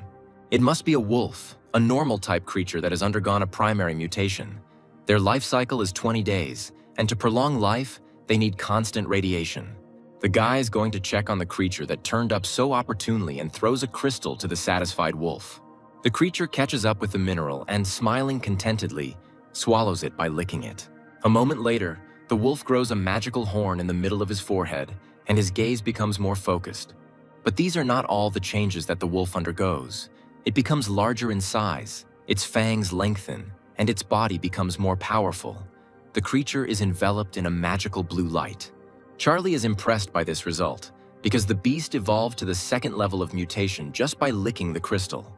The guy throws another crystal to the creature, and it absorbs it, opening its mouth wide as it flies. More impressive metamorphoses begin to occur with the wolf, and a red crystal appears on his forehead. Charlie is surprised, but more calmly, right now the creature has moved from the first level to the third in a couple of minutes. Thoughts are already starting to arise in his head about what will happen to his creatures. But a small explosion shakes the air, announcing the death of the wolf. Looking at this sight, the guy smiles sheepishly. The risks should not be forgotten either. Radiation is a dangerous thing. The wolf's body was literally torn to pieces due to the excess power that he absorbed. But the divine being achieved the main result. The mutant left behind the gene stone. Now there is no need to doubt the effectiveness of the crystals. Charlie examines the red stone in the sun. He turns around to hear an unfriendly voice behind him demanding that he give him the stone and the bag of crystals, while the still unknown interlocutor insists that there is no choice. Turning around completely, Charlie sees before him the demigod and his classmate's father riding the wolf he once fought. The guy wonders what the man is doing here, and from the reaction, or rather lack thereof, he assumes that he was not recognized because of the mask. He smiles, asking the rider what will happen if he refuses. The man raises his hand, twisting the portal of the abyss above it, from which 3 wolves are already appearing, and advises not to ask obvious questions. Several wolves run towards the guy, raising clouds of dust with their run.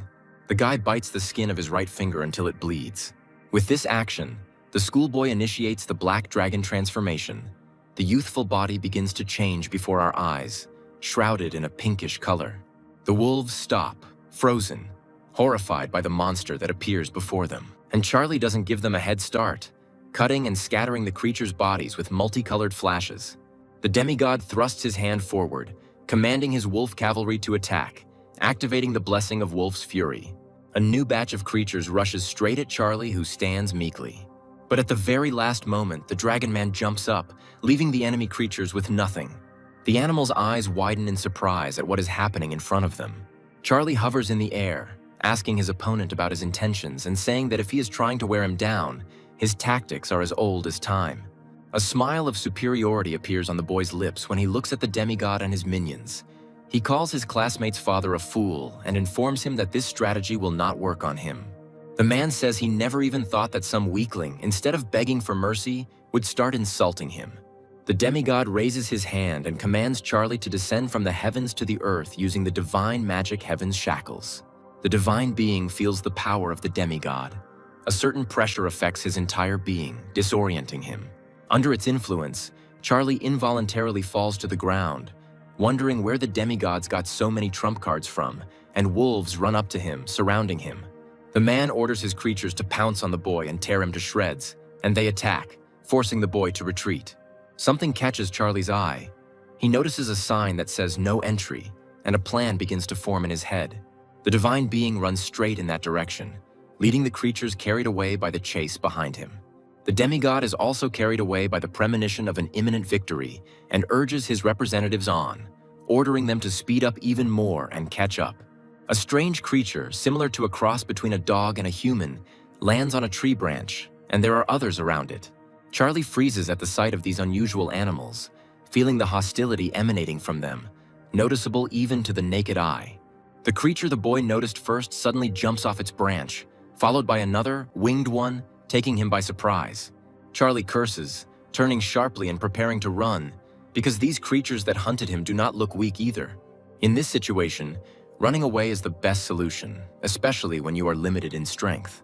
Meanwhile, wolves appear in the clearing, having picked up the scent. The creatures, having abandoned the idea of catching a man, turn to them. They approach the strangers closer, and the humanized dog strikes first, its eyes flashing furiously. But before her blow can reach its target, the demigod appears in the clearing, attacking first and telling the alien creatures to get lost. Stepping on the body of the defeated monster, Harry Bond rushes forward, trying to pick up the trail of his opponent again. Suddenly, the man senses something strange and clearly disconcerting behind him, and he turns around warily, preparing for anything. The aura that reigns around him seems strange to him, and, giving in, the demigod decides and gives his subordinates the command to leave. Charlie stops when he approaches the pond. He stops feeling someone else's presence and breathes out in relief. It seems he has broken away. He cups his hands and, scooping up the liquid, drinks it. A fish with human legs swims underneath the liquid. The guy sees this only when she jumps out of the water. His eyes widen in horror. It looks like the water is also radioactive. He needs to leave. He looks at the map, trying to figure out where he is, but realizes that this river is not marked, or there is a version that he is simply lost. Suddenly, several more creatures appear in front of Charlie, raising dust. They are clearly not in a friendly mood. Their eyes are burning with fire. The guy takes a deep breath. Now is not the time to panic. Since he wandered here, he needs to start collecting gene stones. There are enough mutants. He takes the necessary pieces out of his inventory and runs forward with a determined look, throwing them right into the faces of the evil monsters. There are a few explosions and Charlie smiles contentedly. Getting the gene stones wasn't that hard after all. It's getting dark quickly, and the schoolboy is going to find a secluded place to spend the night. It's not very comfortable to spend the night among mutants. It seems to him that there are some ruins ahead, suggesting that perhaps it is an abandoned city of an extinct civilization of this world. It's better than nothing, and the guy, having transformed into a black dragon, makes an auxiliary jump and flies where he needs to. After a few minutes of flight, it becomes clear that the mysterious place turns out to be some old abandoned castle. Having assumed his normal form, the young man carefully wanders through the streets. It is unlikely that anyone has already taken a fancy to this place, but one must be on guard with mutants. The guy's gaze is drawn to a pile of something white to the side, and he turns his head to see some papers. He turns sharply in the other direction, his gaze becoming focused, his attention drawn to some kind of excitement of strange energy. He follows her call, and feeling that she is very close, stops under the shadow of the nearest arch. The energy becomes almost tangible. There are people standing a little further away who have caught Charlie's attention, and he wonders what they are doing. Someone says that their master lost a lot of divine power points, but gave them the opportunity to perform this ritual. They have no right to make a mistake. There are only two choices, success or death. A man takes out a glowing stone. The time has almost come. It is time to begin. The full moon shines in the night sky, becoming as silent an observer of this mysterious ritual as Harvey. People stand in a circle around a large glowing pentagram with glowing stones lying in some places.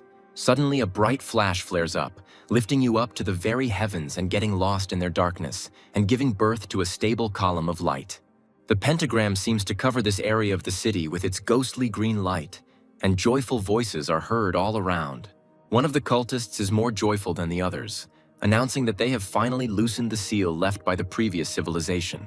Charlie remembers that this was not done for no reason, but in order to avoid some risk. Apparently the master of these people was a dark horse. He makes his way closer, trying to be unnoticed, and is glad that not everyone can get into the world of the Divine Gorge ruins. The system notifies about the beginning of the unlocking of the source of the mutation of the ruins of the Divine Gorge. Nearby mutants react. It is discovered that the initiator of the unlock is not one of the high warriors of the Gorge civilization. The process is suspended. The security system is activated, releasing Gamora, a 6th-level mutant monster, and the other creatures are alarmed. The integrity of the seal is compromised. The source of the mutation becomes unstable, and the source begins to be suppressed. The incompetent cultists cover their ears with their hands in horror and scream piercingly, just to get rid of the piercing sound. Charlie sits behind them, stunned, wondering what's going on, and suddenly a mysterious voice appears somewhere. He greets the messengers of the divine worlds, introducing himself as the source of mutations, and giving thanks for deliverance from slavery. In gratitude, the source wishes to provide the opportunity to become its carrier, and offers to organize a selection in the form of a game. People don't understand what's happening and what kind of voice it is, but suddenly something glowing and acidic appears on the horizon in front of them. Attentive glances turn to the epicenter, where some creature appears. The source begins to explain the rules. It is necessary to raise a mutant capable of defeating Gamora. For this, everyone will receive 10,000 radiation crystals. One of the cultists speaks out against it. He is sickened by the thought of becoming the bearer of such a monster. He threatens the source. The guy tells the source to release everyone, otherwise he will summon creatures from his divine sphere and they will defeat him. But something is wrong. As soon as he tries to connect with his own world, something blocks the signal. The young hands begin to shake. The source calls this man the first loser, and Gamora appears, grabbing the former cultist with its powerful jaws. He bites the guy just for fun, because his mouth is so huge that the mutant can easily swallow his victim whole. The rest freeze below, afraid to move. The monster that appeared out of nowhere is almost 10 times larger than them. A familiar hand rises into the air, and Charlie's voice cuts through it, trying to get attention. He says that he too cannot contact his sphere, and asks how then to create a being that should become a mutant. The cultists notice the stranger and turn to him in fear, asking who he is and how he got here. The source, smiling creepily, asks the young man not to worry and says that there will be no problems with this. Meanwhile, Charlie is looking closely at the portal as he thought, he won't be able to escape. It's one way. The cultists discuss their troubles. The creatures cannot withstand the radiation, and they simply die. Charlie is delighted with his disintegration mechanism because he fed it 10 unrefined crystals and received 6,000 pure crystals. He looks at the third-level mutation locust and encourages her, saying that he believes in her. Her accelerated regeneration must be good. With a satisfied smile, the guy feeds his main representative a few more radiation crystals. The unwitting comrades look at what Charlie has achieved and rush in horror, considering the mutant a real monster. Meanwhile, the guy has a 6th-level mutation creature, and he stands contentedly next to his brainchild. The source, with a malicious grin, tells Gamora to test them. The 6th-level monster turns its gaze to the people below, and they too become uneasy. The monster, as if also smiling, swallows the representative of one of the cultists, a large orangutan. The source's smile becomes even more dimensional when he says that losers don't deserve to live. Hearing these words, Gamora grabs several people at once with his teeth and devours them, filled with their dying cries. Finally, only Charlie remains, and the source says it's his turn, the boy standing firmly on his feet, looking forward fearlessly. The guy admits that in order to strengthen his locust, he had to feed it all the gene stones he had. Evolution was successfully completed, but there is a downside. The creature's lifespan was reduced to 1 day. Charlie tells his protege to attack, forcing his opponents to realize the true value of life. The source transforms, saying that he liked this fiery speech, which caused the monster itself to flare up. He says that the creature Charlie created is worthy of taking to the battlefield, and sends Gamora into battle. With a deep growl, Gamora moves towards the locusts with a heavy gait, which is still inactive. But when the distance, in her opinion, remains sufficient, she attacks, red blades rushing from her body. An even louder roar comes out of Gamora's mouth. He doesn't want to give in to the newly created mutant. When approaching a locust, it deals a powerful blow, causing significant damage to the opponent. But it is not fatal. Even though a limb of a mutant insect remains in Gamora's teeth, this only angers the locusts. But it regenerates with the help of magic, and a new paw appears in place of the one that was taken away. Gamora screams ominously, shaking the surrounding space with its sound wave. The source, watching the duel, smirks. He's amused that Gamora managed to anger someone, and finds the spectacle wonderful. The battle lasts for many hours, and finally the locusts bite Gamora, dealing the decisive blow. He falls to the ground from exhaustion, and the insect remains at a respectful distance. With his arms outstretched, the source calls the battle magnificent and Charlie a dear bearer, asking for his opinion. The guy, smiling innocently and putting his hands to his chest, asks what the source is going to do with his body. He replies that from now on they will share common flesh, Charlie's body, and the latter is amazed. Acidic, translucent tentacles grab the young man, knocking a scream of horror out of him. He stands in the middle of a white space, arms outstretched, and discontentedly assumes that he has died. A moment later, it turns blue, and the guy habitually calls up his system status window to check the description. Looking at the name, he can't understand who he is now, Charlie or the source. The guy is puzzled. A green clot appears nearby, and the source's voice can be heard from it. Charlie is not happy with it and openly expresses his displeasure. The entity does not understand the discontent of the carrier, because with its strength and help, he will soon be able to surpass all the deities of the world.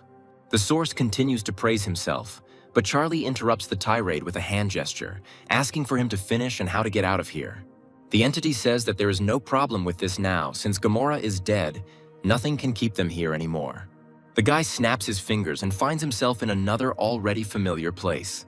The source says that by removing the seal, they made a lot of noise, and true gods and demigods from all around are already flocking here. The guy starts to get really nervous, thinking that the gods won't believe him if he starts making excuses and saying that he didn't steal anything. He is almost in complete despair when he remembers the coordinates of the bloody arena. The gods who have almost found them feel that the aura of the seals has disappeared, and find it necessary to speed up. They run up to the place where energy was last felt and burst in with a war cry declaring ownership. But nothing awaits them. After Charlie, there is no trace left. While the others look ahead in confusion, Harry finds something with his eyes and, crouching down, picks up the dead locust, guessing everything. A man standing in the middle of the room bursts into tears, angry that someone dared to take his property from under his nose. The man orders to involve all creatures and search without rest, day and night, but only so that in the end they find it. Charlie is in the blood arena, disappointed that he spent 1,000,000 divine power for one teleportation. He had barely arrived when he was immediately challenged. But the guy didn't mind. His fists were itching. The schoolboy habitually enters the portal leading to the bloody arena, mentally preparing himself for the upcoming fight. The system asks opponents to prepare their creatures for battle, and incitement is already heard from the stands. Someone suggests that Charlie call the bone collector right away so that he can reveal the opponent right away, and someone else counters. The dragon is encouraged by the large sum of money that has been placed on him, and Charlie smiles as he thinks about such a large bet. The opponent smiles, saying that he knows about the students' main representatives, as well as that he prefers the undead to them. The guy suggests that his opponent finish quickly. He wants to go home, and releases a horde of locusts in the first attack. The opponent accepts the words to end the match quickly, and, releasing his half-dragons, promises to quickly deal with Charlie. A humanoid locust attacks one of the dragons, and they engage in combat. The red-haired man is unhappy with fighting insects and orders his opponent to summon the undead. Charlie sits down and says that he will definitely do it as soon as the opponent deals with the locusts. Half-dragons, at the command of their master, begin to use their skills, spewing fire from their mouths. Charlie addresses his primary representatives, telling them to listen to his commands. The fallen locusts are on defense, and the heavenly demon beetles are on attack. The dark magic locusts are ordered to wait for a convenient moment to make a sneak attack. The locusts follow their leader's instructions to the letter, and this tips the scales of victory in their favor. The master of the half-dragons orders his subordinates to gather and burn their opponents, flames bursting out of their large mouths again. A half-dragon hero appears on the field and is given the command to begin firing from a bow. Charlie's opponent smiles as he repeats the words about the latter summoning the undead, or else all the locusts will be destroyed. The guy realizes that he is right in believing that he will probably have to call the divine hammer and the minotaur shaman. The next moment, the guy raises his hand up, illuminating the space with purple and calling out to the divine sphere. The source makes itself known by saying that it is beginning to doubt the choice of its carrier, because it suffers insults directed at it. The entity suggests defeating the half-dragon lord with the locust's powers, but Charlie is at a loss as to how to do this, since the forces are unequal. The source reminds us who killed Gamora, because in the hands of the source of mutation itself, a priori, there cannot be weak races. Charlie realizes that this is a good way to test out a new power, and, if necessary, he can summon stronger creatures. He summons a locust, which lands on the man's finger, and a bright light begins to emanate from the insect in all directions. The source asks if the owner has decided what mutation vector to give the locust, and he begins to reason. Fallen are good at being a shield, so I'd like to increase their damage resistance so they can cover others. The guy has 3 choices, and he chooses the last one because half-dragons attack with both fire and physical force. The mutation causes changes in all areas of the locust, enhancing all aspects of it, at the cost of reducing its lifespan to a day. The mutated fallen locust rushes forward, attacking the stunned half-dragons with its giant body. They scatter under its influence like flies. Charlie can't get enough of the fact that he succeeded and was able to give the locusts the necessary mutation vector. The locust continues to attack all other opponents. Charlie is going to take on all of his other representatives by giving them mutations. The dark magic locust attacks enemy creatures with shadow needles, and the inertia tries to protect themselves from the blow, bursting into a roar. Another subspecies of locust uses the talent, Savage Murder, to leave opponents writhing in agony. The half-dragon lord is stunned, wondering how the locusts could become so much stronger in an instant. He calls for the judge, and Charlie smiles, admiring his finest creation, a humanoid locust in mutation mode. Pleased with himself, the guy says that the lord of the half-dragons will have to sweat a lot against them. The humanoid locust's strikes become more accurate and powerful, and it can kill half-dragons outright. Charlie notices the half-dragon hero in the crowd of enemies and makes him the first target for his representatives. The half-dragon lord falls to his knees and surrenders with tears in his eyes, begging not to kill his heroic-type representative. A spectator who placed a large bet on a fighter becomes angry, ordering the former favorite to fight to the end to win it back. Charlie laughs, noting that betting on him to lose never leads to anything good. As a reward for his victory, the schoolboy receives a divine core fragment and the blood arena seal, and he is pleased. In his god realm, the guy sets up his own blood arena, allowing beings to train up to hero level. At Charlie's divine core, a dragon sleeps in a mountain of gold. The master of the world is wary of the suspicion of today's joys. The source wonders why the owner is so inspired by these little things, because they are only the tip of the iceberg, but he can give more. Charlie asks if the entity has said everything it wanted since he is going to take up development, and it answers in the affirmative. Secretly, the guy is going to get rid of the parasite, but out loud he says the words necessary to activate life sacrifice. The familiar funnel-shaped column rises upward, taking with it thousands of insect lives. The divine being is offered the storm armor, which when combined with the core, grants creatures the ability to summon armor during combat. The observatory, when placed in the sphere, allows for precise monitoring of the situation at a distance of up to 10,000 kilometers. The Golem Creation Book allows you to create a creature that takes on the powers and abilities of those from which it was created. Charlie is impressed by this option. He is already thinking about the result that he will get from the unification of his former mutant and Gamora. His gaze becomes determined and anticipatory. It seems to the guy that he will soon become much stronger. The divine being is pleased, feeling that he has not wasted millions of divine power points on high-level materials.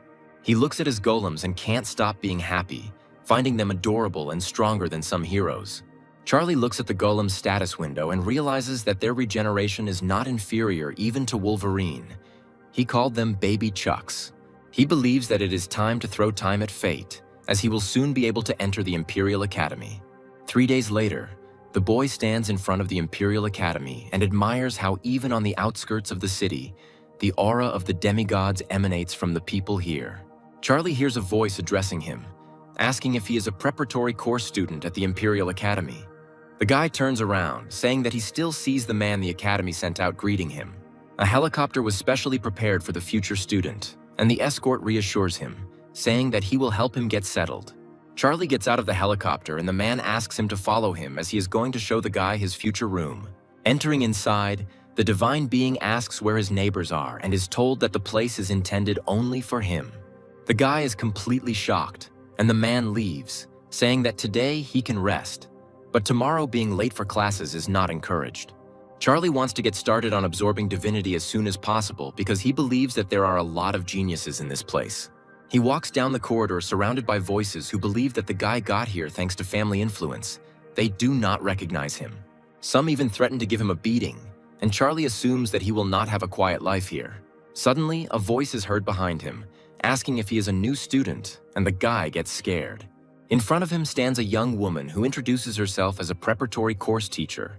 Her name is Lena.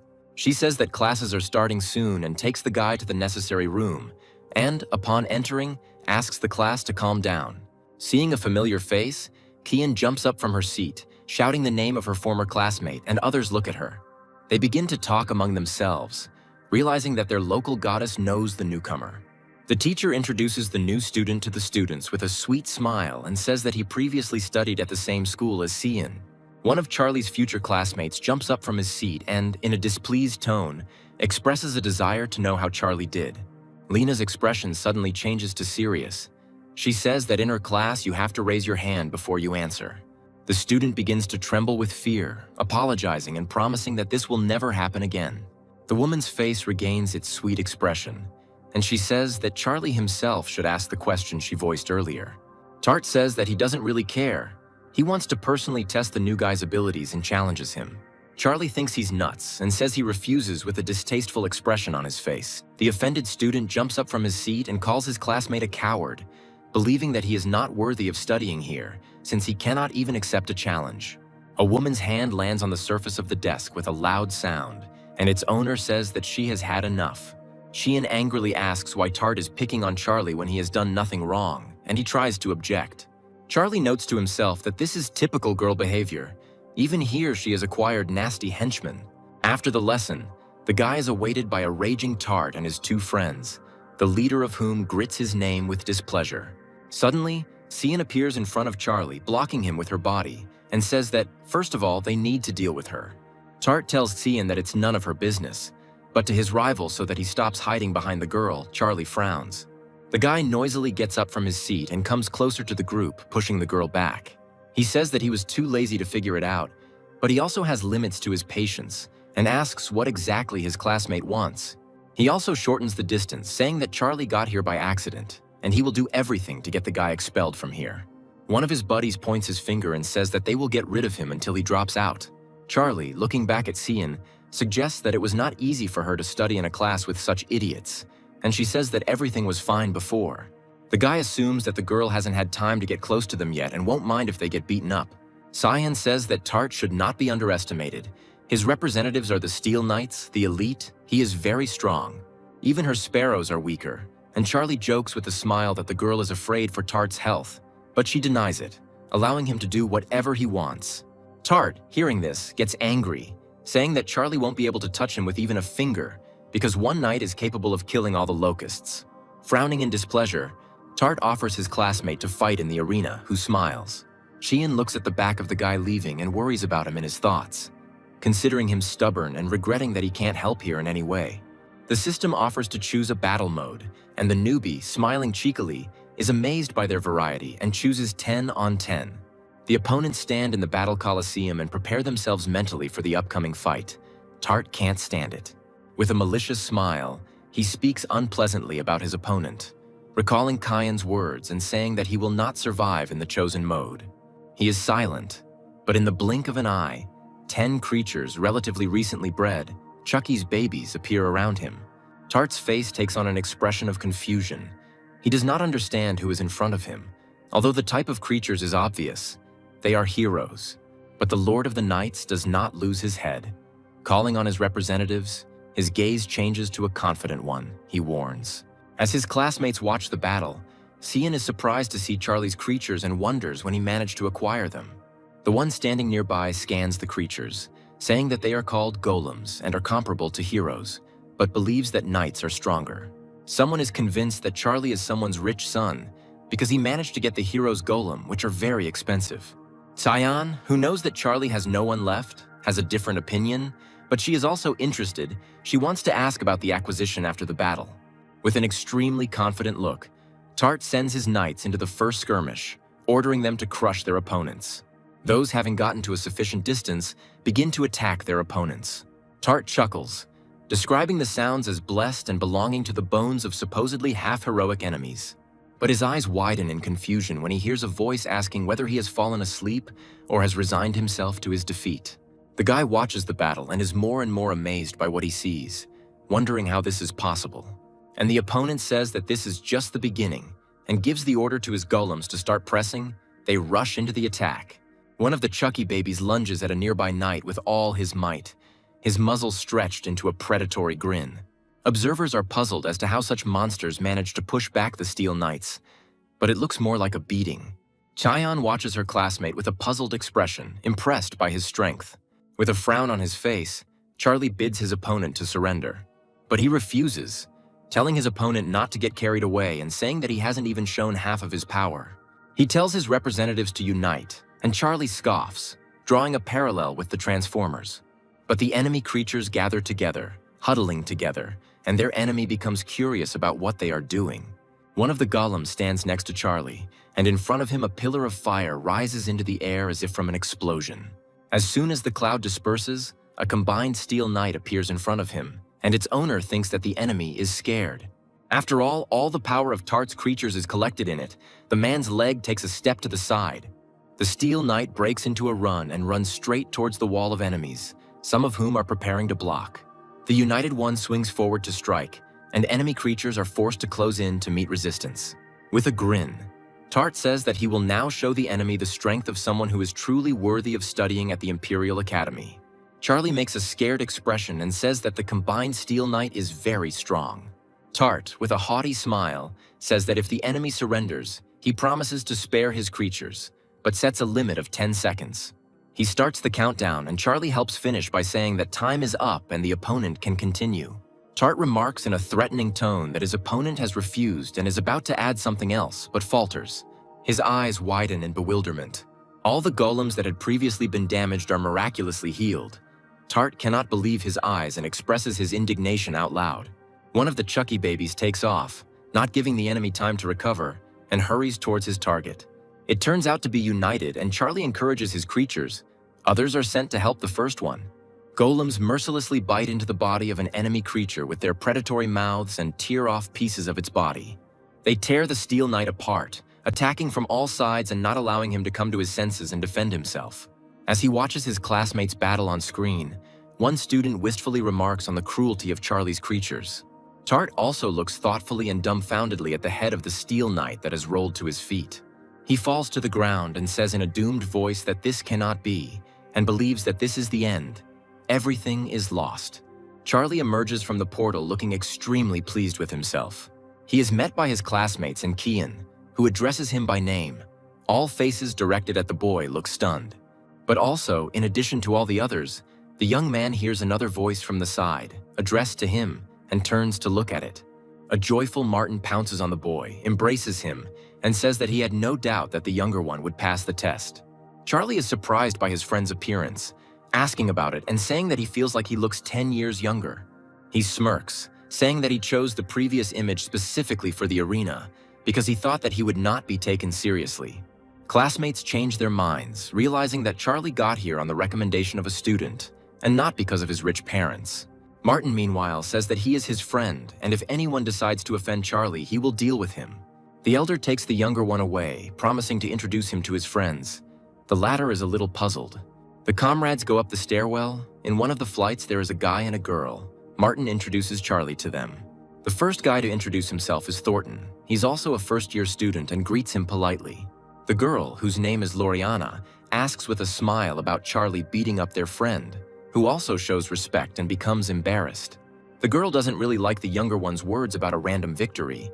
She thinks that everything happened because of luck, and luck is also a kind of power. The elders heard that the younger ones would soon go on a mission and asked to bring something from there.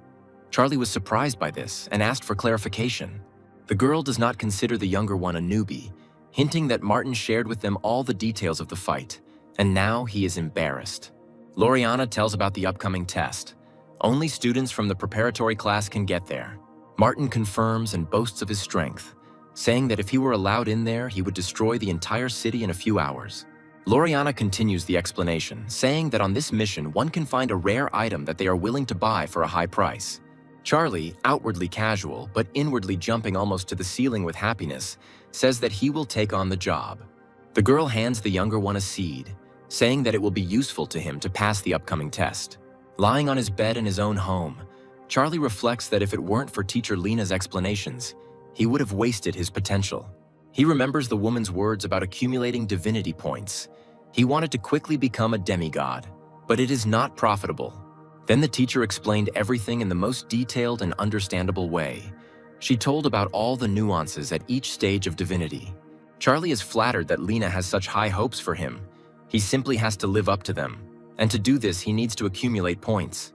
A classmate asks Charlie about rumors that he already knows about. Many elders have asked not only him but others for a favor.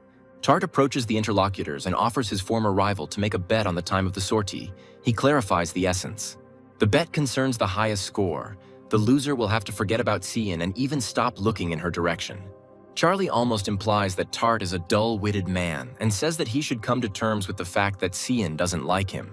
He ignores the insult and says that it does not concern Charlie. Tart is ready to do everything to protect Cian from him. The aforementioned one approaches the company and clarifies the content of the bet, saying in full that Tart is currently bothering her. He says that he really likes her and wants to ask why she needs Charlie if she has him, but the girl insists on an answer. Tart confirms Kian's words, and she asks Charlie to do her a favor and agree to the bet. Charlie notes that there are many geniuses in the academy and asks Cian not to blame him if he loses, but she says that she believes in him. Lena enters the classroom and tells about the upcoming test. All that will be required of the students is to survive. She snaps her fingers loudly, announcing the beginning. The system informs about all the necessary nuances that will affect the students living in this world. Now everyone becomes mortal and begins to rely on the fact that they cannot use their divinity. Charlie watches.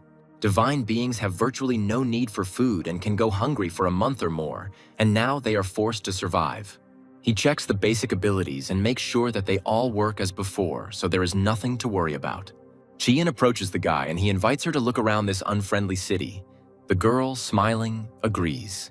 Crouching down, she places her hand on the ground, from which threads of magical energy begin to emanate. Cyan summons his main representative, inviting his classmate to climb on top of him to look around from above. The guy smiles, gently declining and saying that he has his own wings. A moment later, Charlie uses Black Dragon transformation and flies into the air on his own wings without any help. They patrol the city together, Cyan flying on his Storm Sparrow behind his classmate. Finally satisfied, the students land on the stonework of one of the streets. Charlie thought that there was no one in the city except zombies.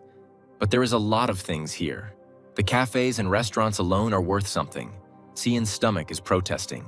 The guy can barely contain his laughter, and the girl, embarrassed, notes that there is nothing to laugh about. He agrees, offering to look into the restaurant. As soon as the students enter the building, they are met by a good-natured old man who treats them politely and offers his services. Charlie says hello, saying with an awkward smile that they came from out of town, so they have money problems. The man's intonation instantly changes. He rudely drives the newcomers away, placing his gun on the counter in front of him. Cyan starts to get angry, and Charlie tries to calm her down, reminding her that they now have mortal bodies and could die from a bullet. The boy remembers that the Elder One gave him a seed and suggests that it could play a role. He takes a seed out of his pocket and shows it to the man, who immediately lowers his weapon, surprised. The old man puts a smile back on his face and apologizes, saying that he didn't know the boy had such valuable seeds with him, and he was willing to buy it. Charlie says they are too hungry now to bargain, asking for food first. The old man is very kind. The table is laden with food standing in front of the two young people. Tien even stands up in admiration, expressing his feelings openly. Before putting a piece of chicken in his mouth, Charlie asks the owner to tell him a little about the city. He agrees and replies that there is nothing secret here. But at the same time, the students found themselves in a very amazing place. In the city, people and zombies have learned to live side by side. People hunt them for resources and money, and zombies become stronger by eating brains. Every night, the streets are filled with crowds of the dead, who may even break into people's homes in search of food. The victims are protected not only by swords, shields, and firearms, but also by special magical plants. The seed that the elder gave to Charlie is just the seed of a third-order magical plant. The man will be very happy to buy it. The guy, looking thoughtfully at the seed, draws a parallel where the first-order plant is an ordinary creature, and the third, an elite one. Cyan stops eating and looks towards the man and his classmate, asking where he can get more of these seeds. The old man says that there are several ways. You can buy it in the store, but it will be very expensive. Or get it from a zombie when you kill it. The students look at each other. Charlie wants to find a place to spend the night, as he thinks that at night in this city it can be very dangerous. The man seemed to read his thoughts, confirming that it was dangerous here at night, and that it would be better to buy a house or rent a room in a hotel. Charlie leaves the restaurant with the firm intention of buying a house, the old man waving his hand good-naturedly after the distinguished guests. One of Charlie's classmates is running around the city in search of food. His feeling of hunger is too strong. But the owner of the establishment he broke into is hostile. He tells the guy to get out and injures his hand. The system notifies that a preparatory course student, along with his healthy hand, loses 500 points. Cyan thanks Charlie for saving her from the fate of this mortal because the old man actually used the weapon. She confirms her classmates' thoughts about getting a house as soon as possible, and a little later they are already standing in front of the mayor's house. The man states the price he is willing to pay for the seeds provided to him, and states the cost of the cheapest house. Chien is worried that she doesn't have enough, and Charlie asks the girl not to worry, as he is ready to offer help. The mayor suggests buying one house for both of them. He just has one in mind, and announces its price. The young people enthusiastically accept this offer, because the house is not only huge, but also has a swimming pool. The man shows them a photo of the house so that the buyers can appreciate the full scale. The students unanimously say that they agree to buy it, their eyes shining with genuine delight. The man smiles contentedly, confirming that there will be no problems, but only if one of the city's conditions is met. Only married couples can buy shared homes. Young people feel embarrassed, and the mayor asks if they are ready to get married. The man says that otherwise it is impossible to buy a shared home. Their city tries to honor traditions and does not allow promiscuity. Embarrassed, Xian says that they are not even dating and is about to say something else, but she is unable to finish. Charlie turns to her friend, saying that it's just for the house, and she, looking down in embarrassment, frowning, agrees. The young people get into character, hugging each other and smiling, saying that they agree. The mayor hands the couple the necessary documents, saying that they look great, and once filled out, they are practically married. The man hands the newlyweds a tray with a house key and the promised seeds, and also wishes them a happy life. Charlie signs. Qian tells his friend that their marriage is only a forced measure and asks him not to overthink it, and he, smiling, says that he understands. The girl is unhappy in her mind, thinking that the guy agreed with her too quickly, and wonders if he really doesn't have his own opinion. As the friends walk towards their new home, the system notifies them that each person gets 1,000 points for purchasing real estate. Charlie beams at the sight of the grandeur of the house in person, considering it a mansion, while Qian makes a displeased face, convinced that he has seen little in life. The girl says that she's going to take a shower and get some sleep because she is tired, and the guy is just enjoying the surrounding decor. Looking at the bag in his hand, he decides to do some work as he wants to see what the plant seeds he was given are capable of. In the evening, the guy comes to the girl's room and urges her to get busy and not to idle away. Several hours have already passed. He enters Qian's bedroom, saying that he has already managed to plant the plants he bought, but she is still sleeping. But the girl is not sleeping, but changing clothes. Standing with her back to the one who entered, his eyes widen. A blush appears on his cheeks. The space is filled with the sound of an angry girl's voice, who tells the guy to get out of her room, and he tries to justify himself. Charlie leaves the house and goes into the garden to the plants. He notices that they are growing very quickly. After all, only a few hours have passed. Qian comes up to him and asks what the guy is muttering under his breath, and he, embarrassed, says nothing. The guy shudders, blushing even more, and the girl looks at him with a squint, noticing the redness of his face and making an assumption. Charlie says he hadn't thought about it, but the image he saw recently appears in his head, and his face becomes dreamy. Qian tells the guy not to make that face again and to forget about what he saw, otherwise she won't vouch for herself. He remains silent, smiling innocently. There is a noise coming from behind, and the girl voices out loud the question that has arisen in both of their minds. What is its source? Raising her hand up, the student calls upon a magical source of light, and the space around her becomes brighter. And at that very moment, the young people see a crowd of unknown creatures rapidly approaching them. As they get closer, it becomes clear that the monsters are aggressive, and angry growling sounds cut through the air. A smile appears on Charlie's face. He can't wait to see what the plants he has grown are capable of. Qian stands nearby, but does not share his enthusiasm. The planted plants have toothy mouths from which green pea-like projectiles fly out in a rhythmic volley. They attack the zombies, but they don't do anything. Charlie is amazed, believing that the effect produced is quite weak. An idea comes to his mind to strengthen plants with the dark attribute, and at that very moment, the corresponding object flashes in the young man's hand. The plants are engulfed in a magical flame, and some kind of metamorphosis begins to occur with them. They grow even larger, and their mouths turn into the huge maws of the dark pea shooter. For killing a first-order regular zombie and a first-order standard zombie, they are awarded a point each. The upgrade takes a lot of Charlie's energy. With a mortal body, he won't be able to overcome all the shooters, and they will soon be surrounded. The guy is thinking about what to do in this situation. Cyan tries to cheer up Charlie. Tart has also already got a house. He already has 1,300 points. They can lose at this rate. The guy looks at his plants and realizes that he needs to find a way to kill zombies even faster. If we take into account the fact that they are living beings, they are also capable of mutating. Charlie approaches one of the plants and begins to affect it with his power, performing a directed mutation. The suggested options are all good, so the guy is going to try each of them. Under the influence of the mutagen, plants become even more interesting, sparkling with amber eyes and bearing even more toothy mouths. The system notifies about a new batch of kills with the accrual of points, as well as about receiving items from some bodies.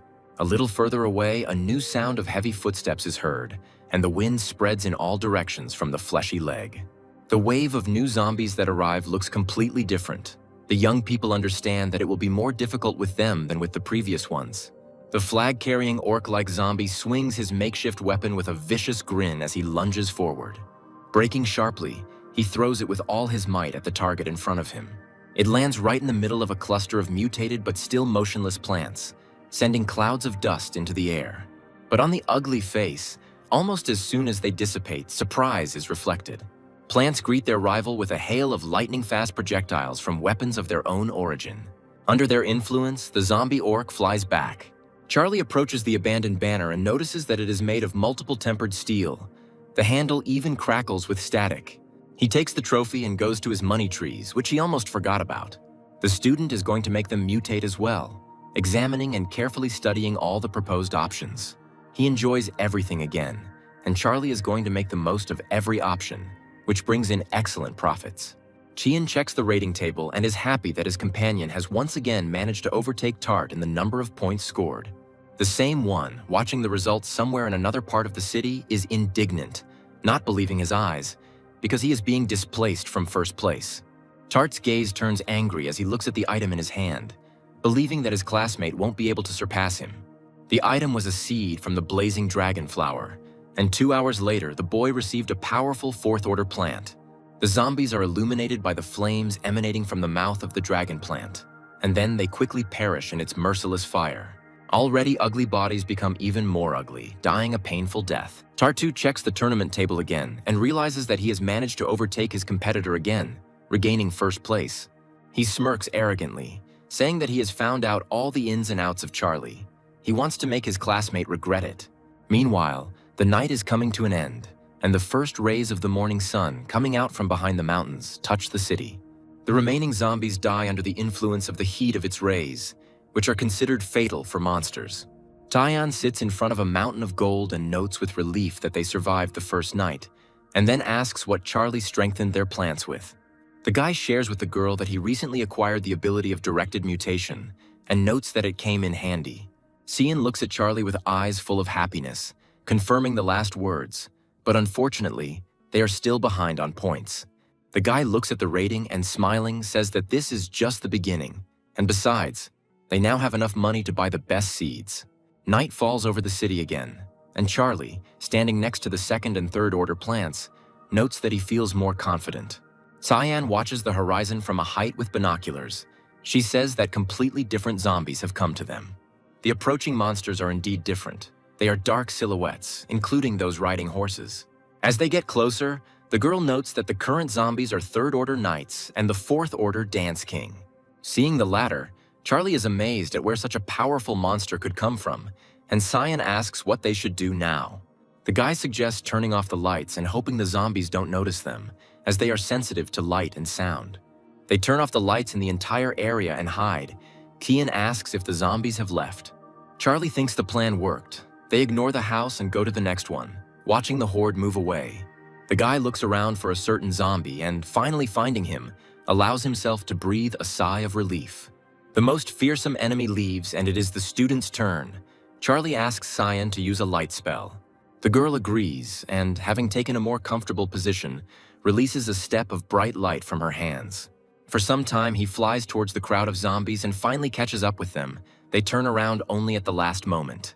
The sound of horses neighing can be heard in the area, and several zombie knights accompanied by foot soldiers are racing towards Cyan at full speed. Not allowing them to get any closer, the plants attack the monsters with their share of volleys of balls. The zombies put their hands forward, trying to protect themselves from shots or at least minimize damage. A horseman gallops towards Kian, brandishing a formidable weapon, and now the girl covers herself with her hands. But she is saved by one of the new plants, of a higher order than before, hitting the enemy with a boxing glove. Charlie looks at the tournament table and is surprised. Another opponent appears on it, starting to press him from below. While he is perplexed, laughter and a question from that same Chaz Swift who is supporting him from below are heard from behind. The guy turns around towards the voice. There is a red-haired woman standing next to the student, whom he hugs, and she smiles sweetly at him. Meanwhile, the zombies find a new way to break through by imagining themselves as pole vaulters. Chaz gives the order to his plants, called Oak Snipers, to attack, and they readily obey. The plants are quite effective at attacking zombies, and their owner laughs madly. Smiling widely, Chaz wishes for the monsters to head straight for him, ultimately rewarding him with the much-coveted first place. Charlie expresses annoyance. He didn't think that any of the students would think of sitting on the neck of a local woman. Xian thinks that he is jealous. The guy reminds the girl that if he loses, Tart will continue to pester her, and she sticks her tongue out at her classmate. The zombie dancer enters the game, raising his hand to perform the Great Summoning, the twisting movements creating a small tornado. Second-tier zombie dancers appear out of nowhere next to the summoner, who stands proudly behind. They slowly walk towards the house that stands closest, the wind driving bright sparks through the air. Charlie notices that the king of dance still managed to break through the defense of their gigolo student. The zombie takes another step forward and belatedly realizes that he made a mistake. One of the enemy creatures appears under his foot, which immediately reacts to the intruder. The dancing king is thrown back with one sure springy movement and flies far away, doing several somersaults in the air. Charlie's eyes are about to pop out of their sockets when he realizes that such a powerful zombie has ended up on his own property. The guy can't recover from the shock, because he couldn't even imagine that this zombie could be so easily deceived. He orders his pea shooters to focus all their power on the king of dances, who open their mouths in anticipation. The shelling doesn't take long to arrive, and soon the aforementioned is shaking, trying to withstand a hail of pea-sized bullets. But suddenly he assumes a confident pose and begins to giggle, baring his bare teeth. Cyan notices that the plants are not coping and suggests taking shelter in the house. But Charlie understands that if they are not stopped here, nothing will help. He transforms into the Black Dragon, promising that he can handle it himself. With firm confidence, the guy flies straight towards the king of dance. First, he hits him in the jaw with his fist. Smoke billows from the skeleton due to the force of the blow, but the superior smile never leaves the skinless face. Charlie doesn't understand why the zombie didn't even move, knowing that he'll have to fight for real. He is going to pay tribute to his idol and kill him with his favorite technique, crossing his arms over his chest in a specific gesture. After properly preparing for the attack, Charlie delivers a machine gun punch, striking the enemy at lightning speed all over the body. The intensity and force of the king's skull will separate from his spine with a corresponding crunch. Charlie still stands in front of him with a serious face, watching as the enemy's body falls, the kill awarding impressive rewards. But the guy doesn't like that he was only awarded 500 points for the Dance King, since he was a level 4 zombie. Someone is watching this brilliant battle through binoculars, saying that Charlie is simply something. The observer is Loriana. She is sorry that she cannot see the rating, and Martin, standing next to her, is enthusiastically waiting for his turn to watch. He says that the guy is no slouch, since he decided to team up with Xian. The question arises whether Charlie will be able to find the thing they need. It all depends on how the younger one perceives the city. If he considers this place to be a battle between zombies and townspeople and plants, it won't work. The girl, smiling, says that she is now interested in what place in the ranking this guy will take, and even had a crazy thought. Lena, who overheard the conversation, appears right behind Loriana, asking again if he is a merciless monster in the girl's eyes. The woman takes a step back and asks the students to admit who they decided to bet on. Smiling puzzledly, Martin and Loriana give an honest answer in unison. The woman smiles softly, satisfied with the answer, and asks the freshmen to follow her, allowing them to watch. She is focused on setting up a screen window through which the students will be able to observe what is happening. Stepping aside a little, Lena says that there is definitely something to see here. Charging forward, Charlie in his Black Dragon form knocks over the zombie knight, grabbing him by the head, his eyes angry. The next moment, he gives the command to the pea shooters, telling them to concentrate on a specific target. The guy himself takes off so that he won't be accidentally hit by the plant attacks, and the monster is thrown back. Martin notices that the younger archers have the power of second-tier plants, and Loriana understands why he lost to him. But the girl does not understand why the zombies attacking him have such a high level. According to her calculations, it should be lower. Meanwhile, the Spring of the Hour and his women throw another zombie back. Now everything becomes clear. They are simply throwing it at him. Although the guy's strength itself deserves credit, not everyone is capable of developing plants like that. Lena watches the battle from a closer distance and notices that no one supports Chaz. Martin does not believe. Loriana's cheeks turn red with anger when she realizes that the students simply took advantage of the townswoman. The first years are curious about the leader of the trio, Tart, and Lena shows him, whose dragon plant is frying another opponent. The guy laughs heartily, happy that he thinks Charlie won't even be able to try to beat him. The plant seems familiar to Loriana. She thinks that their rival decided to support Tart. Martin is angry. He already overtook him once. Lena confirms that the students have made an agreement. In exchange for financial assistance, Tart owes the elder a large part of his savings. The freshmen condemn their opponent for such a vile condition for the exchange, and he suddenly appears right next to them, asking who they are insulting. Martin turns to look at the new arrival. Shannon, noticing that the assembled group is watching the preparatory course students, suggests making a bet. Martin frowns in displeasure, saying that he is already aware of the dishonest deal made between him and Tart. Shannon insults not only him, but his friends as well, saying that people like them are ashamed to be called students of the Imperial Academy. Martin jumps up, wanting to teach his classmate a lesson, but Loriana holds him back, saying that he is deliberately provoking him in front of the teacher. At the same time, the girl parries Shannon's cruel words, saying that they united to help the youngest of poor families. Emotionally, she accepts the challenge, and Shannon grins predatorily, placing 10 divinity points on the line. The girl accepts the challenge with all determination. Shannon says that their teacher will be their witness, so there will be no way to back out of the bet. Martin doubts his friend's victory. Tart looks strong, but the girl is determined. She believes in her younger brother. Lena intervenes in the argument, saying that Charlie can only win if he gets to the bottom of the zombie city's truth.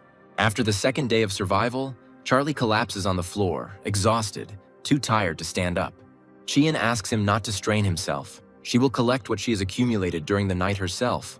The girl is grateful to herself that the guy's abilities are with him.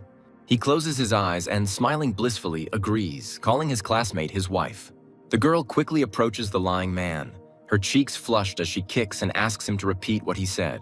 Stoically enduring the blows, Charlie notes that he did not come up with the rules of this world, and in order to survive, he must adhere to them. The girl turns away abruptly and, pretending to be displeased, leaves, saying that she doesn't care and calling Charlie a scoundrel. The guy's attention is drawn to a voice coming from behind, surprised that the couple has enough time for this pathetic flirting. Chaz asks with a disdainful grin how long it has been since Charlie looked at the ranking table, since he is still in third place. Instead of the guy, Xian does it and groans, putting his hand to his mouth. The gap between Charlie and Tart has increased to 200,000. Charlie responds to his peculiar neighbor with a joke. He still has aces up his sleeve, but will Chaz be able to work off the guardianship of a city girl? The overconfident student becomes enraged, pairing the words about aces and threatening to set his springs to bombard the neighbor's yard with zombies. Standing next to a mountain of gold, Charlie replies that it will definitely do him good, but something else catches his attention almost immediately. Among all this multitude, he sees two eye-catching seeds, presumably of the fourth order. One of them is the charming mushroom, and the other is called the corn cannon. Charlie is impressed after reading the descriptions. Kian, noticing his companion's enthusiasm, suggests that he go to the store to sell what he has accumulated and buy high-order seeds. Charlie agrees, almost calling her wifey, but corrects himself in time. The girl pretends not to understand, but is embarrassed. Sometime later, the students leave the store. Charlie was hoping to get a good amount for the skill he dropped, but no one even bought it. Sion, holding a red bag in his hand, tries to calm him down, suggesting other options and playing on the positive sides. Charlie jokingly says that the last word should remain with the owner of his family mansion, but she, blushing, offers her last name. The guy refuses and jokes again, which causes even more embarrassment to the girl, and begins to run away from her feigned anger. The guys come to the mayor's house and he asks a question related to the current topic. Charlie bargains over the man's weapon. The head of the city thinks about whether the embossed banner is actually rare, and the man allows him to choose something. The head of the house takes the young man to the room where all his weapons are kept. The guy looks around carefully. When Charlie sees one of the swords, he feels as if it is calling him, and the boy's eyes light up with delight. Unable to resist, he takes the weapon in his hands and something incredible happens. The blade begins to resonate with dragon blood. Charlie turns to the mayor with a satisfied smile and, holding the sword in his hand, says that this is the weapon he wants. The man smiles back. The latter says that the student has a keen eye, but the banner alone will not be enough for this weapon. Something else will have to be given. The boy hands the man a copy of the tap dance skill and some third-tier plant seeds, since that's all he has left. The man agrees to accept the seeds, but he doesn't need the skill. He suggests offering it to his neighbor as a former dance queen. Charlie takes the sword and invites Sion to visit the golden woman of their academic friend, Chaz. Walking past Tart's house and seeing his yard, Charlie realizes that the student has remained just as pompous. These words are quickly confirmed. The guy approaches his classmates and begins to push his line. Charlie addresses Kian as his wife, asking if Tart is her friend, and she, a little embarrassed, answers in the negative. Tart becomes furious, angry at this treatment, and believing that his classmate has no right to call Cyan that.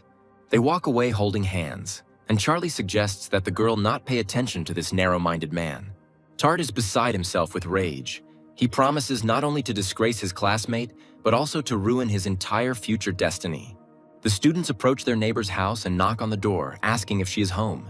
The door is opened not only by the woman, but also by Chaz, who sarcastically notes that their neighbor, Charlie, has come to visit them. The woman also smiles not very kindly. She says that Chaz has already told everything. There is no need to count on compensation. She is not obliged to pay for the weakness of her neighbors. Chaz, with an unpleasant smile, tells his classmate that he shouldn't bother them. Charlie ignores his classmate's unpleasant words and begins to tell the woman about his receipt of the tap dance. She also thinks that the guy is sucking up to her and smiling. She says that this way he won't be able to change her attitude towards him. Charlie decides to go for broke, showing the woman a book that is a copy of the skill with a pleasant smile. Chaz comes forward, clearly irritated, and asks if his classmate is being cheeky if he decided to buy them some book. But the neighbor has a different opinion. She is ready to literally give everything she has for the lost book of the King of Dance. Chaz begins to worry, believing that if Charlie asks to be kicked out instead of payment, the woman will be ready to make this sacrifice. Chaz is about to use hypocrisy, emphasizing that they are classmates, and begins to speak with a sweet smile. But he doesn't even hear him. He gives the book to the woman just like that, saying that they are neighbors and should help each other. She beams as she thanks Charlie and apologizes for her rudeness. She allows herself to be addressed informally and hopes to get along. The neighbors leave, waving goodbye, and neighbor Hannah waves back, clutching her lucky purchase to herself. The system awards points for befriending the neighbor, and Charlie comes up with an idea about the true meaning of the zombie town. Chian asks what her companion just did, since she was awarded a lot of points and the opportunity to trade with her neighbor opened up. The guy smiles slyly, noting that because of the marriage, the girl now also gets some points, which means that it was not in vain that they got married. He jokes again, saying that he does everything for his wife, and she, just as before, is embarrassed, calling him shameless. The guy is going to see what his neighbor's store can offer him and opens the corresponding window. Among the goods is the fruit of wisdom he needs, which his elders asked him to find. But Charlie is in no hurry to buy it. It is expensive. Night comes and he is already standing next to his fourth-tier plants. Improved by directed mutation, the night will be hot. A little later, zombies appear, opening their predatory mouths, heading straight for the townspeople's houses. Charlie gives the command for the first glowing sphere attack while standing behind a neat row of corn-like plants. The charge hits the monsters, throwing them into the air with its explosion and scattering them in different directions. Watching the battle, Charlie couldn't help but wonder where all the high-level zombies had gone. Only the low-ranking ones were visible. Some movement in the background catches his attention and the guy switches focus. The neighbor across the street stands next to one of her plants and kindly waves her hand at her neighbor. There is no hour next to her. Smiling, she shouts to the guy with neighborly hospitality that she has removed all the springs, so that they will no longer cause inconvenience. Charlie even gets depressed. The fun is canceled, and now he needs to find a new thing to do. He decides to take a little walk. He decides to do this by transforming into a black dragon, moments later soaring into the air on black wings. He slowly hovers over the zombie city, checking the situation on other streets and in other people's areas. The monsters walking the streets are not angry zombies to him now, but valuable points. The dragon boy rushes down with his new sword in hand, looking to make some extra money. He mercilessly strikes down monsters, making powerful and sweeping movements with his blade. The final blow causes the zombie to drop the desired coins. A little later, the monsters change their targets, switching to Charlie, and he realizes that after the strong zombies, these are useless to him. A few hours later, the guy climbs to the top of one of the tallest buildings. He looks at the ranking table and notes that the gap has narrowed, but it is too early to relax. The third day of survival brings Charlie 3,000 points. He approaches his house, on the threshold of which someone in blue stands. Coming even closer, the student asks who this man is, and he turns around at the voice. Placing his hand on his chest, the armored guy smiles and introduces himself as Rick, the captain of the local guard, and invites Charlie in. The student asks to tell him more about this, and the captain explains, saying that they often encounter 5th-rank zombies. The face of the interlocutor lights up. Zombies from the 5th level are just what he needs. He asks to be accepted into the guard. The captain smiles back and places his hand on his interlocutor's shoulder, saying that this is why he came here, hoping that it will now be easier to defend the city. For this, the system awards even more points than for friendship with Hannah and opens a store with Rick, as well as with the guards. Thus, Charlie bypasses everyone and ends up in 1st place in the ranking. The guards say goodbye to each other until the evening, smiling and waving. As soon as Kian sees Charlie, he rushes towards him with open arms, asking how he managed to achieve 1st place. The guy smiles, getting ready to tell the girl an interesting story, but it ends before it really began. There is a loud knock behind them.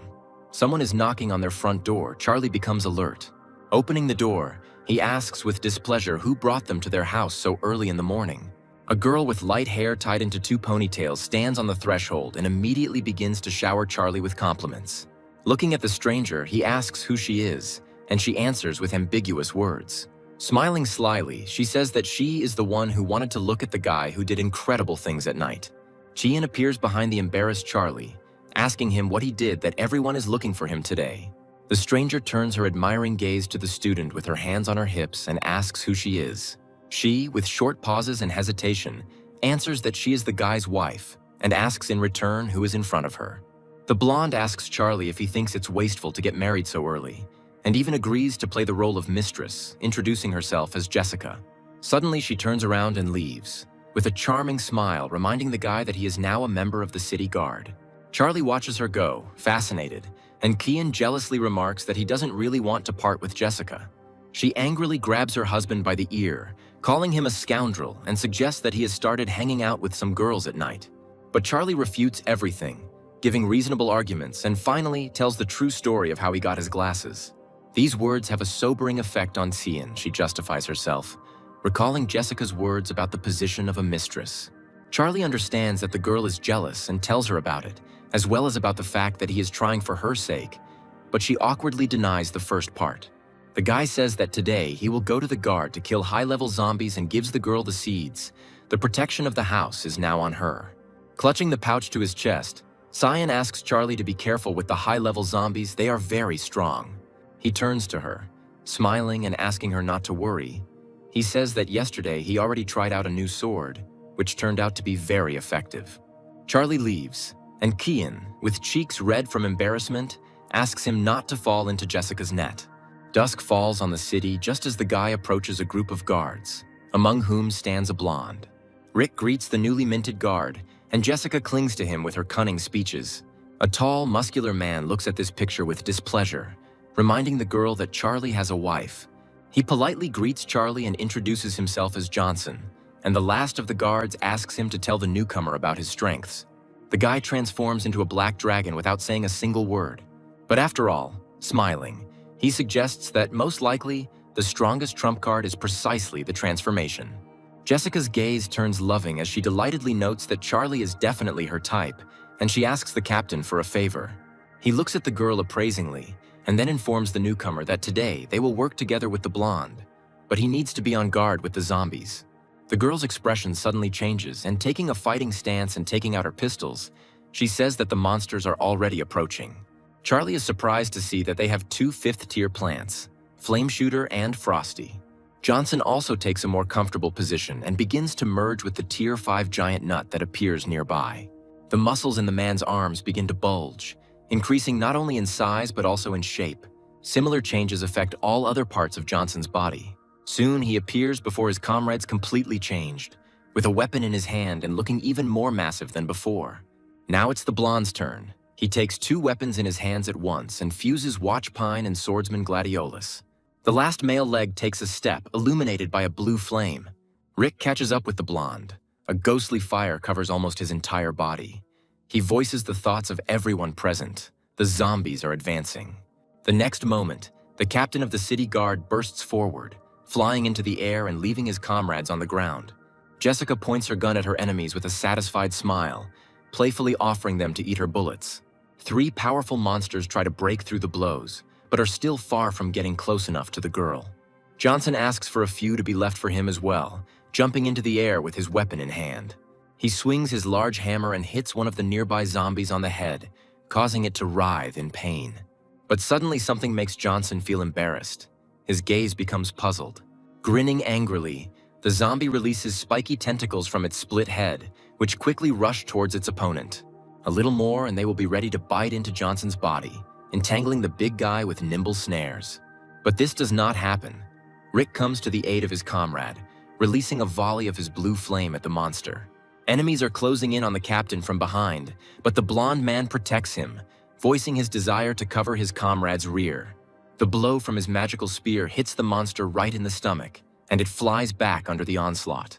Charlie watches the battle from the sidelines, recognizing the strength of both the high-level zombies and his comrades, and prepares to join in himself. The guy rushes forward, attacking the nearest zombie. He is going to live up to his status as the divine being of murder. Charlie delivers a devastating blow to the tough-looking monster and smiles contentedly. It turned out to be easier than he thought. A warning to be careful reaches the back of his ears, and the boy quickly turns around, wanting not to miss a single detail. Almost immediately, Jessica rushes at him, rapidly approaching, her face focused. In the end, she still knocks Charlie to the ground, turning half-turn and hitting the enemy with her pistol. Leaning her palm on the guy's body, Jessica does not allow him to get up, continuing to exterminate zombies in this ambiguous pose. The blow hits the healthy monster in the shoulder. A column of flame sets its flesh on fire, causing its face to twist into an even more vile grimace. Jessica finally gets up with Charlie and explains that a level 5 zombie is many times more resilient than a level 4, and the guy seriously injured him but didn't kill him, exposing himself. Smiling, the Dragon Man thanks the girl, who replies that there is no place for heroism here, telling him to focus on support. Breaking forward, the girl shoots 2 zombies at once from different sides. They grin terribly, wanting to sink their teeth into living flesh. Charlie now strikes with more focus, earning merit points and knocking out the 4th-tier seed, Incinerating Sunflower. 3 hours later, the guy realizes that he is terribly exhausted. Sweat is even running down his face, and his gaze seems exhausted. He is already in his usual form. His comrades continue to beat off another wave, and Charlie, looking at them, wonders where they get so much energy from. Jessica laughs, calling him handsome and saying they're just getting started, asking if he's already exhausted. The guy thinks about her words. Even though his body is now mortal, the powers of the deity are with him. So why then did he run out of breath so quickly? Suddenly, a familiar voice reaches Charlie's mind, and by the way it addresses itself as if it were a carrier, the boy understands to whom it belongs. The source says he woke up because someone made an unflattering comment about his owner's physical abilities. He can't stand such an insult to his host and is going to make Jessica take her words back. The source says it's time to open Charlie's gene lock and suggests he get comfortable. The guy is a little confused. He literally feels the chains binding his body and how, a moment later, the lock holding them opens with a click. Charlie spreads his arms out to the sides. A strange feeling overcomes him, as if he is glowing from the inside and is bursting with strength and energy. The source says he unlocked the guy's gene lock, so he can now gain short-term mutations, but it requires someone else's genes. Charlie remembers that he just recently acquired a special seed and suggests that it is similar to the fusion of plant comrades. He understands that he too would not refuse such powers and, without thinking, sends the received seed into his mouth. At that very moment, the guy begins to feel an even more powerful flow of energy within himself. He rises into the air even without using the Black Dragon transformation wings, emitting rays of light around himself. Since zombies react to light, they freeze and look directly at Charlie, since he is currently the powerful source of it. And it's not a normal weak one, but has qualities similar to the sun, as zombies start to die from burns. The comrades also note the power of Charlie's light, Jessica jokes, and her neighbor joins in. They are forced to cover themselves with their hands to protect their eyes. But the captain is serious. He orders his subordinates not to get distracted, together with Johnson entering into battle with the next wave of zombies. Rick, with a powerful and blinding flash of light, rushes between the monsters, delivering deadly blows. One of the massive monsters tries to either touch Charlie's sphere of light or at least shield itself from it, raising its huge hand from above. And the guy stands stoically in the circle of his light, clearly confident in his own strength and victory. The captain of the guard orders his comrades to deny Charlie support in order to push back the zombies. The huge monster turns around and, anticipating Johnson's attack, strikes him. Fortunately, he manages to block it more or less. Rick thinks things are bad. The level 6 zombie turned out to be tougher than they expected. He asks Charlie to retreat, promising to help. The zombie reaches out his hand towards the light source, and the guy who is its center doesn't even think about giving in. With his eyes glowing even brighter, he resolutely declares that he can handle it. There is no need to worry. The guy gets even closer to the monster and burns it with his heat. The zombie growls and frowns with displeasure. Under the influence of such a powerful light source, the dead man's skin begins to scorch.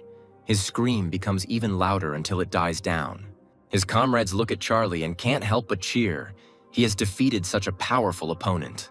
The next moment, the guy throws several hands into the air, and the system notifies him that he has become friends with all the guards. Now he can trade with them and gets points. The source asks the owner about the feeling after removing the shackles. He expresses joy. The entity is also happy, but also wants to tell its host some bad news.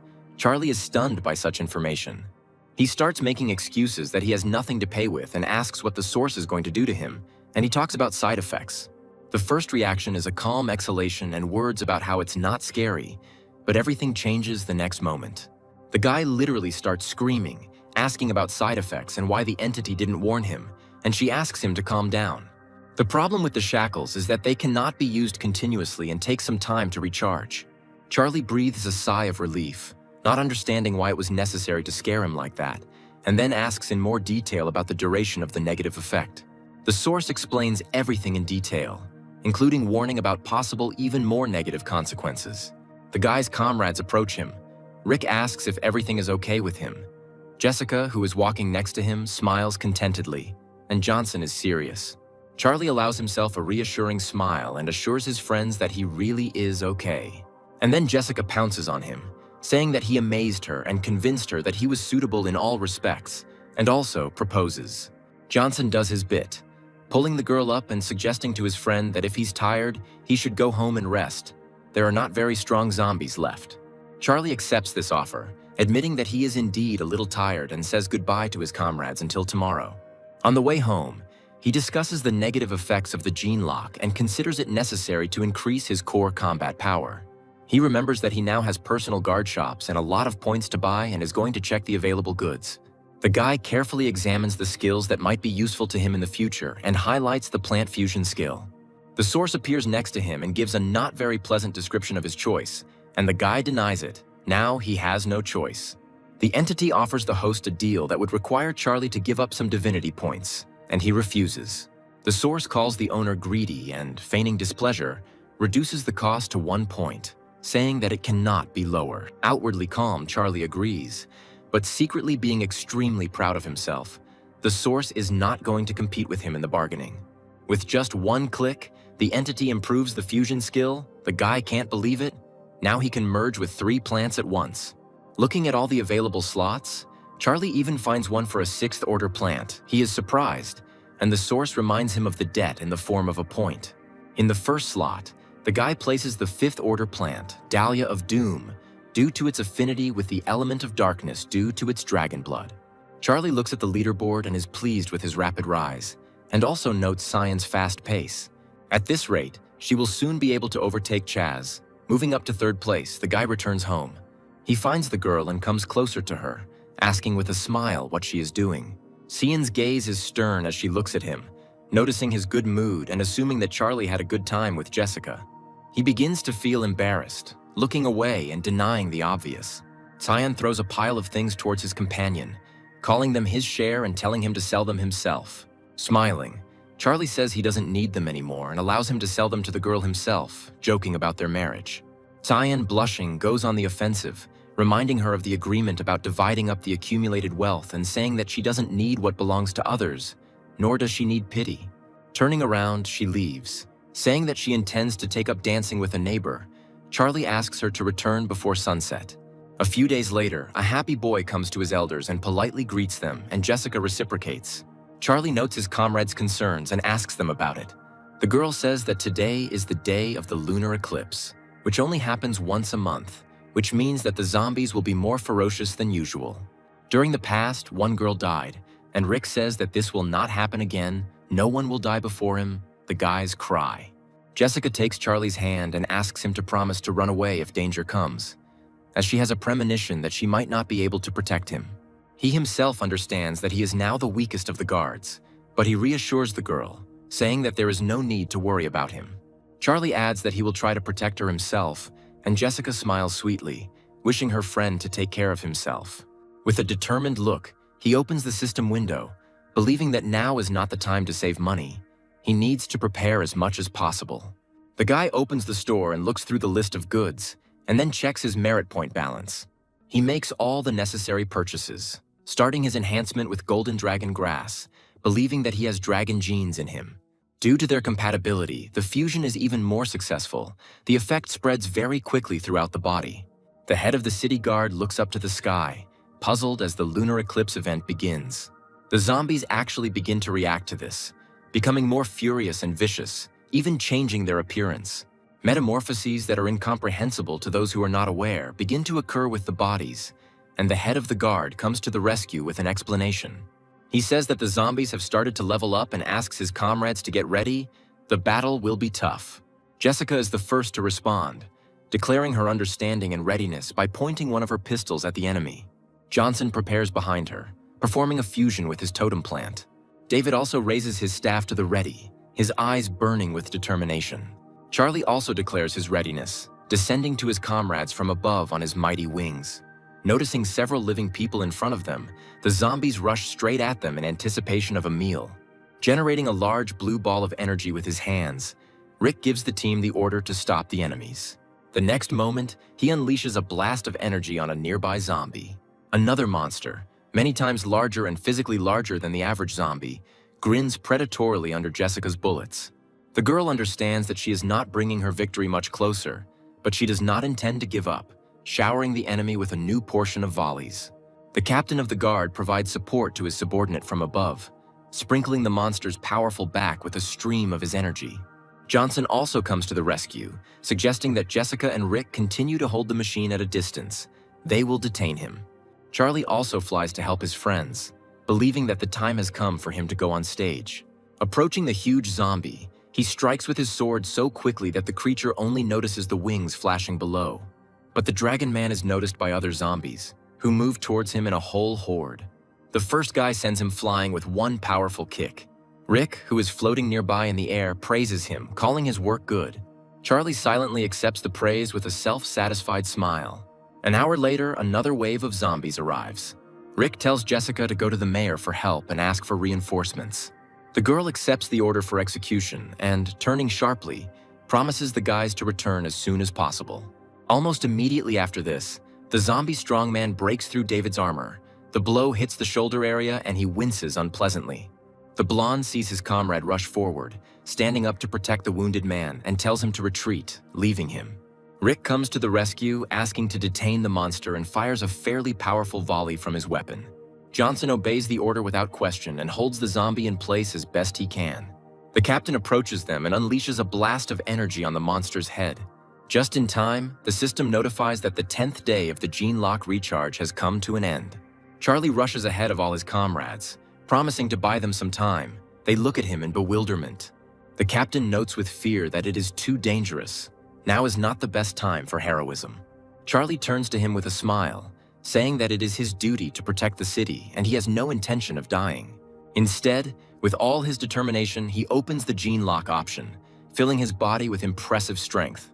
The body responds to the flow of magical energy as usual, but this time, instead of light, something green comes out of the guy's back. Watching their comrades' merciless strength defeat the zombies, Rick and Jones note its incredible power. Sometime later, Charlie hangs in the air, exhausted, with mountains of corpses lying in front of him.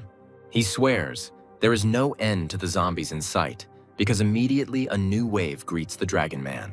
A familiar voice is heard nearby, and a woman's foot in a red shoe pushes off the ground with force.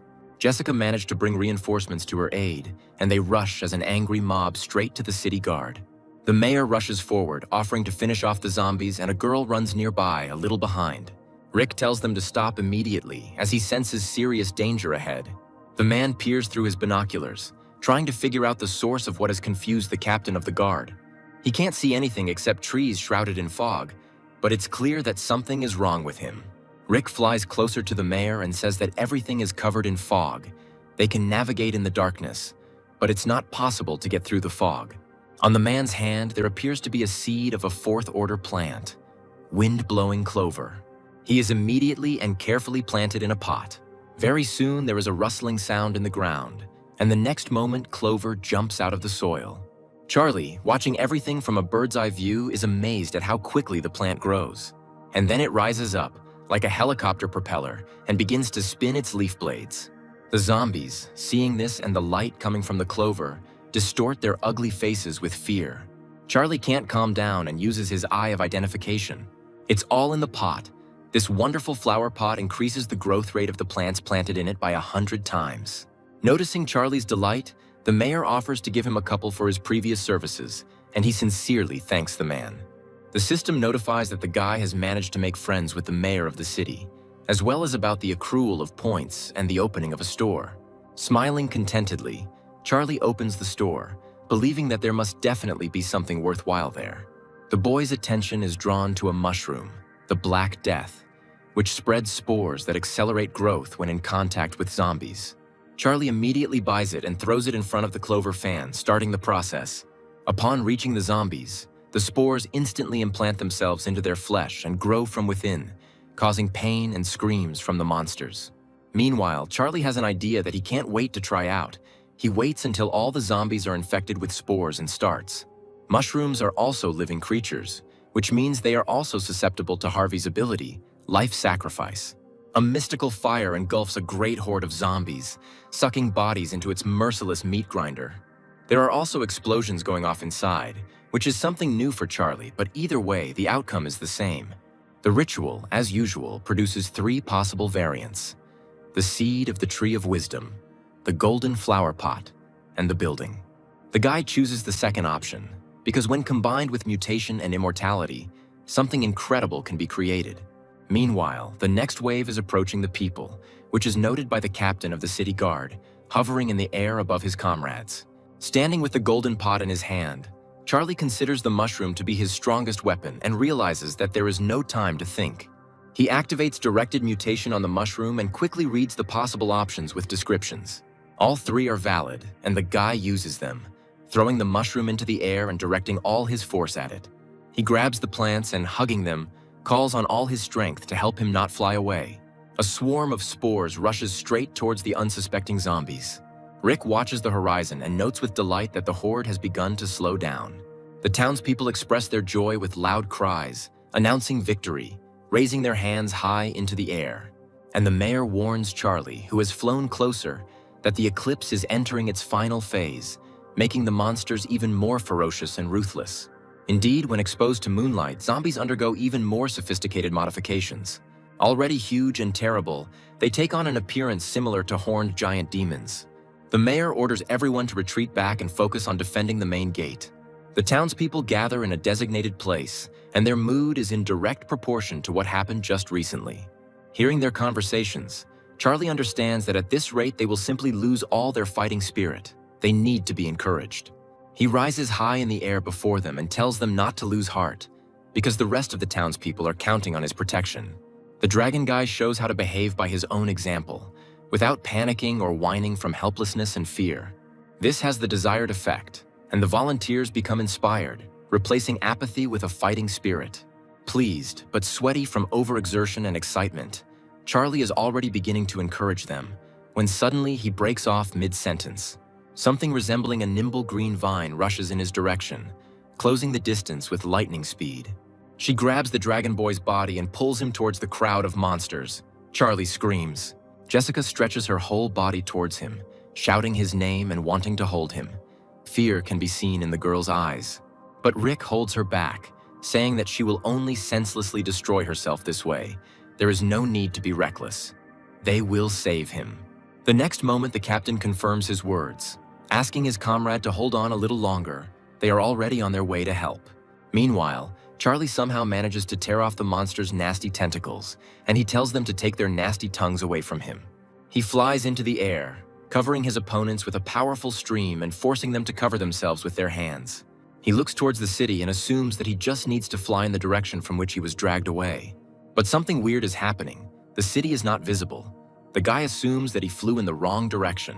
The source comes to the rescue. He says that the carrier has been caught. The guy is puzzled and asks about the solution. The entity has it, but it costs a point of divinity. Charlie says that it is gone, only life remains, which can be taken. The source, having taken pity, gives the owner a free hint. It is impossible to get out of this fog by waiting. Time has stopped here. Charlie becomes wary. He doesn't like this situation. He decides to fly up if it's useless to fly to the sides. An epiphany comes to him and he understands one thing. In his opinion, this fog simply must have boundaries, and Charlie rushes upward. After a few minutes, he notices the dome and becomes puzzled. The boy begins to growl furiously as he draws his sword, not liking the fact that he is locked up like an insect in a jar. Charlie continually hits the dome with his sword with all his might, but it gives way poorly. It is very strong. But the guy is even interested in seeing how long he can hold out, and he stubbornly continues to strike the surface. Finally, a hole appears, after which the dome begins to crumble, forming a passage large enough to squeeze through. But Charlie's face becomes no less puzzled than before. In front of him are simply gigantic trees with strange bark entwined with vines. Somewhere nearby, a voice is heard. It greets the stranger, wishing him well. A guess comes to mind, and it is connected with the tree. The voice belonged to him, but Charlie does not understand how the plant guessed about the guy's non-involvement in this world. But the tree continues. It says it doesn't mean any harm, and Charlie asks why it dragged him here then, and it's all about the request. The tree wants Charlie to save the world, he specifies. That is, kill all the zombies. The tree's cry becomes furious, and it, on the contrary, wants Charlie to drive all the inhabitants out of the town. The guy sits down, apparently expecting a difficult conversation, and asks to explain everything in more detail. The tree says that it is the tree of wisdom, the guardian of this secret world, fulfilling its duty for 10,000 years. The world was calm and fruitful until a stranger came along and decided to appropriate all its benefits for himself. He brought his creatures with him to collect the seeds of special plants for their own enrichment, and the tree endured. But he could not do this forever, so he began to pray to the god of death for the power to deliver the invaders. And then, when the prayers were heard, the tree gained the power to turn corpses into zombies, and that is how this war began. The tree expanded its army and 30 years ago launched a large-scale attack. At first everything was fine, but then someone appeared. Somehow he managed to grow the fourth-order plants, the fire dragons, and personally stopped all the zombies. After some time, the tree thought that this man could be a foreigner because he had abilities that the locals did not have. Today it noticed Charlie. Because his abilities are also different from those of the townspeople, he clarifies the request. The tree repeats and says that it is ready to give 10 fruits of wisdom upon completion. The guy keeps count in his head. Not despairing, the tree also offers 3 corpses of the gods. Although they died long ago, the bodies are still active. Charlie is silent, carefully digesting the information and restraining himself from agreeing. The offer sounds too tempting. He urges himself to calm down, remembering that this world belongs to the Academy, and it is probably guarded by someone strong. This way, Charlie will be able to incur the wrath of the higher gods, and he does not want this. The guy apologizes and politely refuses. The tree doesn't want to back down. It says that in exchange for help, it will introduce and recommend Charlie to the god of death. The guy freezes when he hears these words. In front of him now is the chance to obtain the divine title of the 5th rank. Death, it is worth a lot. The tree impatiently asks if the guy has changed his mind under these conditions. He says that he will do everything in his power, but on the condition that he establishes a connection with his own divine sphere and summons his creatures. Tree thinks about it, but ultimately says that this is only possible if Charlie takes an oath to the god of death. If it is broken, a terrible curse of death will fall upon all its creatures, and it will affect not only those who will be in this world. This doesn't stop the guy. He understands the concerns perfectly and voices the necessary words of the oath. And at that very moment, a glowing purple mark, similar to a seal, appears on his hand. When he looks at her, the guy's eyes widen in surprise and he asks what kind of seal this is. But that question fades into the background when Charlie is overcome by a familiar sense of presence. The familiar aura of his own divine realm covers him, and he feels like he can even sense the aura of his lord.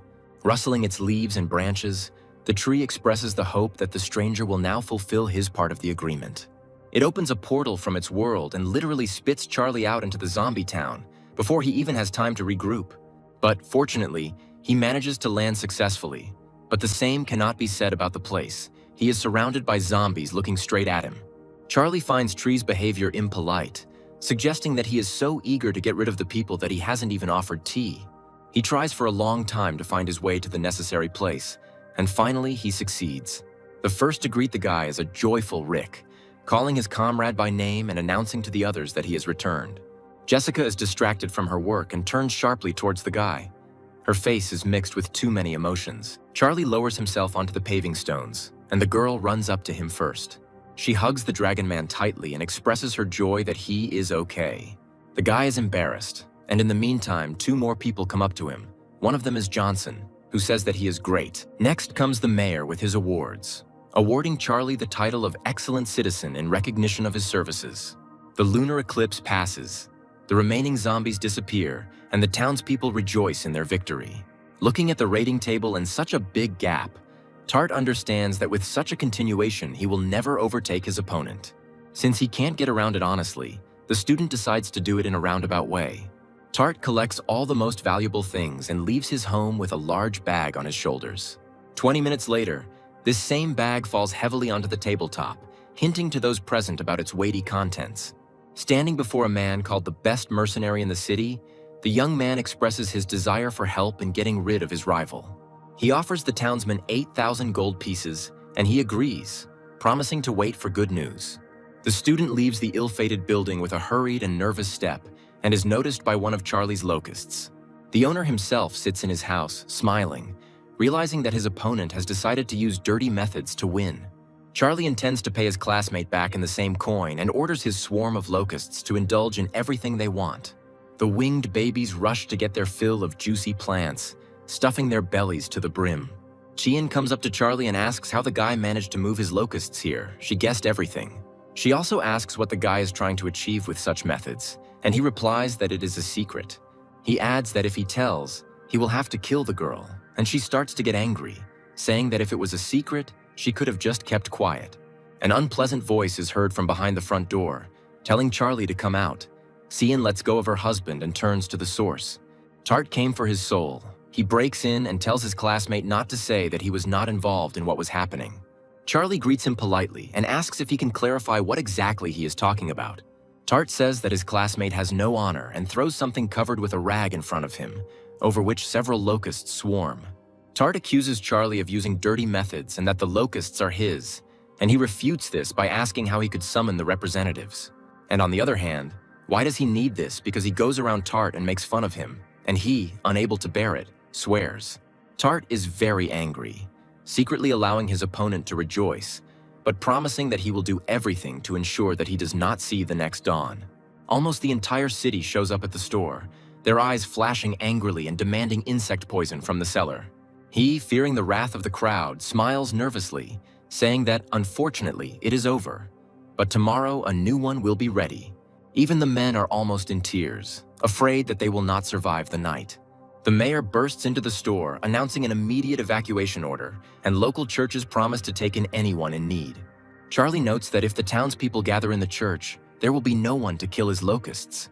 Thus, they will soon have to leave the town. He approaches the city guard and hears an offer to take a day off. Today shouldn't be too hard because of yesterday. But on the other hand, Jessica would be very happy if Charlie stayed and kept her company.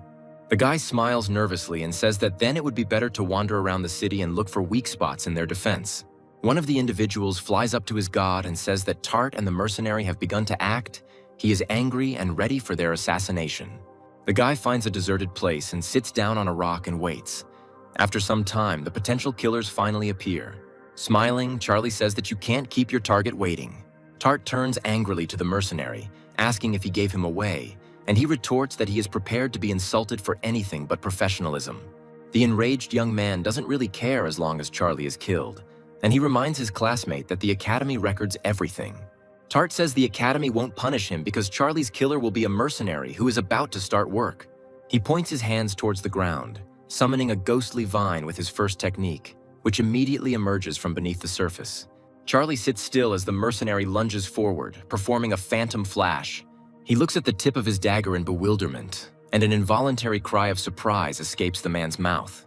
Charlie's face takes on the features of a dragon, and the guy grins, saying that for 8,000 they could have hired someone stronger.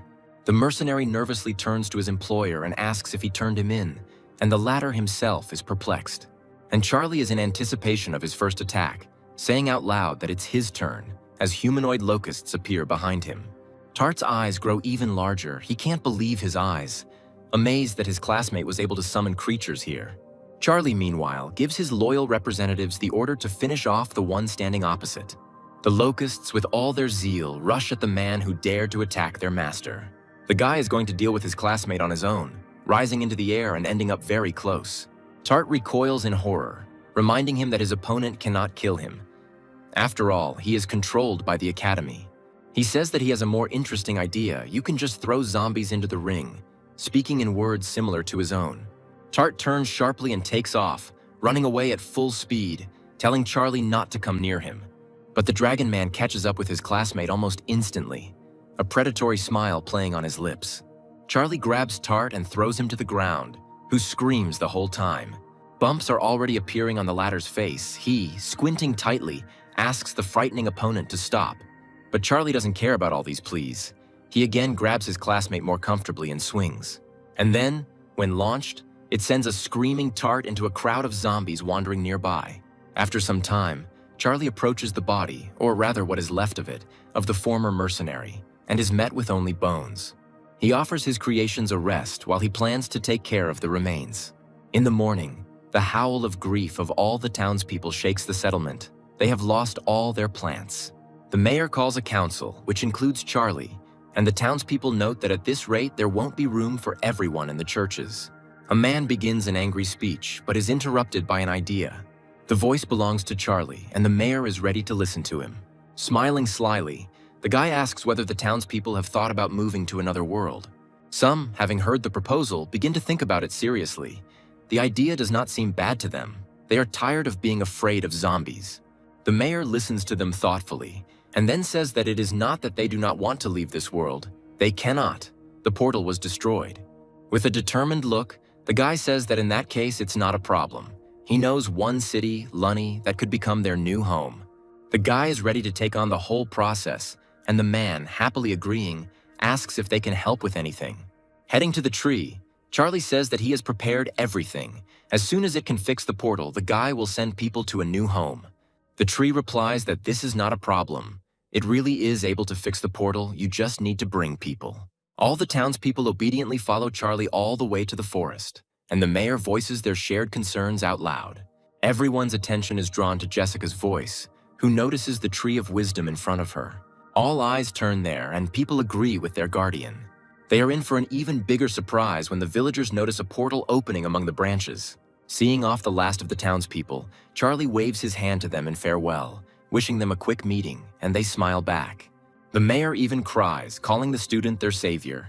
The guy's heart skips a beat when Jessica kisses his cheek, which immediately turns red. He is surprised. Covering her lips with her hand, the girl says goodbye and expresses hope that he will at least sometimes remember her. Finally, the moment comes when Charlie is left alone with the portal and with the tree of wisdom. He notes that it's finally over, considering the ordeal to have dragged on. Lena announces to her esteemed students that the exploration of the secret world, Zombie City, is now closed. All the students immediately appear right in front of their teacher. She gives them a comment, firstly congratulating them on their successful return, and secondly expressing her grief for the two who have left this world. Charlie frowns, noting to himself that the Academy didn't even warn him that dying in the zombie world would mean dying here. But his attention is immediately drawn to a familiar angry silhouette, and the guy is surprised that Tart is not dead. Lena asks the students to take their places. Now she will announce the results. Charlie is in first place, and Kian is in second. Tart jumps up from his seat and says that he wants to report his classmate for cheating. Charlie turns to him and asks if he has any proof of this. His classmates look at him like jackals at carrion. The henchmen immediately snitch, saying that they also saw locusts, which everyone knows are from whose world. Lena asks why they assumed that summoning them was forbidden, since the lesson's objectives were survival and adaptation. Tart is merciless, accusing the teacher of deliberately protecting Charlie and demanding an audience with the headmaster of the academy. Lena says that no one forbids students to do this. He can talk, but she also has privileges, for example, in punishing students.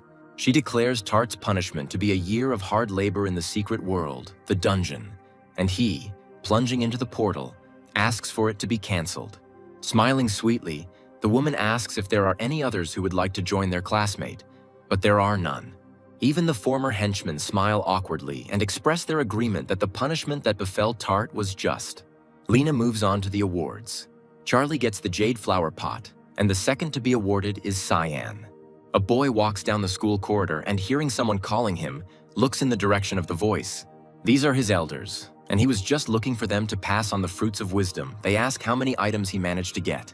The student justifies himself by saying that he had to spend money in the last battle, so he was only able to get 9 fruits. In fact, there are more of them, but Charlie decides to keep a few for himself. The older ones are surprised by the result and praise the younger one. The freshman received divinity points for the guy's win, and he is impressed when he hears the amount. And from the side you can hear Shannon's angry voice. He approaches, filled with rage, and now he knows because of whom he lost a whole fortune. Martin stands up for the younger one. He decisively covers him with his body and asks his classmate what he is doing here. Charlie looks at this picture in surprise, asking what is happening, and Loriana, standing behind, says that Shannon cannot admit defeat. The elders introduce the stranger to the boy and share the details of their dispute, saying that he is the one who will allow them to earn some extra money. Charlie is amazed. He asks Shannon who he bet on, and Thornton answers for him with a malicious grin. The debater is embarrassed. Junior realizes that his opponent in this battle was Tart, and his smile also becomes predatory. He expresses regret to his patron. Shannon is about to teach Charlie a lesson when 3 of his elders immediately stand up for him, not allowing him to lay a finger on him. Red runs away in disgrace, threatening at the end that the next big lesson of the prep students will be held with the first-year students. Martin apologizes to the younger one, saying that now because of them Shannon is angry with him, and it might not be possible to help next time. But the boy is not upset, smiling a bright smile and reassuring the elder. A lot has happened in his life in recent months. The elders accept these words, but still offer help in any matter. They are always ready to help in any way they can. Somewhere else, the ruler is informed that a demigod has arrived for an audience with him. The ruler condescendingly allows him to be invited. The demigod is asked what he wanted to talk about, and he greets the ruler, bowing his head, and introduces himself as Harry Bon. The reason for his visit is information about a special find, and the ruler says that if they prove useful, the demigod will be rewarded. Harry says that he found a locust corpse in the place where the king's men performed the ritual, and shows what he found, and also tells about Charlie. The ruler asks what the demigod knows about him, and he begins to share information, starting with the place of training. Harry continues his story, saying that Charlie grew up without parents and is still a divine being. The ruler becomes enraged, wondering how a divine being could kill 6 demigods and take the source. Harry falls on his face, begging the king not to be angry, and says that at first he himself could not believe it, but he checked the facts and questioned the witnesses. The demigod shares them, relaying the words of the divine ore merchant, and that he checked the records from the inn through which the transition occurred. The ruler is angry and asks if Harry understands what awaits him if his words turn out to be a lie. The answer is positive, and he orders the demigod to take the reward and get out of here. The man thanks his king. The latter calls a trusted person and orders him to check Charlie and make sure that he does not have the royal treasure. The man's gaze is sharp, but if he does have it, it is necessary to turn the impudent thief into ashes. Somewhere completely different, a preparatory class student sneezes violently while standing by the window and assumes he has a cold. And also that you need to prepare for the next big lesson properly. Most likely, Shannon will be difficult to compete with. He looks at his reward from the zombie challenge with a smile and says, "It's good." Charlie believes that if plant fusion and ghost vine were combined, the result would be deadly. The corpses of the demigods are perfect catalysts for creating the Lord of Locusts, and after consuming the fruit of wisdom, it will become even stronger. The system window shows a call screen. The student receives a call from teacher Lena. He is surprised. The call is unexpected. And yet he takes the call, and the woman, without even a shadow of a smile, tells him that she has bad news for him. He asks if this is related to the zombie city, and the answer is yes. The city's coordinates have been lost. One of the academy's nobles is furious and challenges a student to a duel. Lena will be their referee in this fight. The guy breathes a sigh of relief. Believing that at least he won't be killed, Lena confirms that she doesn't let anyone harm her students. Charlie lies on his bed and looks at the ceiling, admitting that what's done can't be undone. All he can do is look forward. On the appointed day, He stands in the arena of the Imperial Academy and hears the voices of his elders from the stands. They are rooting for him. Lena approaches the student and with a smile offers to greet his rival. His name is Teacher Snowden. Charlie says hello, and the older man comes closer and puts forward his conditions, offering to put only creatures on the line for his part. The guy smiles, agreeing and saying that he will try to do everything in his power not to disappoint his opponent. Lena suggests starting and says that the duel will take place on hilly terrain, and also asks the opponents to summon creatures. The conditions are set, and the three stand in the middle of the arena, and the woman takes her place between the competitors as befits a judge. The man notifies his opponent that he is ready to begin and summons a portal behind him leading to his god sphere.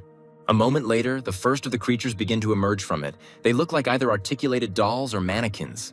The beings of the teacher continue to exist until there are as many of them in this world as were stated, namely, 1,000,000. The dolls open their eyes, revealing their eerie gazes to the observers, and Martin immediately finds their aura terrifying. The older Charlies sit on a bench and discuss the teacher's creatures. Thornton knows a lot about them, and this knowledge does not bring relief. Loriana also speaks out. She doesn't think that Snowden wouldn't use heroic-type creatures against a student. Martin suggests that the younger one surrender, because in this case, it will definitely be possible to save half of the creatures, and there will always be time to take revenge. But something unexpected happens. The fighting teacher himself tells the first-year student to shut up. Standing in front of his army of Homo sapiens, the man asks his opponent if he would like to finally summon his creatures. Charlie also opens a portal to his sphere, like his rival did earlier, and summons locusts, apologizing for keeping him waiting. A swarm of locusts circles above and in front of the orderly ranks of Homo sapiens, but some insects stand out from the rest. Snowden is surprised, asking how the student managed to develop his creatures to the super elite level and in such numbers. And a little later, the eyes behind the rectangular glasses become even more rounded. He can hardly believe what he sees. A lord-type creature appeared right in front of the teacher, smiling ominously and flashing red eyes. Snowden does not understand how the locusts could evolve into a lord-level creature, and he is also surprised by the red orcs led by the second lord. The man is shocked to the core when he sees demonic minotaurs among the enemy creatures and fears that they too have a lord. Sword also emerges from the portal with his imperial bearing, and there is no doubt that he has also evolved into a lord. Following the sword, skeletons emerge from the portal, led by the resurrectionist. The teacher becomes completely uneasy when he sees 5 lords and a being at the peak of heroic-type combat power in front of him. Martin, seeing this from his place, is now finally convinced that Charlie's win is not a simple coincidence. Lorraine looks at her youngest like a caring mother, noticing that he has a great future. All that remains is to enter the academy. All 3 elders jump up from their seats, starting to encourage their friend at the top of their voices. Charlie, meanwhile, orders his demon bugs to attack. Homo sapiens, in anticipation, put their palms together, constructing some kind of spell. It is clothed in a golden shield that absorbs all damage inflicted on it. Charlie is stunned by what he sees and can't even hold back his exclamation of amazement. Meanwhile, Snowden's creatures attack their opponents with golden balls of energy. Charlie doesn't like this turn of events and orders the demon bugs to retreat and the fallen locusts to create a barrier. The latter obey the will of their god, creating a strong barrier that also absorbs all enemy attacks. But Snowden doesn't think so, saying out loud that it won't be enough to stop his creatures. He tells them to begin, and Homo sapiens simultaneously raise their arms into the air, setting the stage for the next technique. Charlie looks through his own barrier in amazement at the rapidly growing ball of energy. The teacher holds out his hand, commanding the creatures to release an incinerating wave at the enemy. Charlie is adamant that he needs to break the barrier, because if things continue like this, he will lose. He gives the divine hammer a command, sending it forward. He jumps high into the air and swings his weapon over the enemy's dome. The hammer touches the surface and a bright flash of light fills the space. The divine hammer twists with zeal, wanting to break the barrier. Finally, the efforts pay off, as cracks begin to spread across the surface of the dome from the point of impact. Charlie praises the Red Orc leader and sends the locusts to attack again. Homo sapiens stand calmly in front of the great swarm, waiting for them to approach for closer contact. The elders are delighted that Charlie finally has a chance, but Snowden doesn't think so, saying that they have only just begun the battle. Charlie thinks he has a lot of locusts, of course, but their fighting power leaves much to be desired. It is unlikely that he will be able to win with only them. He decides to try another option and sends the skeleton lord forward. The Homo sapiens attack the locusts from a distance, not allowing them to close the distance, and Charlie is surprised by their amount of skill. Things have moved forward, but the guy is still losing. He's going to strengthen the locusts with the help of the source of mutation. But he says that this time the enemy is stronger, and in order to avoid detection, they must immediately go into hibernation. Charlie doesn't like this arrangement. He tries in every possible way to force the source to manifest, but in vain. Now all we can hope for is the undead. The student turns to them and asks them to give it their all, and the skeletons are quite successful in their task. The resurrectionist uses his ability on slain enemy creatures, causing skeletons to rise from their bodies. Martin jumps up from his seat, recognizing the technique previously used on his own creatures, and is inspired. But something is wrong. An explosion shakes the space, and Charlie turns towards it, bewildered and puzzled. Snowden acknowledges the strengths of the undead, referring to the replenishment of their ranks with the corpses of the enemy, which used to be a big problem. However, he also shares a secret. Over all these years, it has been curbed, and every being above the rank of true God has a blocker. Charlie begins to reason, running through all the possible options in his head, and understands that for now he is at a clear loss. His creatures stoically resist the enemy's creatures, unwilling to surrender despite the losses. The sword furiously cuts through the robotic bodies of Homo sapiens. Defeat is clearly not for it. The demonic Minotaur also does his part, throwing enemy creatures away from him like dolls. And Charlie, seeing this picture, is seriously scared, realizing that two of his best creatures have penetrated too deep into the enemy camp. They have already begun to be surrounded, and if nothing is done, they will die sooner or later. Charlie orders his dark locust to fire, and it skillfully aims its bow at the target. The arrow hits a sphere above the battlefield, and some creatures look up in confusion as they follow its trajectory. And at the same moment, hundreds of arrows fall on the heads of Homo sapiens, who can hardly be saved even by fleeing. Charlie admires the effect of the fruits of wisdom. The dark locust's abilities have become much stronger. Meanwhile, Sword and Minotaur work together, breaking through. They mercilessly and deadly eliminate all opponents in their path, moving towards their goal. But Homo sapiens are no slouch either, and even Charlie notes their extremely fast recovery.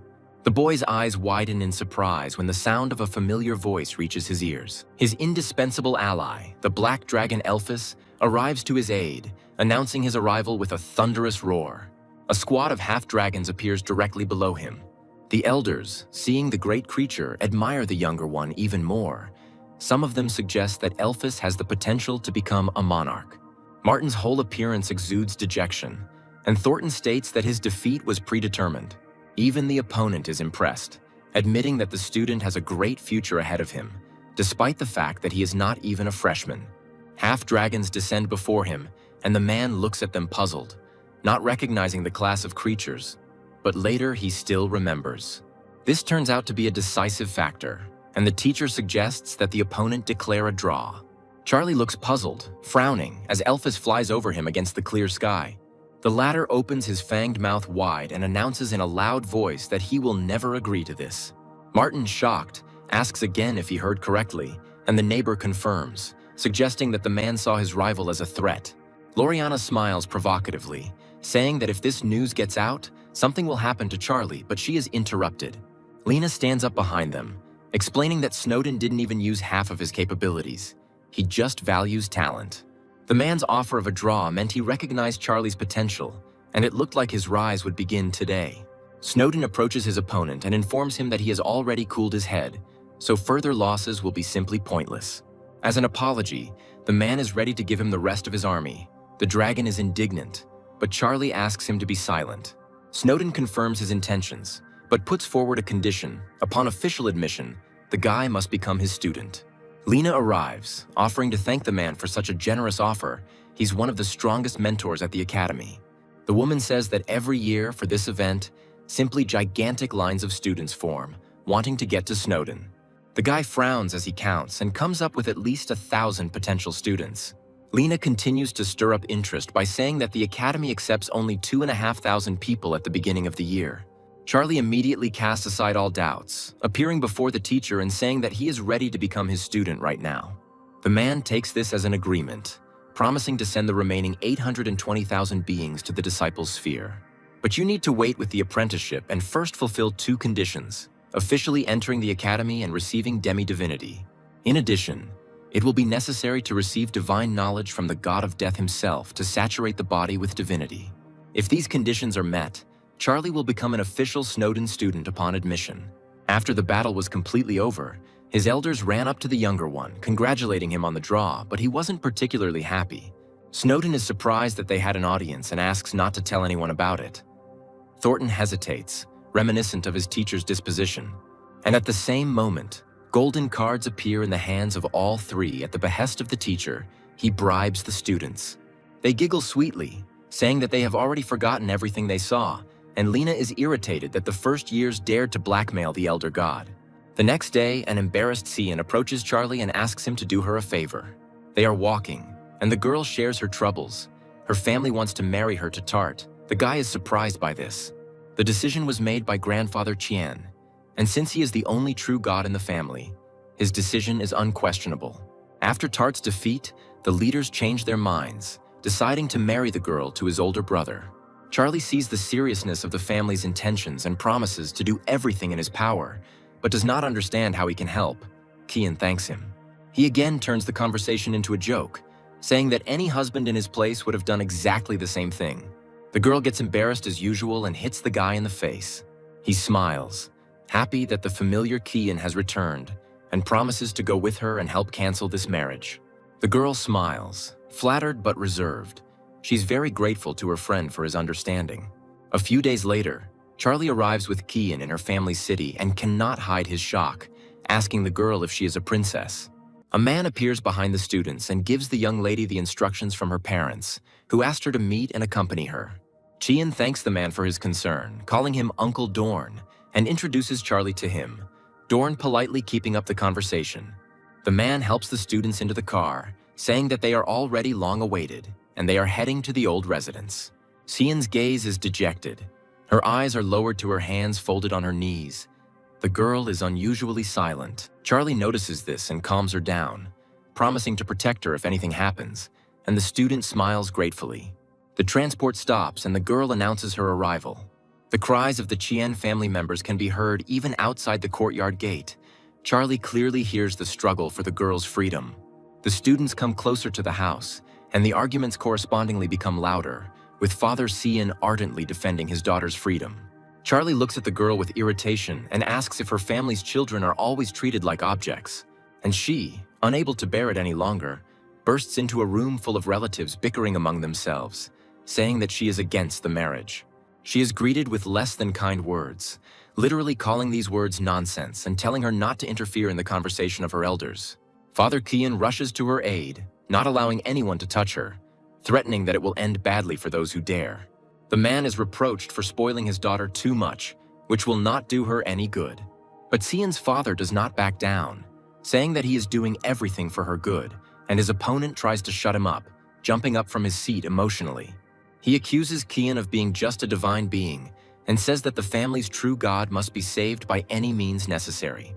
After all, everyone knows what steps the members of other families will take when the Cian family loses its only true god. Charlie asks Dorn how Qian is connected to the safety of the entire family, and he briefly explains the agreement. The guy thinks about all of the above and an idea comes to his mind. The phone rings and a man's hand picks it up from the surface, his eyes scanning the name on the screen. Davy drinks something through a straw and asks his interlocutor if he would like to borrow some divinity again. But this time the request is different. It concerns the release of the true god from captivity. The interlocutor understands everything.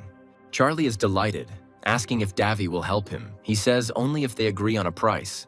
The guy thinks about what can be done here and concludes that it would be better if he takes the blow himself.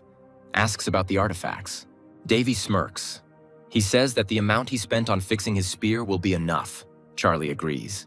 They try to appeal to Qian's voice of reason again, saying that she cannot give in to her egoism, but her father continues to defend his daughter.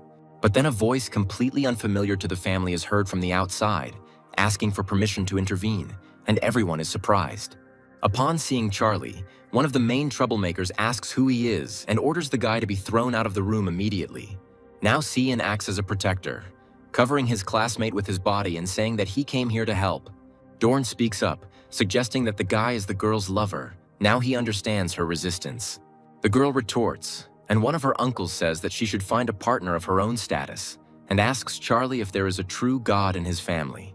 The guy answers negatively, saying that he is completely on his own and reduces everything to a joke. Cian asks him to stop. The interlocutor says unpleasant things to this, being categorically against their relationship with Cian, and tries to buy them off. The guy reaches out his hands to the offered card with a large sum of money and says that, in this case, he will pay for Davy's services with it. The bald man, looking smart, tries to prove to Cian that she was sold, but suddenly stumbles, considering the words about the help of the true god to be nonsense. The other uncles of Cian mock the guy, saying that no true god would take on the job for such a small amount. The girl's father is flattered that a classmate is trying to stand up for her, but he also considers his words meaningless. The bald man warns that his patience is not eternal, but since Charlie is so confident in himself, he is ready to listen to him. He asks to tell how the student wants to gain the help of the true god for such a small amount, mistakenly believing that he is from the Tarta family. Charlie chuckles, asking who said that he would turn to this particular family for help. There are other true gods. The behavior of the interlocutor changes radically. He drives the guy away with threats. His brother asks him not to get excited. Baldy actually cools down, starting to sense the aura of the true god somewhere nearby. Charlie smiles condescendingly, saying that apparently his friend has already arrived here. Only he is stronger than the true Tart family. Everyone present has no doubt about the arrival of the true god, and Uncle Kian is throwing threats at the student. He says that if they don't believe, they will see for themselves now, but for now, he is going to meet his friend. Charlie goes outside and sees Davy hanging in the air nearby, literally beaming with his divinity. The true god descends down, enveloping us in his aura. The bald man rushes towards the elder at full speed, assuming that he came to his aid selflessly. Davy looks him over carefully and, realizing that he is a demigod, directly says that he is not interested in him. Charlie feels superior. He laughs quietly, seeing how the man is confused and at a loss. Davy asks in a demanding voice where Charlie is. At this time, Father Cian was wondering, looking at what was happening, whether this true god was really invited by this guy. The two men bow their heads together, saying out loud that they have heard Charlie's name from the lips of the true one himself. The owner of the name himself, feeling awkward, admits that it was him. Davy asks again in surprise. He finds it hard to believe that all this time he had been calling the divine being in front of him his master. The guy smiles shyly, showing off the source of the Davy artifact. The true god finally smiles, placing his hand on his friend's shoulder, saying that he never knew he was so young. As he walks inside, Davy assumes that the Cian family is Charlie's family. The same one, smiling, says that they have nothing to do with him. The bald man is puzzled, fearing that the student has harbored a grudge against him. The man changes his mind and suggests to Cian's father, since Charlie is her classmate, to persuade him to help. The other brothers also begin to suck up, insisting that this is, first and foremost, in his own interests. All the men turn their heavy gazes to the only girl in the room, and she becomes embarrassed under them. The father approaches his daughter and, using soft language, tries to get her to convince her classmate to help. The girl, embarrassed, says that she and Charlie are not in the kind of relationship he thought they were. The man says that he has long since figured out his daughter's character and knows for sure that she likes him, and besides, he himself is not against this candidate. Cian, looking at Charlie talking with True God, became even more embarrassed. The girl decides to approach her classmate, and he says that Davy agreed to help, but he is in a hurry, so everything needs to be resolved quickly. Cian starts talking about the reward, but Charlie covers her mouth, saying that he will handle everything himself. She is embarrassed, realizing that the true god would never agree to such a small amount, and Charlie paid for her sake. Davy reminds Charlie of the payment he promised, and he promises he won't forget. The bald man smiles ingratiatingly. The true god soars into the air, and Charlie wishes for him to return as soon as possible. The three uncles of Kian now look hypocritically at their niece's classmate, inviting him to dinner or on an excursion. The guy pulls the girl towards him and says that if it weren't for her, he would never have agreed to help this family and he needs to thank her. The proud father smiles contentedly, agreeing with the young man's words, while the embarrassed Kian remains silent. 2 days later, at the Imperial Academy, Tart asks his henchmen if they have found Charlie and Cyan, and they answer no. The student is angry, assuming that they have gone to her family and vowing not to let his family's plans be interfered with. He returns to his family's city and snitch on his classmates to his grandfather. He becomes furious at what he hears, fearing the blow that might be dealt to the family due to the stupidity of his daughter-in-law. The old man tells his grandchildren to follow him, and Tart promises this time to finish off Charlie once and for all. The latter sits next to the meditating girl and discusses how to most logically manage the funds received. He will be the winner. Charlie giggles evilly, and Cian wonders what he's thinking about that he's even drooling. The teenagers hear a worried voice approaching. Dorn is calling his young mistress. The young men are struck by electricity, and Kian asks the man what happened. Dorn says that the true god of the Tarta family came to them. He and his older brother, Father Cian, asked to convey this to his daughter and hide her. According to the alarm, the Scott family should arrive at Shirley's within 10 minutes. It must be related to the marriage. The head of Scott didn't warn. There is a discussion of this issue. Father Cian says that there is no point in marriage now, but he has retorted that the head of Scott might be offended. The girl's father says that in that case, we need to lie until the very end and wait for the return of the head of Shirley. But there is also a discrepancy here. One of the men, under the influence of fear, says that they must agree to the marriage, otherwise the family will be severely punished. But Father Cian is against it. He does not want to betray his future son-in-law, the benefactor of the family, but he is again surrounded from all sides. A serious quarrel occurs between the men, where the question of initiating marriage is raised. But there is a person with an objective opinion. The bald brother says that he now sees only one way out, for Charlie and the family's son, Scott, to decide everything in a duel. Father Cian is unhappy that his daughter is being treated like a thing, while the others continue to press from all sides. And then a loud voice reaches everyone's ears, asking why no one has come out to meet the true God. Everyone jumps up and rushes to the head of the Scott family, ingratiatingly greeting him and expressing joy at his presence.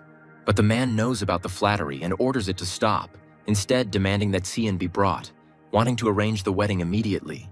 Bald Uncle Cian rushes forward, saying that the girl's classmate has already asked the true God for help.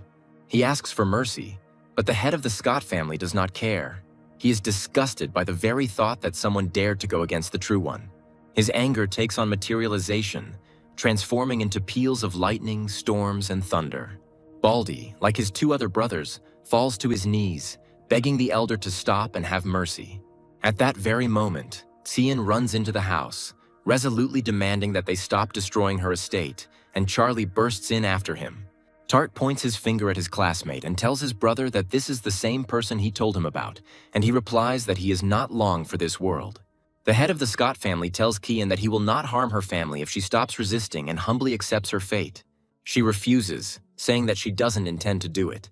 Cian's uncles stand before her, asking her grandfather Tart to have mercy and forgive the girl for her inexperience, and her father to calm his daughter down. A conversation takes place between Charlie and the man, where the latter, if he does not like the answer to his question, intends to kill the guy. He says that he only wants to protect his friend, and Tart attacks him, accusing him of disrespect. The older brother enters the conversation, saying that he has heard a lot about it, and telling the younger one to get out, otherwise he will perceive the opposite as a challenge. Charlie smiles, hearing such absurdities, but doesn't even think about leaving, allowing the elder to count as he pleases. He rushes forward with a glowing red card, saying that then, because of his pride, Charlie will die today. Father Cian rushes forward, but his path is blocked by Tart's grandfather, who says that his grandson is going to defend the honor of the family. There is a sudden transfer to the divine sphere, and Charlie is a little lost under such a powerful and sudden pressure. Garth, smiling provocatively, calls the lands of the opponent's sphere of gods undeveloped and wild, and himself, sarcastically, a benefactor. In front of him, a wall of super-elite steel warriors is lined up. Reading their description, Charlie learns that the creatures can modify their armor, and that they are more dangerous and stronger than the Knights of Tarth. Garth screams, ordering his creatures to crush anyone who gets in their way. Charlie responds by calling on his primary representatives. A wild battle between the Locust and the Steel Warriors rages on. One of the humanoid-type representatives raises his bow to the ready, placing an arrow on the string. One of the Steel Warriors rushes forward, his sword flashing ominously. The Locust spearman attacks, but the warrior quickly dodges, moving upward. Another Locust manages to successfully catch up with its opponent from above, driving him into the ground with its feet. Garth grins angrily, admitting that he underestimated his opponent, but promises that it will not happen again. He spreads his legs wide, sending another batch of steel warriors into the attack. A steel hand emerges from the portal of the gate leading to the divine realm, but it is not like the hands of the previous warriors. The thing is, Garth summoned a divine steel warrior that surpassed the ones before. The giant's eyes flash and he rushes forward, rushing towards the enemy with a weapon to match. Locusts standing with a bow are lost due to the element of surprise. The divine steel warrior swings almost playfully and cuts off the paw arm holding the bow. A look of disappointment crosses Charlie's face as he realizes that Garth was aiming right at his lord. The opponent throws out evil words, saying that no matter what type of locust it is, it will remain pathetic and incapable of anything. The master of the creatures does not agree with this at all. He is going to show the enemy personally what his children are capable of. The next moment, the guy subjects the locust to directed mutation. Garth's eyes widen as he sees what's happening right in front of them, and a swarm of giant locusts is heading towards him at the behest of their god. The mutated locusts are next to enter the fray, moving straight towards the divine steel warrior. Garth decides to strengthen his steel armor using steel transformation. Next comes the giant sword transformation, and the giant warrior puts up a translucent shield in front of him. And Charlie is amused by this. He smiles, saying that he didn't think the opponent would go on the defensive, but he himself has only just started. He releases a heroic type of locust, giving the command to attack. Using the source, the boy initiates the directed mutation again. Locusts with new characteristics appear on the battlefield. She furiously rushes forward, wanting to protect her master, and tears the armor of divine steel warrior Garth, who becomes confused. A satisfied smile appears on Charlie's lips as he asks his opponent if he now thinks his locusts are pathetic and insignificant. The enemy remains angrily silent, and the interlocutor, taking advantage of the moment, allows himself to show him something else. Charlie feeds one of his own 1,000 poison crystals, telling it to show the divine steel warrior where he belongs. The locusts are becoming noticeably stronger. This can be seen even with the naked eye. She extends her clawed handpaw forward and begins to undergo poison-induced modifications. Locust gains the ability Corrosive Poison. As soon as the individual has acquired it, he rushes towards his opponent. She attacks him with her new ability. Even the shield is affected. Garth fearfully orders his being to return to the divine sphere immediately. Charlie squats down and smiles, saying that his divine sphere is not a walkthrough. Hearing the words that no one is allowed to come and go as they please, Garth, horrified, asks his rival what he is planning. Instead of answering, he summons all 4 of his lords at once, making the opponent feel even more uneasy. He falls to the ground, wondering how this is possible and calling Charlie a monster. And behind the open portal, a huge shadow appears, growing even larger with each passing second. Elphys flies out of the gate portal and Garth screams in confusion, wondering how many creatures Charlie has in total. The Minotaur rushes into the attack first, furiously knocking down his enemies along the way and throwing them in different directions. The sword also cannot remain on the sidelines. No enemy can escape from it. And the Resurrectionist summons skeleton knights from the fallen bodies. Garth begins to cry, asking his opponent to stop and let him get out of this divine sphere. Charlie gets angry, saying that now it's his turn, and gives the order to capture the enemy's sphere. Garth doesn't want to allow his divine sphere to be invaded and is going to do something about it. He decides to close the gate, ordering the remaining creatures to stop the enemy. The gates are indeed beginning to close as the locusts continue to peck at the remains of the steel warriors. At the same time, she heads with them to the portal and sneaks inside under the noise. Finally, the errata closes with a distinctive pop, and Garth breathes a sigh of relief. But he rejoices too soon because immediately the huge doors swing open again. And it's all about the special locust, which is capable of strengthening the connection between the spheres. They are weak in themselves, but getting rid of them is not so easy. Garth falls to his knees, asking his opponent to bring all the creatures back. He admits his defeat, but the opponent is merciless. He believes that he did the right thing, because the one who attacks first must understand his mistake. Garth jumps to his feet and turns around, giving Charlie one last chance and threatening his grandfather. But Charlie is not a fool. He understands perfectly well what awaits him, so he is going to leave True's grandson as a prisoner for the time being. Garth says that if he is released, he will not allow the head of the house, Scott, to kill Charlie. But Charlie asks him to shut up. He is trying to find the core. But the search ends before it really began. The core of Garth's divine sphere is found. In the real world, his grandfather begins to worry, assuming that something has happened, since his grandson has been gone for a long time. Filled with excitement, he calls up the battle observation screen. The brothers of the Shirley family also offer their eldest to observe what is happening, and he obeys. He himself is interested. The eyes of everyone present immediately widened at what they saw. The surveillance screen shows the complete destruction of Garth's creatures. Uncle Kian is perplexed as he watches this. Garth's divine core is now under the control of his brother's classmate. One of the Charlie representatives even sits on him to further demonstrate his superiority. A projection of his rival's grandfather appears next to Charlie, telling him to take his hands off his grandson's core. There is not a grain of fear in the guy's eyes. He firmly and confidently notes that the true god is not in a position to threaten now. He orders his subjects to deal with the remaining creatures of the former enemy. The grandfather tells the boy to stop, asking what he wants in return. He is clearly hurt by his own words. Charlie is satisfied, saying that he now understands that the head of the Scott family is ready to negotiate, and that is where it should have started. The man remains silent, gritting his teeth, silently promising the one who dared to treat him and his family like this a very difficult death. But then the space around is filled with the aura of the true god. Charlie, sensing the return of his friend, concludes from the density of the aura that the mission was successful. The men of the Chien family couldn't help but let out joyful cries when they realized that he had succeeded. The eldest son invites the head of the Scotts to stay for the celebratory banquet in honor of the return of the head of Shirley, but he refuses. The old man offers to let his grandson go since the true god, whom Charlie was waiting for, has already returned, but he refuses. He's not sure he'll survive, but Davy appears next to him, disproving his words. As long as he's here, Charlie is protected. Grandfather Kian returns home successfully, and his sons rejoice even more. Now the boy is ready to let go of his captive and leave his divine realm. He tells the true god of the family about this. Garth, standing in front of his former tormentor, says that next time there will be no one to protect him, but he is not afraid at all, giving other advice. The grandfather, appearing from behind, slaps his grandson, telling him to stop humiliating himself, and they leave. Grandfather Kian shouts threats after them and announces the severance of all relations and obligations between the families. The remaining members watch the removal of the Scott family members in complete silence until they are completely out of sight. Grandfather Kian, smiling, thanks Charlie for saving his granddaughter, and gives the student a gift. The boy is surprised. He looks in amazement at the tablet of lineage, which can return beings to the appearance of the first representatives of the lineage.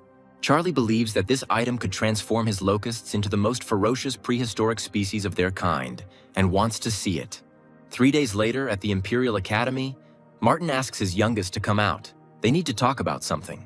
The guy goes outside and walks towards the designated place, but he is called out from the other side. The trio waves their hands, attracting attention. Charlie greets his elders with a smile and asks what they want to talk to him about. The boys want to share information about Shannon with the younger one, because they believe that he will not easily abandon the idea of doing harm. Charlie learns that his future rival is represented by ordinary goblins and considers him a genius for being able to rise so high. The guys try to cheer up, but their words make you even more uneasy. Shannon's army is strong. Charlie asks if the elders are really trying to cheer him up, but they are embarrassed. He sits in the lotus position and goes over in his head all the possible strategies for the upcoming battle, as well as how to protect and strengthen the creatures. The mushroom that comes to mind for Charlie is the Black Death, as it has already proven its usefulness in the battle against zombies. To carry out the plan, the guy needs other ingredients, so he calls the appropriate system window. He takes what he needs in his hand and begins to fill it with divine energy. A satisfied smile plays on Charlie's face. Lena announces the topic of the class, which is resistance to invasion, with the first-year students serving as examiners. The teacher promises that the elders will not use full power, but Charlie enters the portal feeling no relief at all. His examiner is already levitating in the air, and the guy closes the distance to get a better look at him. By a strange coincidence, it is Shannon, who smiles evilly as he recalls the past. There are crowds of his creatures beneath the freshman. Charlie's eyes widen in surprise. Even he finds the scale impressive. The enemy infantry alone is worth a lot, and its coherence is the envy of anyone. Behind the infantry, smiling slyly, are the archers. In addition to the previous ones, Shannon has super elite creatures, the Flame Goblins. And along with them are the elite-type representatives, the Frost Goblins. And of course, they are all led by goblins like the Lord riding on wolves. Since they're going to fight in earnest, Charlie's army needs to be formed up too. He orders his army of locusts to adopt the defensive formation. This army includes the common locust, demonic beetles, Fallen Locust, Dark Locust, and another type never seen before. This type is the Primordial Locust, a very recent breed developed by Charlie. Also, smiling slyly, the guy calls upon the lords of his main representatives. Since Charlie made it into the academy with such weak representatives, Shannon wasn't going to underestimate him. First, he gives the order to attack with his Frost and Flame goblins who fire projectiles. Many of them hit their opponents accurately, not just knocking them down, but also destroying them on the fly. Charlie orders the Fallen Locust to create a barrier and the Skybugs and Dark Locusts to ignore the infantry but attack the archers. Insects perform the tasks assigned to them precisely. Shannon orders his first infantry unit to retreat to protect the archers. Charlie smiles, judging the decision as not bad, and orders the Primal Locust to intercept. They step forward, heading towards potential victims. Charlie orders the Skybugs and Dark Locusts to eliminate the ranged archers and goblins. Shannon says he won't be as easy as one of his previous opponents and is going to show off his strength. He orders his third squad to change their target and attack form, and then attack. Goblin mages attack the enemy with a hail of magical projectiles. Charlie sees and notes with annoyance to himself that the enemy is managing to break through a hole in his defense. Shannon, meanwhile, orders the fourth squad to split up and lay scattered fire on the dome. The blows hit not only the dome, but also the locusts, sometimes wounding, sometimes killing the insects. Shannon grins evilly and promises to show the younger what happens to those who dare to insult him. He gives the next command. It concerns the Goblin Lords, who are required to break formation and attack enemy lords, who grin gleefully as they do so. Smiling slyly, Charlie whispers to his Locust Lords to concentrate on the enemy Goblin Lords. The latter, feeling their superiority, run after small insects with weapons without even thinking about the catch. Leaning forward with his Locusts, Charlie orders the Poisoner Squad to deploy the Black Death mushroom spores. At that moment, the disputes begin to dissipate. A little later, they fill the entire air around the enemy creatures, and they come to the realization that something is wrong. One of the goblins hears a strange sound and feels a strange sensation as a mushroom grows on his head. Seeing the modifications that the bodies of her subordinates have undergone, Shannon screams in horror, looking at the mushrooms. What is this? The fire and ice goblins are also not spared the fate of their brethren, and Charlie smiles slyly in anticipation of the most interesting. Here and there, the neat rows of the first-year student squads are broken by explosions, and he, stuttering, is amazed at the hitherto unseen attack. But fortunately for him, there are also those who were practically unharmed, but they themselves cannot believe their luck. Although Shannon's words sound like a joke, his expression is tense, and he is having a hard time dealing with his inner state. Charlie smiles in response to this and is about to tell his opponent about the continuous chain explosions, a technique he himself invented. Following the explanation, a visual demonstration occurs, and a new series of explosions occurs, more powerful than the previous one. This affects more goblins, causing them to fall to the ground literally from the shockwaves. The angry freshman throws both hands up and, filling with energy, calls upon divine magic for help. A shimmering blessing is cast across the entire perimeter of the battlefield, and Shannon uses a restoration spell. Charlie smiles, thanking his elder for healing the enemy creatures as well, which were also affected by the positive effect. The freshman smiles evilly, believing that his army is still in a more advantageous position. He is confident that he will win in the end. A new round of explosions shakes the air, breaking up Shannon's ranks. An even more powerful attack follows, laying his entire army at the feet of the first-year student who freezes in shock. Unable to find anything more substantial to complain about, he is indignant that his opponent did not talk about power growing exponentially. Charlie smiles sheepishly. He himself did not expect this, and assumes that divine magic contributed to such a strong effect. The goblins' heads are sprouting mushrooms again, and Shannon is seething with rage, not even knowing what to say in response.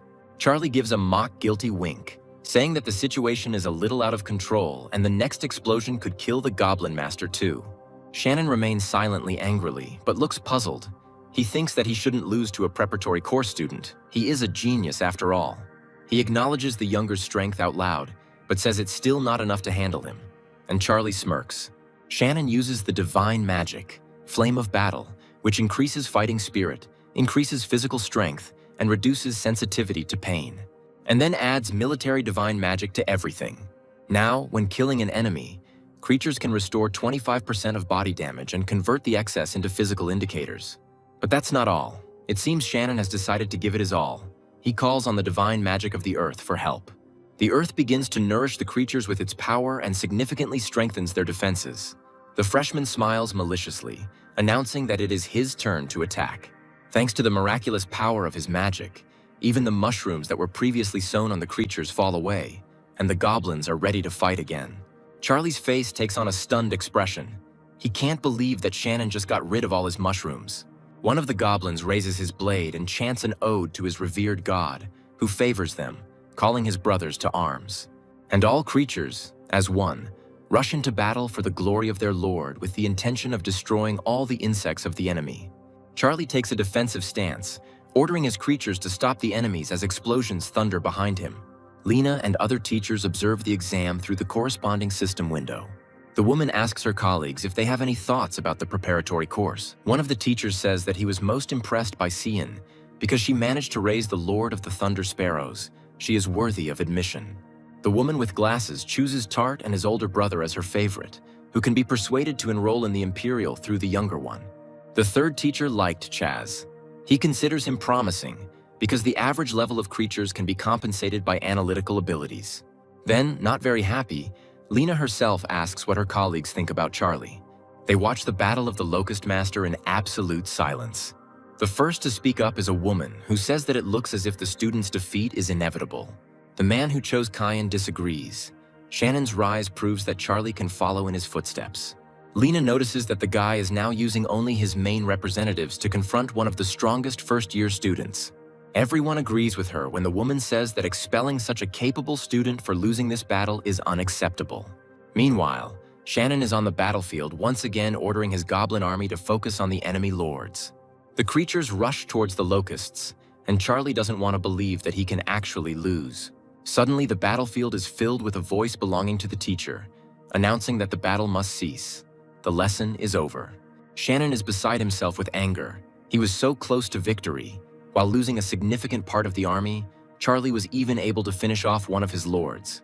Teacher Lena stands at the board and, smiling sweetly, reminds us of the rules for participation in the lesson that has just ended and is about to announce the results. First of all, the woman names those students who received the highest score. Charlie's name is not heard on their list. He is sad, thinking that he lost and will now be expelled, and Tart grins, saying that his classmate has finally shown his true self. Sitting on the left, Cian reassures Charlie, believing that even despite his loss, the teacher saw his potential, because the opponent was strong. But the guy's name still sounds, albeit the last one. Tart is stunned, his mouth wide open, not believing his ears. Scott raises his hand, announcing that he has a question. The teacher asks what it is. Tart asks about the judging criteria, because how could Charlie get the highest score if he lost the battle? Lena says that she cannot voice the criteria, but the decision is objective, since it was made by the entire teaching staff. She asks with a sweet smile. But behind the woman there is a deadly aura swirling. Will Tart be satisfied with such an explanation? He fearfully agrees. Already addressing the entire class, Lena dismisses the students, first reminding them that the excellent students only have one day to prepare. Tart, filled with anger, leaves the class, throwing over his back at his rival as a farewell that he doesn't have long to rejoice. Chaz runs up to Charlie and, smiling like a fox, warns his classmate that the offspring of the Scott and Shannon family is in cahoots again. But the blonde quickly leaves, saying that he has a date with a rich beauty waiting for him. Cian approaches Charlie and reproaches him for envying his classmate. The guy says that he is not going to stoop to such a level. It is better to earn money himself. The girl is clearly satisfied. Martin looks into the office and, waving his hand in greeting, invites the younger one to have lunch together. At the moment, the Imperial Academy has only 3 outer worlds that would be suitable for the invasion preps. They are the Rune Civilization, the Totem Civilization, and the civilization that followed the path of biochemical development. Charlie believes that he needs to become a demigod as soon as possible in order to join Snowden's disciples, which requires successfully completing the invasion. The elders encourage him with all their might and in every possible way, saying that they believe in their youngest. Lena hands the students special bracelets, saying that they are needed to maintain contact with the divine world. The ship leaves their world and goes to one of the outer ones, chosen by the Academy for the exam. Sometime later, it lands and Charlie gets out of the transport. The invasion mission begins. Standing on one of the small plateaus, The boy takes out some bags from his pocket and is going to find out what the elders have prepared for him. But then something strange happens. 2 of the 3 miraculously evaporate, leaving behind only a dark haze. Charlie is amazed. He thinks about it, but is still glad that at least one is left, and opens it, looking inside. The bag contains something that looks like old parchment and some blue cards. From the note, the guy learns that he found himself in a world of runes. There are only 26 of them, and each has unique properties, as well as combinations. He looks at the blue cards and understands that they contain energy that is capable of pushing through the will of the external worlds. After analyzing the situation, Charlie finds it necessary to summon his creatures, and his choice falls on the half-dragons. He is going to start hunting local creatures in order to obtain the sources of the universe, because according to Lena, this method is the easiest. An hour later, the boy has a fit of hysterics.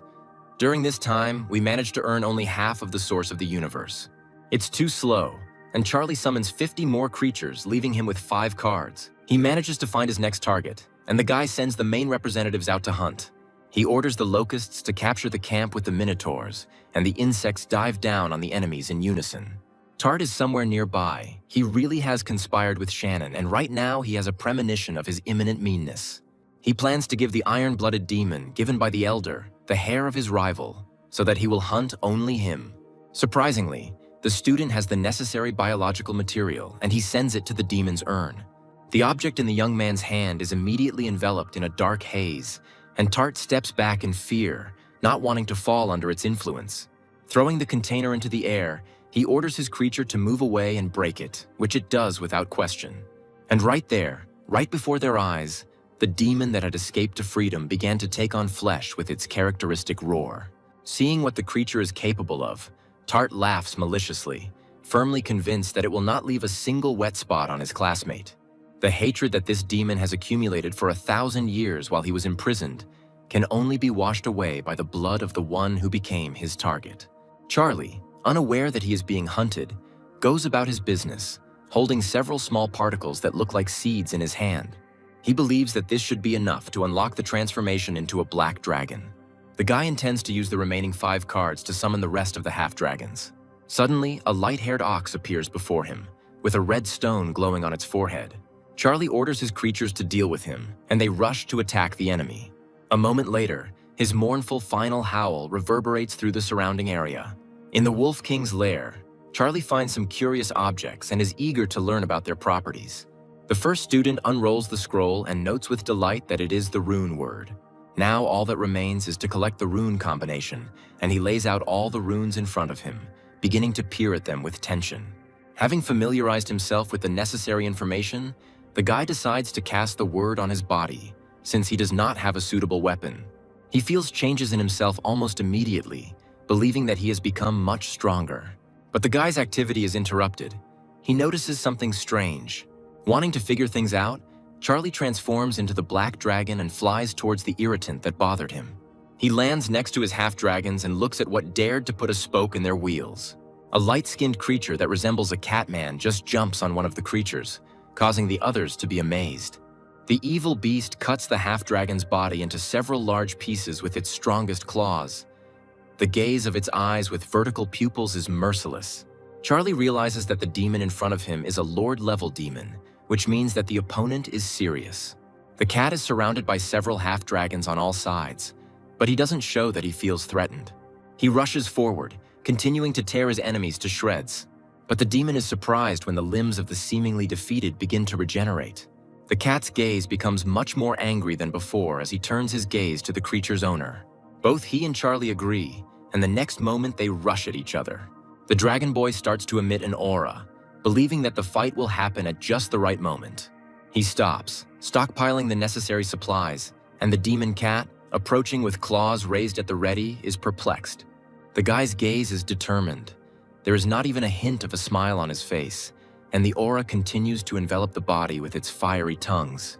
And finally, Charlie breaks forward, having gathered enough strength for a blow that hits the cat right in the face.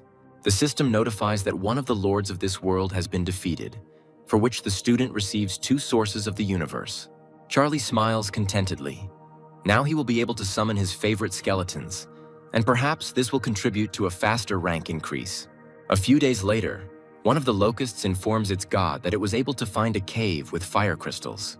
The guy announces that this very cave is their next target, and the expedition, led by him and the undead, sets out on their journey. As he approaches the cave, he senses that it gives off an aura that is typical of a rather powerful creature, and assumes that someone has already taken a liking to this place. But this does not diminish the desire to go inside, and Charlie fearlessly takes the first steps. Walking further, the young man feels a wave of unbearable heat and reflexively covers himself with his hands, grimacing. A creature resembling a huge lion emerges from the depths of the cave, still covering itself with its hands. Charlie tries to understand who is in front of him, but he gets bored, and the guy transforms into a dragon, marveling at his luck with the cat family. Charlie takes a defensive stance, but the rapidly approaching lion suddenly stops abruptly. An evil face with horns appears from behind the big cat. The girl grabs the lion by the tail and pulls it mercilessly towards herself, asking where he was running. The creature tries to escape from her tenacious hands. Looking at her, Charlie remembers her name. Her name is Flora, and Flora angrily says that since she came here first, the territory became hers. The guy smiles, saying that there is no one's territory here, and asks what if he refuses to leave the cave to the girl. She stops terrorizing the lion and rushes straight at Charlie, replying that in that case she will beat his face good. The boy frowns as he begins to fusion with the plant, Shadowvine, and is enveloped in a poisonous green color, a harbinger of the death rain. Wrapping itself around the still-standing male body, the vine begins to grow. And Flora keeps getting closer, calling the technology pathetic tricks and confident that it won't help the guy. The same one, with a completely different opinion, promising to change the point of view of his rival, hits the target, provoking an explosion. Suddenly, something flashes behind the girl, and she, surprised and frightened, turns around. With one sure move, Charlie cuts off the horn that flies back, warning its owner that next time he will aim for the neck. Flora's eyes widen in surprise and the realization that she has lost. She admits her loss and allows Charlie to take the lion, but the guy says that he doesn't need the lion, he came for the flame crystals. Flora says that in that case she will take it for herself and suggests that they join forces after that, but the guy ignores these words. Clouds are starting to gather in the sky. The undead stands near the entrance to the cave and looks at the source of energy that is beginning to form and rapidly increase in size. Flora asks if Charlie is his creator, and he says that among his creatures there is no one with such a suffocating aura. But soon the creature's owner appears, and at first the student's attention is drawn to a huge red-clawed foot. Following her owner, the iron-blooded demon, emerges from the haze. He screams at the top of his lungs that he can smell his enemy, pointing at Charlie and intending to wash away his shame with his blood. The guy fuses with the golden dragon grass and Flora runs away. After completing the process, Charlie uses an ability called Golden Dragon's Breath, which envelops the enemy in heat. But he doesn't care. He releases his demonic aura, opening his mouth wide and angrily flashing his red eyes. Charlie's next attack is Phantom Flash.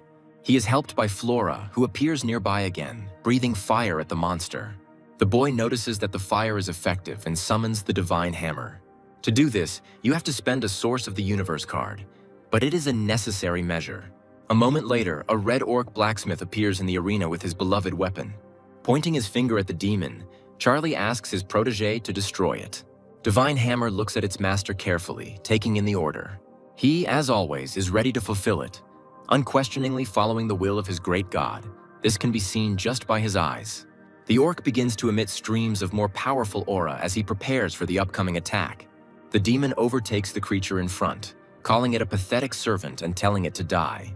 But the red orc also completes the attack and rushes forward together with the formed snakes, predatorily opening their mouths at the enemy. Something similar to stone icicles flies at the same time from the side of the enraged demon. But the attacks of the hammer snakes prove more effective to the point that the demon asks him to stop them, for his body is riddled with holes. But Hammer doesn't even think about stopping, jumping into the air and wanting to deliver the final blow surrounded by snakes. A big explosion envelops space. Charlie is delighted for his charge, praising him and saying that he never doubted him, and asking him to continue in the same spirit. And Hammer takes this phrase literally, continuing to hit the enemy with his impressive weapon. This goes on for a very long time, but for some reason the demon's soul is not destroyed. Charlie cannot leave him here in this state. He comes up with the idea of asking the collector to absorb her, but the demon begins to ask for mercy on his soul in exchange for loyalty. Charlie approaches the creature's patty closer, saying that he cannot believe until a contract is made. The demon agrees. The guy immediately finds the necessary documents in the system and enters what is needed in the empty fields. He does not intend to waste time. He giggles maliciously, and Flora, who is watching all this, notices that her classmate is behaving worse than the most notorious swindler. The air is cut by bluish threads of energy. The system notifies about the successful conclusion of the contract. Charlie asks his slave about his abilities. He replies that he can turn a body into metal and even corrode living things. But even after hearing this, the guy believes that his new creature has more disadvantages than advantages, and the first of them is the fear of fire. Then the demon says that he can become a weapon. Thanks to his corrosion, any weapon that comes into contact will rust. Charlie likes this. He tells the demon to proceed, and it turns into a powerful sword, letting out a sigh of relief. Charlie smiles. He has wanted a sword for a long time. It turns out that the demon turned up in time, and now the guy can continue his hunt. A few days later, a man crouched closer to the ground, afraid to even look up at the army of undead. He intends to immediately report everything to the city lord, because the army consists of 500,000 warriors. Sometime later, the local ruler almost screams in shock, struck by the report of a 500,000-strong army of the undead. The witness, continuing to bow at the feet of the ruler, once again confirms his words. The lord understands that he is losing. His army is far inferior to the undead. If they decide to attack the city, nothing will remain of him. The lord gives the order to immediately send messages asking for help to the nearest cities, and his subordinates rush to carry it out. The next day, reinforcements arrive in the city. The army grows, but still does not outnumber the undead. The lord is confident that they now have every chance of victory. The forces of the Holy Court have always been famous for their effectiveness. He delivers a fiery speech to his renewed army, giving the order to defend the homeland and stop the enemy. He himself goes into battle armed and on horseback, wanting to inspire the warriors with his own example. Charlie and Flora are sitting under a huge tree. The guy is informed by his representative about the approaching army of people. The guy is inspired. Happy that they decided to meet him after all, the girl looks around at her classmate in bewilderment. Charlie duplicates the information that was reported to him and offers to join him. The girl sees a catch in this. Nevertheless, she agrees, and a little later, both preparatory class students are sitting in ambush. The guy says that he likes Flora's fighting spirit, finding it cute. The girl, embarrassed, tells him to take his hands away, he needs to concentrate. Numerous ranks of horsemen are getting closer and closer. Charlie orders his skeleton army to leave the ambush. They do so, and the people, seeing the undead, become frightened, giving a hasty order to raise their shields. The warriors scream in fear, trying to retreat with their backs. They regret that they got involved in this matter, realizing that they were in an ambush. The undead are right inside the locust swarm, their lipless teeth clicking menacingly. While the rank and file skeletons fight on the ground, the resurrectionist flies higher, looking out for its potential victims. He is ready at the right moment to raise the dead from the bodies of murdered people. With a determined look, the Lord orders the priests to do their part of the job. They immediately surround him, carrying out their plan. The skeletons immediately begin to feel the influence of divine power. Charlie is puzzled. Considering the first priority to get rid of the priests, he guessed that they would appear. Suddenly, Flora bursts forward again with her horns in a swift flash, her gaze focused and serious. But Charlie is not going to sit back in the rear either, taking the form of a black dragon and rushing after the girl. And she already appears near the priests, disrupting their perfect formation and forcing them to fly apart in different directions. And Charlie destroys enemies even from a decent distance with a flash of a blade, tearing their clothes to shreds. The students stand with their backs to each other, and the dragon boy stretches his hand forward and uses suppression. The skeletons rush forward with renewed vigor, stunning and destroying the enemy in hot pursuit. One of the soldiers returns to his lord, bringing bad news. The people have been defeated and the undead army continues to advance. Watching what is happening from a height, the ruler understands that they have lost and gives the order to begin a complete evacuation. After the capture, Charlie is disappointed. He expected much more, which cannot be said about the extremely pleased Flora. The guy melancholically notes the girl's joy out loud and suggests why this is so, and then suggests dividing the runes. He notes that he has 4 slots for runes, but considers the runes he received weak and decides to give them to the creatures. Flora is happy when she chooses a rune. She is glad that she is one step closer to getting her first monarch, and thanks Charlie. He winks at his classmate. generously allowing himself not to be thanked. Flora's cheeks turn red as she finds the guy funny and begins to understand why Cyan likes him. In another city, the ruler is stunned, unwilling to believe that an undead army has captured his neighbor. The subject confirms these words and says that the disaster has affected 4 nearby cities, and the army of the undead is growing. The ruler jumps up from his seat, ordering that the archbishop be brought to him, and also that the king of the elves, minotaurs, and werewolves be contacted. A little later, a meeting of the aforementioned takes place at the round table. The kings of the elves and werewolves are ready to unite and attack. The king of men is glad that they were able to come to a common opinion so quickly, and is confident that with joint efforts they will be able to destroy the dead. The woman tells the man she is sitting on that his father is going to unite with representatives of other races and priests. The guy's eyes widen in surprise, but he doesn't show his anger in any other way, because he understands perfectly well who the intruder could be. Rumors about the number of creatures in the classmates' ranks make Chaz think about friendship and teaming up with Charlie. Thanks to this girl's hints, he finally understood how he could become a demigod. And first of all, he needed an impressive army. Chaz believes that in order to become a demigod of this world, he needs to master a special runic word. The problem is that even the royal family doesn't have it, and the guy doesn't know where he could find it in principle. Chaz sees the only way out as joining forces with Charlie. Only through joint efforts will they be able to obtain the necessary word. The girl asks what he is thinking about because she is talking to him and tells him that the elf queen will come to her father tomorrow. The guy comes to his senses, finally returning from his thoughts, and says that no elf queen can compare with the princess's beauty. He sets the following goal for himself because he believes that there is not a single woman in the world with whom he cannot cope. He grabs the girl by the waist, and now she ends up on the bottom, giggling and noting her partner's depravity. Charlie's surprised voice carries over the city, repeating the words about the union of the 4 kingdoms and the Holy Church. Flora looks at her interlocutor sullenly, asking what he was surprised about since he has a huge army. He agrees, but only partially. It's not about quantity, but about quality. The skeleton army is weak. They can only overwhelm with numbers, so it will be quite troublesome. The source intervenes in the conversation. He has another idea, but the price also does not change. Divinity must be at stake. Charlie asks to share at least part of the idea, because otherwise he will not be able to understand whether it is worth wasting or not. The source knows some words. Charlie asks what, but the entity refuses to say until it receives its payment. Having thanked the owner, he shares with him, but only whispering in his ear. Hearing them, Charlie thinks that this might actually work, and Flora, noticing the change in her classmate, asks about her. The guy's gaze becomes sly. He says that soon she will see everything herself. The locusts approach the Alliance army, and the warriors are going to destroy them, realizing that they, like the undead, serve the same ruler. They start swinging their swords in the air, and some manage to cut through the small bodies. The people are inspired, but a suspicious black fog begins to swirl around the locusts, and the warriors become frightened. And for good reason, mushrooms immediately begin to grow on them. Men pluck them, but it doesn't help much. At that very moment, they are surrounded by dark hordes, and people become even more frightened than before. The undead mixed with locusts are getting closer and closer. Charlie can't help but notice that it turned out even better than he expected. The mushrooms, the Black Death, became even more effective. He smirks, thinking it was worth his investment and effort, and the source echoes next to him, all thanks to the effect of the word he shared.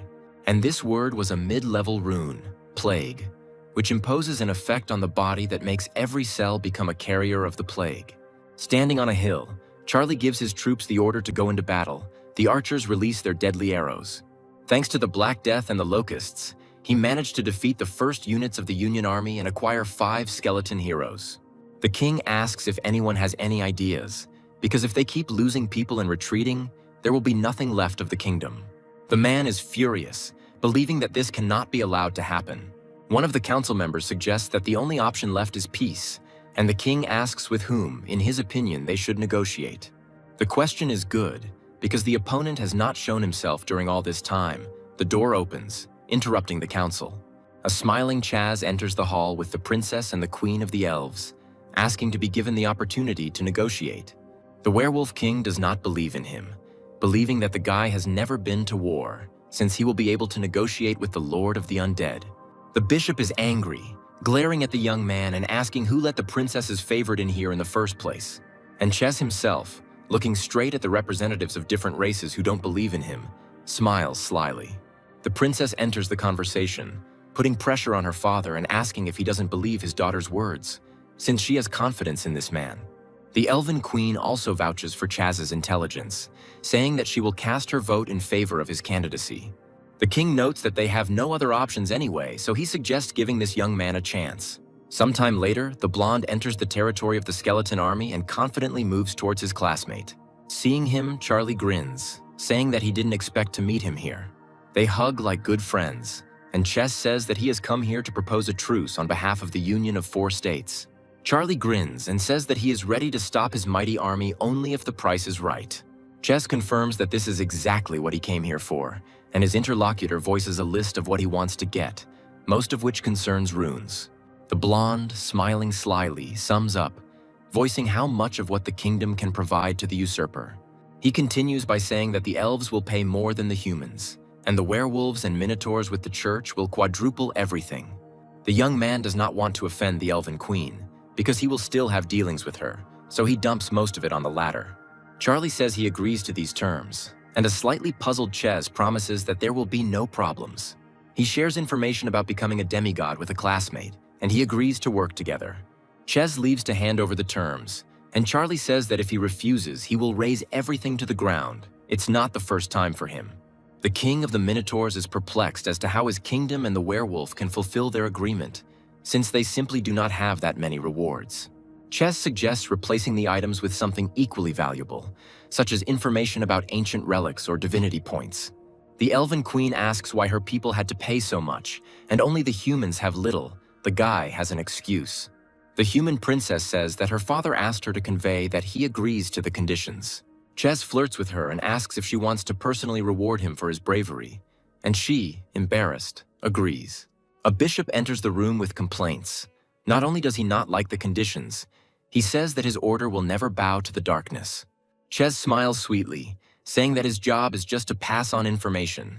The kings of the Minotaurs and werewolves agree with the priest. They want to try to fight, and in case of failure, they are ready to pay off. In previous clashes, the church did not use its elite, so their losses were minimal.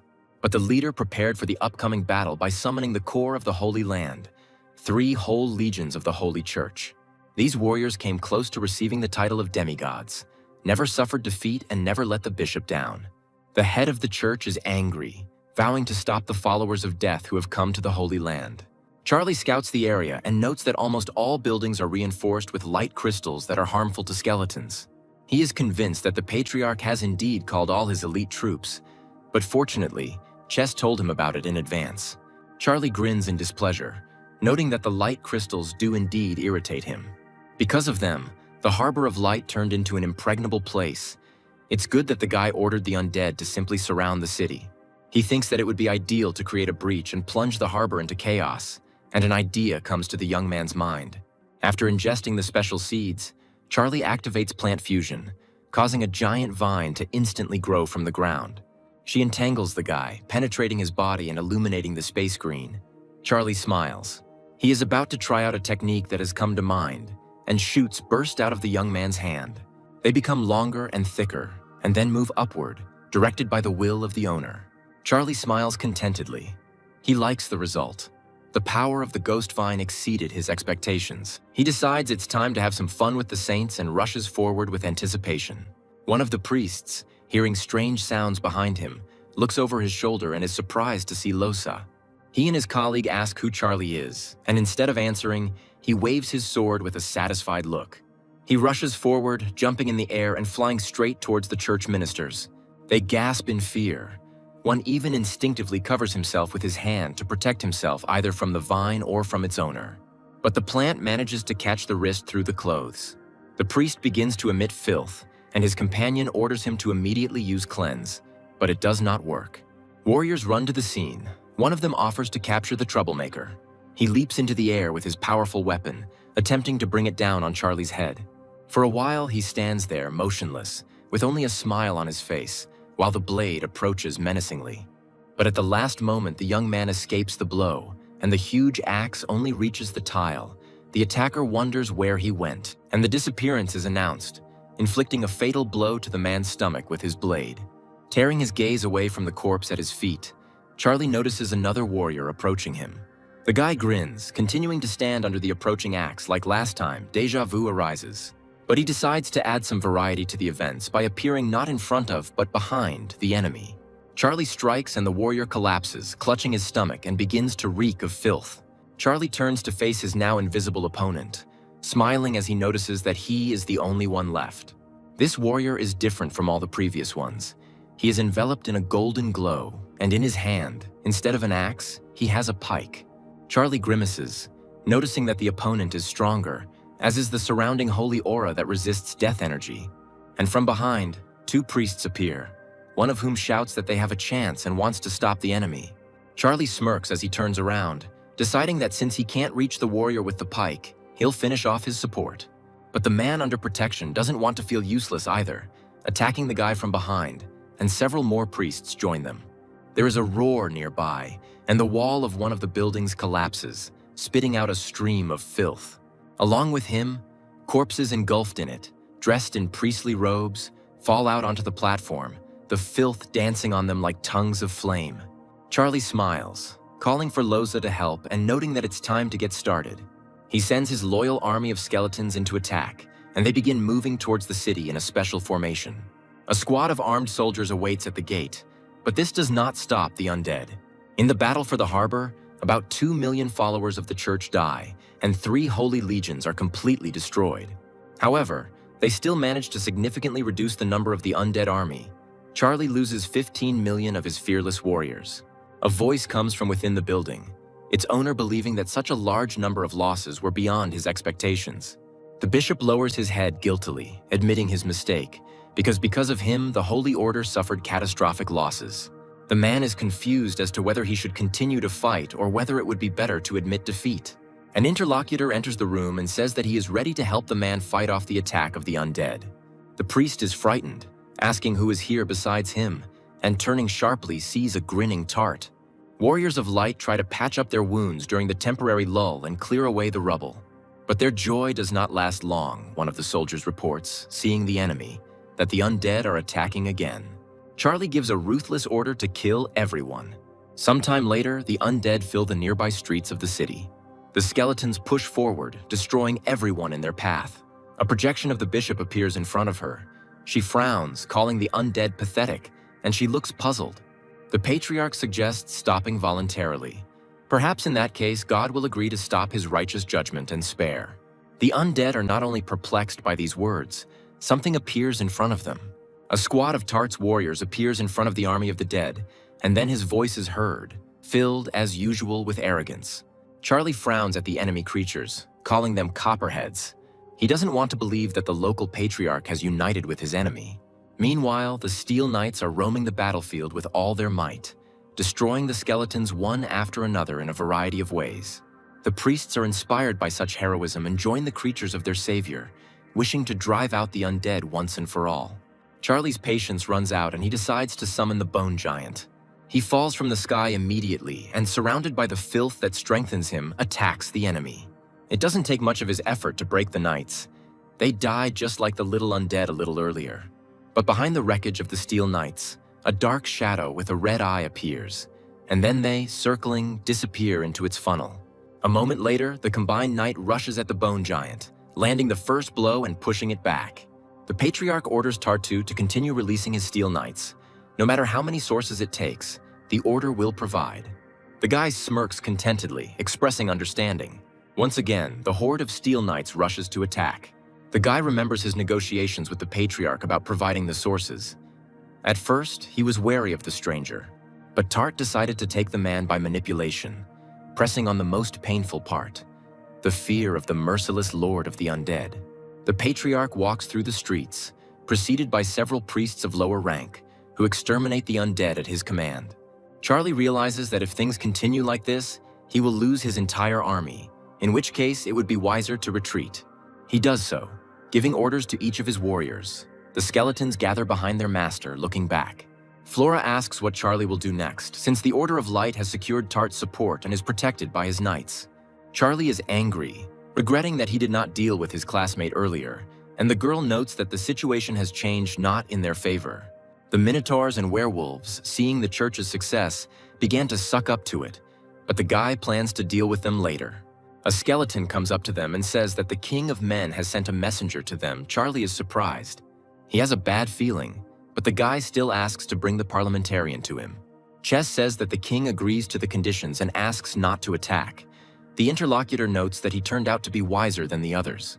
The blonde smiles slyly, wondering what his classmate intends to do with this holy order. The answer is a temporary lull. Charlie is going to deal with the other enemies for now. Chess joins in, also sharing that he has come across the trail of what they are looking for. Charlie finishes his preparations and sends his slightly thinned army of skeletons straight to the werewolf kingdom. The war lasts only 5 days, as the werewolves have no effective weapons against the rebirth of the undead and the Black Death. They quickly die, unable to fight off the enemy invasion. The result of the battle is that the army of skeletons is replenished with 12 million werewolves. The kingdom of werewolves itself completely disappears from the face of this world. Charlie stands before the king of the minotaurs with a superior smile, and the latter, falling to his knees, promises to do whatever he asks. Smiling contentedly and folding his arms across his chest, the boy notes that all 10 rune words that he was given belong to the highest category. But his capabilities in this regard are limited, and he will have to choose only the most useful ones. He makes his choice by touching the words with his fingers.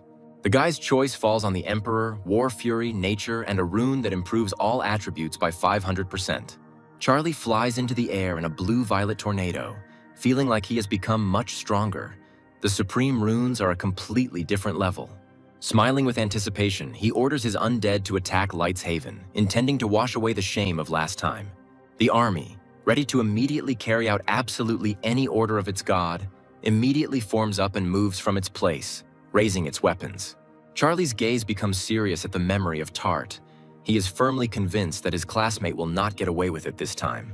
Upon reaching the Harbor of Light, he and Chess look around in surprise. There is no one around. An undead bodyguard stands nearby just in case. The blonde is the first to speak up. He can't believe there's not a soul around and wonders what could have happened here. Charlie is also puzzled. He approaches one of the bodies to examine and says that it looks like these people were beaten with fists. Suddenly, he hears a strange, weak voice mentioning the Steel Knights, and he turns around abruptly. Ches also doesn't want to stay on the sidelines and echoes his classmate, and amazement freezes on both of their faces. The voice comes from around the corner, addressing Charlie with a question, asking if he is the Lord of the Undead.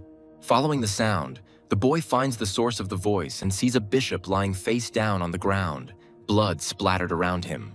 Both young men run up to the patriarch, and one of them impatiently asks where Tart is, while the other watches the unpleasant picture in silence. The man replies that the former ally left, having first emptied the treasury of the Holy Order. Along with this, the guy took away all the sources of dimension and ordered his creatures to kill all the servants. The priest is thirsty for revenge. Chess looks at him with disapproval, noticing that the man himself let this wild wolf into his house. But these words hang in the air without an answer. The priest gives up his last breath, and some things become clear to Charlie. The order did not react to the invasion of the werewolf kingdom in any way, because by that time it had been destroyed. Chess thinks that it's too late to do anything, and Charlie is not going to leave this place empty-handed. He wants to take at least the light crystals. One of the guys thinks that it is better not to let down one's guard, since it is unknown how many traps are hidden in these ancient ruins.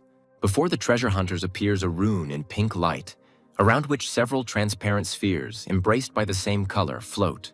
Chess explains that he asked his creatures to mark all the important places in advance, so they wouldn't have to go blind. In other areas, there are arrows highlighted in blue indicating a safe direction, but something is going wrong. Chess turns around sharply, sensing something was wrong before his companion, and tells him to take care of himself. A silhouette appears next to them. The thing that appeared before them outnumbered the students by almost 2.5 times, and they all turned their attention to it so as not to get confused. Something takes the form of a ball and begins to spin rapidly, choosing Charlie as its target, who jumps aside in time. The guy's look is determined. He uses the highest rune, Emperor, increasing all his skills by 100. The creature jumps out of the round form, standing in front of the man at full height. Noticing this, Chess praises his classmate, admiring the fact that he mastered the power of the highest rune so quickly. He really likes the Emperor's aura. They successfully manage to deal with the creature, and the guys continue on their way. There are now 2 guards on the way, similar to the previous one, and Charlie uses another higher rune, Nature. It allows communication with any creature, and he addresses the couple, saying that they are not here to destroy and plunder, but for a test. But the creatures don't react, leaving Charlie with no choice, and he jumps into the air, deciding to get his way another way. He forms energy in his hand and attacks the guard standing in front of him, who, due to the force of the blow, is inertially pushed back. Another one appears on the way, and Charlie, using enlargement, becomes several times larger, equal to the thug. He strikes his opponent in the chest with a sweeping motion, his gaze sharp and focused. But an unpleasant surprise awaits the guy. 3 more guards appear on his way, and he is momentarily at a loss, frozen in indecision. Chess exhales in dismay, expressing his frustration out loud. He had expected that his rivals had run out of options. The boys stand motionless in front of the guards, and one of the creatures decides to take the initiative into his own hands, giving in to the uninvited guests. This time, Charlie decides to deal with things differently. He calls the Skeleton Knights, who immediately appear before their master. Ches also does not want to stay on the sidelines. Calling on his creatures for help, several foxmen appear behind the guy. Both creatures rush at the guards at the wave of their owner's hands and begin to attack, while the latter take a defensive position. As he retreats, Ches praises himself for deciding to take Charlie with him. Without his classmate, he could have simply been wiped out. Entering the room with islands, above which energy clots with runes rise, Ches says that this is the very miracle they were looking for. If they can pass the tests that are prepared for them, they will not only ascend to the rank of demigods, but will also receive the corresponding rune words. There is a loud sound from behind, and turning around, the students notice that the door leading back to the exit is locked. There is no turning back now, and Charlie suggests starting the first test. Ches, with a sly smile, breaks ahead. He rushes straight to the rune that he has chosen for himself, believing that it is the best fit for him. Disappearing into the portal and waving goodbye to his classmate with a fox-like smile, Ches recommends that he not linger either. Charlie frowns, feeling slightly annoyed that his companion had chosen his challenge so quickly. But almost immediately his mind cools down. The guy approaches the portal he chose himself. It's time for him to begin his test. Charlie finds himself on cracked, windswept land with rocky terrain. These lands are covered by the curse of hunger. In order to survive here, you will have to constantly eat something. The guy's stomach rumbles indignantly, confirming, and he thinks that the name for the curse is appropriate, but he is not going to die of hunger. He tries to contact his divine sphere, but the attempt fails, and the thought arises that in this dimension this possibility is blocked. Behind him, the guy notices 2 suspicious dark shadows and becomes wary, wondering what it is. The answer comes quickly. The silhouettes belong to the starving, undead born from those who died of hunger. This could be a problem. This dimension is empty. Charlie assumes that the creatures standing before him are not only enemies, but also food. The starving people are not going to silently look at the uninvited guest and rush at him, seizing the right moment. The guy is saved by the undead who arrive in time. One of the Skeleton Knights cuts off the enemy's right limb, capturing part of the body. Charlie fishes out seeds from his inventory and, filling them with his energy, throws them into the air in the desired direction. They sink into the soil, sparkling with the divine power they are filled with, and soon a green sprout breaks through the earth. The seeds grow into a dahlia flower and dragon grass, forming a combined ghost vine with Charlie sitting in the center. He admits that he is capable of murder, but not cannibalism. The guy wants to call upon plants to saturate his body with nutrients. At this time, his undead will take care of the starving to ensure his own safety. The guy's look is determined. Charlie can clearly sense the suffocating aura emanating from the local undead, but decides to trust his creatures. He decides to hibernate and remain in this state for 30 days, because the energy costs here are astronomical. But there is still concern. Although I would like to hope that nothing serious will happen during all this time, somewhere else houses are smoking. The Steel Knights walk over the debris sticking out on the ground, crushing everything in their path and flashing their terrifying red eyes. Tart stands over the fallen body and rejoices in his victory. The kingdom of people now belongs to him too. His Steel Knights destroyed all obstacles in the path of their god in the form of the Holy Order and the kingdoms of Minotaurs and humans. The guy smiles slyly, believing that the Elven Kingdom will not be able to maintain its magical barriers for long, and that it too will soon be destroyed. There is a heavy tread, and the Steel Knights are bringing someone to the master, holding her by the hands on both sides. This girl, Flora. Tart pretends that this is a surprise for him and touches the girl's cheek with his hand, saying that now she belongs to him too, she threatens. The guy's face turns angry. He says that Charlie will not come to her aid because he will not return alive from another dimension or will become very weak. Turning around and smiling slyly, Tart orders his classmate to be locked in the dungeon, and she says that he won't get away with it. One of the creatures reports that Lily has pushed Cyan back to the mountain gorge on the border of the kingdom as his master ordered. Tart smiles an even crazier smile. He didn't expect less from his classmate because she is greedy for money and is ready to do anything for it. Clenching his fist triumphantly, the student promises that this time Kian will not leave him. Somewhere in the mountains, a loud explosion is heard, scattering fragments of rock into the air, and smoke envelops the surrounding area. Steel knights fight other creatures that resemble stone golems with crystalline inclusions. Cyan, who is watching the battle from the sidelines, sees this as an opportunity for herself, as this way she can escape under the noise. Another explosion is heard nearby, and the girl looks up in confusion, trying to find the source with her eyes. She doesn't understand what's happening. A smiling Tart appears nearby, who, approaching Kian, says that now she cannot worry about anything. He drove away the enemy. The girl thanked her classmate in a crumpled voice, and he, smiling slyly, said that it wasn't worth it, that it was worth nothing to him. Cyan turns to face her bird, about to leave, and Tart is at a loss, asking the obvious question of whether she is going to leave. He comes closer to her, not intending to let her go since he spent a lot of money on this scene, and offers to join forces to overthrow the remaining ones. Tart and Lily discuss their deal. The girl asks to transfer the rest of the promised amount, and the guy promises to do it after one more favor. She must let her classmate destroy his army of stone giants with the steel knights. The girl notices that this is not what they agreed on, and the guy begins to blackmail her, threatening to kill the army even more shamefully. Lily tries to save at least some of her honor by asking to take away at least half of the army, and puts forward the condition of doubling the second half of the promise. She can no longer refuse so easily, but if her classmate agrees to these conditions, the deal will still be successful, and he agrees. With a slight strain, Cyan, being polite, says that she appreciates Tart's efforts and help, but she has her own ideas and goals. The guy acts meanly, lying that his blood demon has already killed Charlie, whom the girl wanted to find. She frowns. Cyan can't stand slander against a person she cares about and parries the cruel words. The guy couldn't die so easily.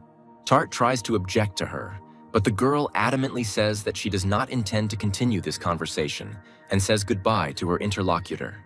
But he doesn't let his classmate leave so easily. The girl's golden bird is grabbed by several steel knights.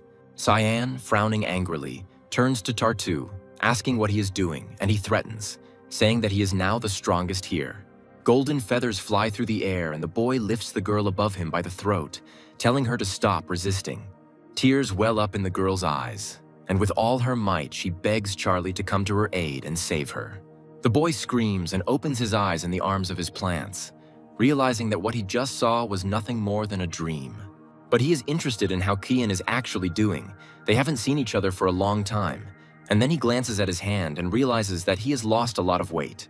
The local undead continue to battle his own, and their master emerges from his makeshift lair. A sly smile appears on the guy's face when he realizes that 30 days have flown by so quickly. The highest rune, Hunger, comes into play, allowing the owner to take control of the energy exchange of creatures. Smiling, the guy looks at her, burning in his hand blue and blue. And a moment later, he feels his body fill with a strange, previously unknown energy. The smile on his lips becomes jubilant. Charlie finally reaches the rank of demigod. He looks at his hands, unable to believe it. The guy thinks it's time to get down to business and takes his undead with him, entering the portal. Frowning, Charlie reaches out his hand towards the exit of this unfriendly dimension. Landing on solid ground and looking at the new energy, the guy wants to check how the increase in rank affected his performance. He's upset. They only gave him one new divine ability. Fortunately, they at least raised the natural-born warrior rank. But that's not important now. The main thing is that he managed to obtain the title of demigod in the outer world. The guy can't wait to absorb divinity. Something makes him uneasy, and Charlie glances back to where a portal is beginning to form out of nowhere. Soon, a familiar blonde head appears from the portal, and Charlie's eyes widen at the sight of it, and he steps back. Chess falls onto his friend's lap and, with a dizzy head, lifts his finger up, saying that it seems he has become a demigod. Charlie notes that his classmate completed the test faster than he expected, but he is no use in his current state. He recommends his friend to sleep and, in proud solitude, goes to the steps. It seems to him that someone has come. Lily gives the order to her creatures. They enter into a fight with the guards of this place. The stone colossus rushes into battle. Charlie emerges from the cave, asking his classmate, who is surprised by his appearance, what she is doing there. But the girl is happy. She says that she has information about Cayenne, and the exchange for it will cost 10,000 dimension sources. The guy immediately gives his interlocutor the necessary amount and rushes her with an answer, and she is seriously surprised. Lily is angry with herself, believing that she should have asked for more, but admits that Cian is now locked up, and she herself cannot free herself from captivity. A classmate shares a more precise location, also saying who exactly is the one who captured Cayenne. Charlie is outraged. He transforms into a black dragon and sets off in search of his girlfriend, looking for her wherever he can. Finally, the boy finds the first clue, the dead bodies of his classmates' storm sparrows. He closes his eyes and concentrates, wanting to find traces of Cayenne's aura. Something is fishy. Charlie is gritting his teeth in anger. He can't catch the girl's aura at all. Suddenly, something behind him catches his attention. A lightning-fast blue flash flashes past, and the guy turns around sharply. A golden feather flies past, and Charlie realizes that its owner is the golden storm sparrow. The guy approaches the cliff and looks down, and an unpleasant sight appears before his eyes. The Steel Knights of Tartu are holding back the golden storm sparrow Cayenne with all their might, and he is trying with all his might to break free. Charlie rushes forward, activating the highest rune, the Emperor's aura. The seal is placed on his body, filling it with energy. One of the Steel Knights turns sharply, leaving the bird alone, and having transformed, directs his gaze at the enemy. Charlie grits his teeth in barely contained anger and moves on to more decisive action. He activates a unique rune, Hunger, causing the attacking and already exhausted Steel Knight to fall to his knees. The Golden Storm Sparrow glances at his assistant in amazement and pushes away the enemy creatures holding him. Charlie flies up to the bird and growls angrily, ordering him to take him to Cayenne. They can't waste time. Sparrow is puzzled. Sometime later, they are already heading to save the girl. The guy is sitting on the bird's back already in his usual form. The gaze involuntarily clings to a small cave with a burning interior, and the bird and the flyer head straight there. A man's hand pulls the clothes off a woman's shoulder. Kian asks his tormentor to let her go. Tart looms over the girl with a platonic smile, continuing his actions and asking if Cayenne is tired of playing hard to get. Charlie, who had arrived just in time, tossed a stone into the air and sent it towards the tyrant with poorly concealed anger. The stone hits Tart on the head from behind, and the guy's face distorts with bewilderment. He doesn't even have time to fully feel the pain yet. Holding the back of his head, he turns around in shock towards the exit, asking who dared to enter here without his permission. The boy's eyes widen at the sight of a familiar face, and he asks in bewilderment how this is possible, since he thought Charlie was dead. The latter can no longer contain his rage and, rushing towards his classmate, strikes him, threatening to kill him. Tart, wiping the blood from his face, expresses joy that he will be able to get rid of his rival with his own hands. But Charlie has a different opinion on this matter. He activates a unique rune, Hunger, which appears right above the target, absorbing its juices. Tart falls to his knees and clutches his stomach, grimacing. He begins to feel an unimaginable hunger and wonders why. Due to the effort he put into maintaining consciousness and awareness, beads of sweat roll down the guy's face, and Charlie approaches, drilling his opponent with a merciless gaze. A red aura begins to form around the latter. Unable to contain himself any longer, Tart folds in half, spilling the contents of his stomach onto the ground. Raising his head to his classmate with the last of his strength, he squeezes out the words, denying that he has become a demigod. With cold determination, Charlie raises his sword, saying that the demon that Tart sent for his soul has become his humble slave. The swordsman says that he will now allow the demonic power to be tested on the enemy and swings. The latter's eyes widen. After defeating the enemy, Charlie approaches Kian and kneels next to her, hugging her and telling her that it's all over. The girl, her clothes slightly torn, looks at her savior with embarrassment and thanks him with all her heart. Charlie carries his classmate out of the cave in his arms, and is met with a heartbreaking sight of the Steel Knights. Now that Tart is gone, his creatures cannot find his traces and become nothing more than puppets without a puppeteer. Charlie stands on the Golden Storm Sparrow's back, not letting go of the latter's owner from his embrace, and they leave this place. Charlie asks Cian how she feels. She is already better. She asks, in turn, if the guy really became a demigod. Charlie confirms this, and the girl expresses her sincere congratulations and joy for him. He offers Cian his help so that she too can rise. But the girl expresses concern about whether the dimension sources will be enough. The guy reminds us of the abandoned lands of this world and, smiling, suggests trying our luck there. They fly over the desired mines, and Charlie offers to collect them all in order to later fish out what they need using the disintegration mechanism. An ominous roar is heard, and Cian, who noticed the source first, asks to look in the direction of the sound and her classmate. Below them stands a bear-like monster, with ultrasound-like waves radiating from its mouth throughout the area. Charlie smiles slyly, asking the creature not to growl. He says that he is not going to share the dimension ore with him. Cian is puzzled. Turning around, the guy asks the girl to wait, and she, frowning with displeasure, asks why he should risk it alone. Cian snaps her fingers with a satisfied look, and her birds, gathering together, begin to circle above the bear. Among the storm sparrows is the golden, and it will fearlessly dive down on an enemy creature, razor-sharp claws out to attack. The undead Charlie comes to the aid of the sparrows, appearing as if from nowhere, surrounding the bear from all sides and taking over with numbers. An aggressively disposed creature begins to emit an unpleasant aura, the clouds of which become almost tangible. An eerie aura surrounds the creature from head to toe, and it resolutely moves towards its kinsman standing nearby. Without thinking twice, it sinks its fangs into the bear's shoulder, and its eyes, instead of red, glow acid green. The creature does this with several more opponents until it achieves the desired result. This is how the absorption of the sources of dimension occurs, and the satisfied students rejoice at the success of their idea. It worked perfectly. Charlie stands next to Cian. They are surrounded by undead with spears and a golden storm sparrow. The young man speaks first. He notes that they will have to stay late to collect ore and extract the dimensional sources and asks if the girl minds his company. She says she doesn't mind, and Charlie's creatures begin their work, laboring for the joy of their venerable god. Cian suggests going to the ancient ruins. They have been stuck here for 10 days, but Charlie notices that she has only just recovered from her wounds. Chess appears out of nowhere, jumping up and down cheerfully and announcing to those present that he had slept well. Cian is amazed.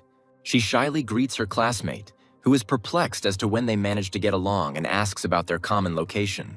Charlie shares with Chess the information he received about what the late Tart did here during their absence. When the blonde learns that his former classmate destroyed almost all the kingdoms and killed the human princess, he becomes furious. Chess is puzzled by how Tart managed to mess up everything in just a couple of months of his absence and is saddened when he remembers his princess. But he soon comes to his senses, noticing that the dead can no longer be brought back, and he was also close to the Elf Queen, which means he needs to help her. After saying goodbye to his classmates, Chess leaves them, and Cian says that she didn't know he was so caring, and also talks about his girlfriends. The next moment, the girl expresses concern that the Tart family will take revenge on Charlie, but he is more worried about the Academy's punishment. At the same moment, a hologram of teacher Lena appears nearby. She tells the students in a strict tone to urgently return to the Academy. This is very important. The girl asks Charlie not to worry, promising that she will be there. A man's fist hits a hard surface with a deafeningly loud sound. Tart's father stands in front of Lena and pokes her with his finger, saying that Charlie must pay for the murder of his son, while a woman cries nearby. The guy carefully says that now is not the best time for Cian to participate in the test. Her wounds have only just healed. But the girl, smiling, says that this is not for him. She dreamed of becoming a student at the Academy, having first risen to the rank of demigod. The guy is about to say something else, but Cian silences him by placing her finger on his lips and assures him that she will be okay. Disappearing into the depths of the portal, the girl says goodbye to the guy. They agree to return to the Academy together as soon as the test is passed. But Charlie is being cunning, smiling. He orders the undead that appeared nearby to protect his classmate. They nod in agreement and readily enter the portal after the girl. The guy comes to that same portal a whole month later and wonders why Cian still hasn't come out of it. The skeletons he sent didn't return either, and Charlie frowns and suggests that something might have happened to his classmate. He realizes that there's no point in waiting any longer and takes a decisive step forward into the portal. The guy is immediately met by the familiar guards, and the bodies of dead storm sparrows are scattered all over the area. Charlie takes on the form of a black dragon and, with determination in his eyes, orders his enemies to get out of his way. The creatures surround and embrace the glowing purple dragon, but they are unable to contain it for long. As Charlie frees himself, he shoots upward in a spiral motion. His gaze is presented with an unusual picture in the place where an ordinary portal should have been. Touching the pink stone with his hand, Charlie realizes that the portal leading to the testing dimension is closed and cannot be opened from the outside.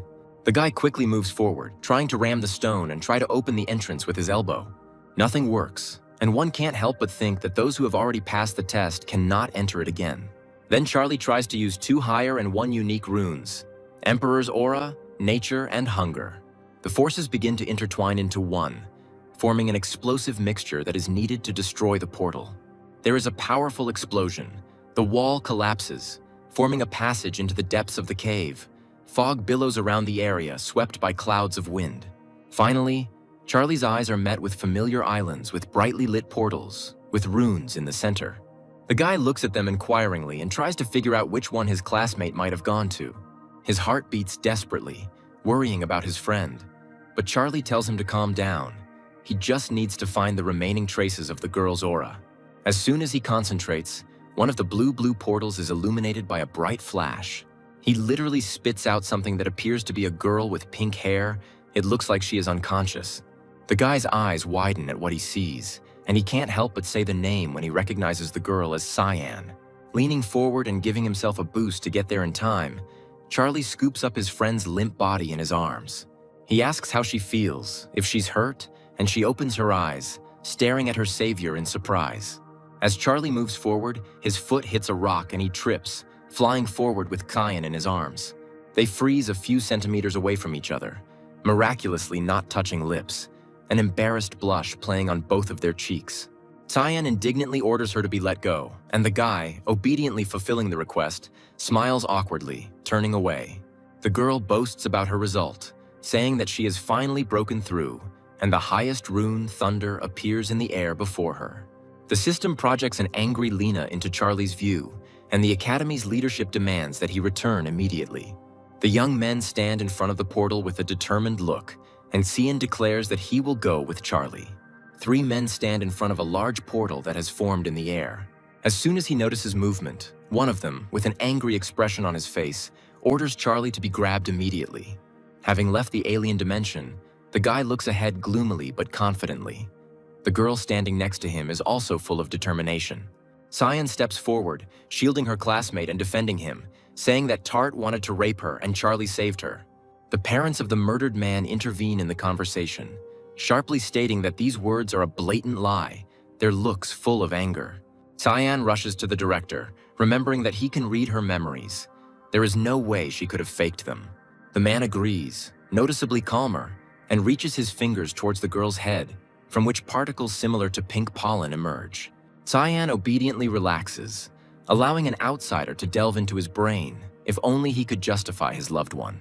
Having scrolled through the memories like a film reel, the director finally calms down, and Tart's parents look at him as if he were a traitor.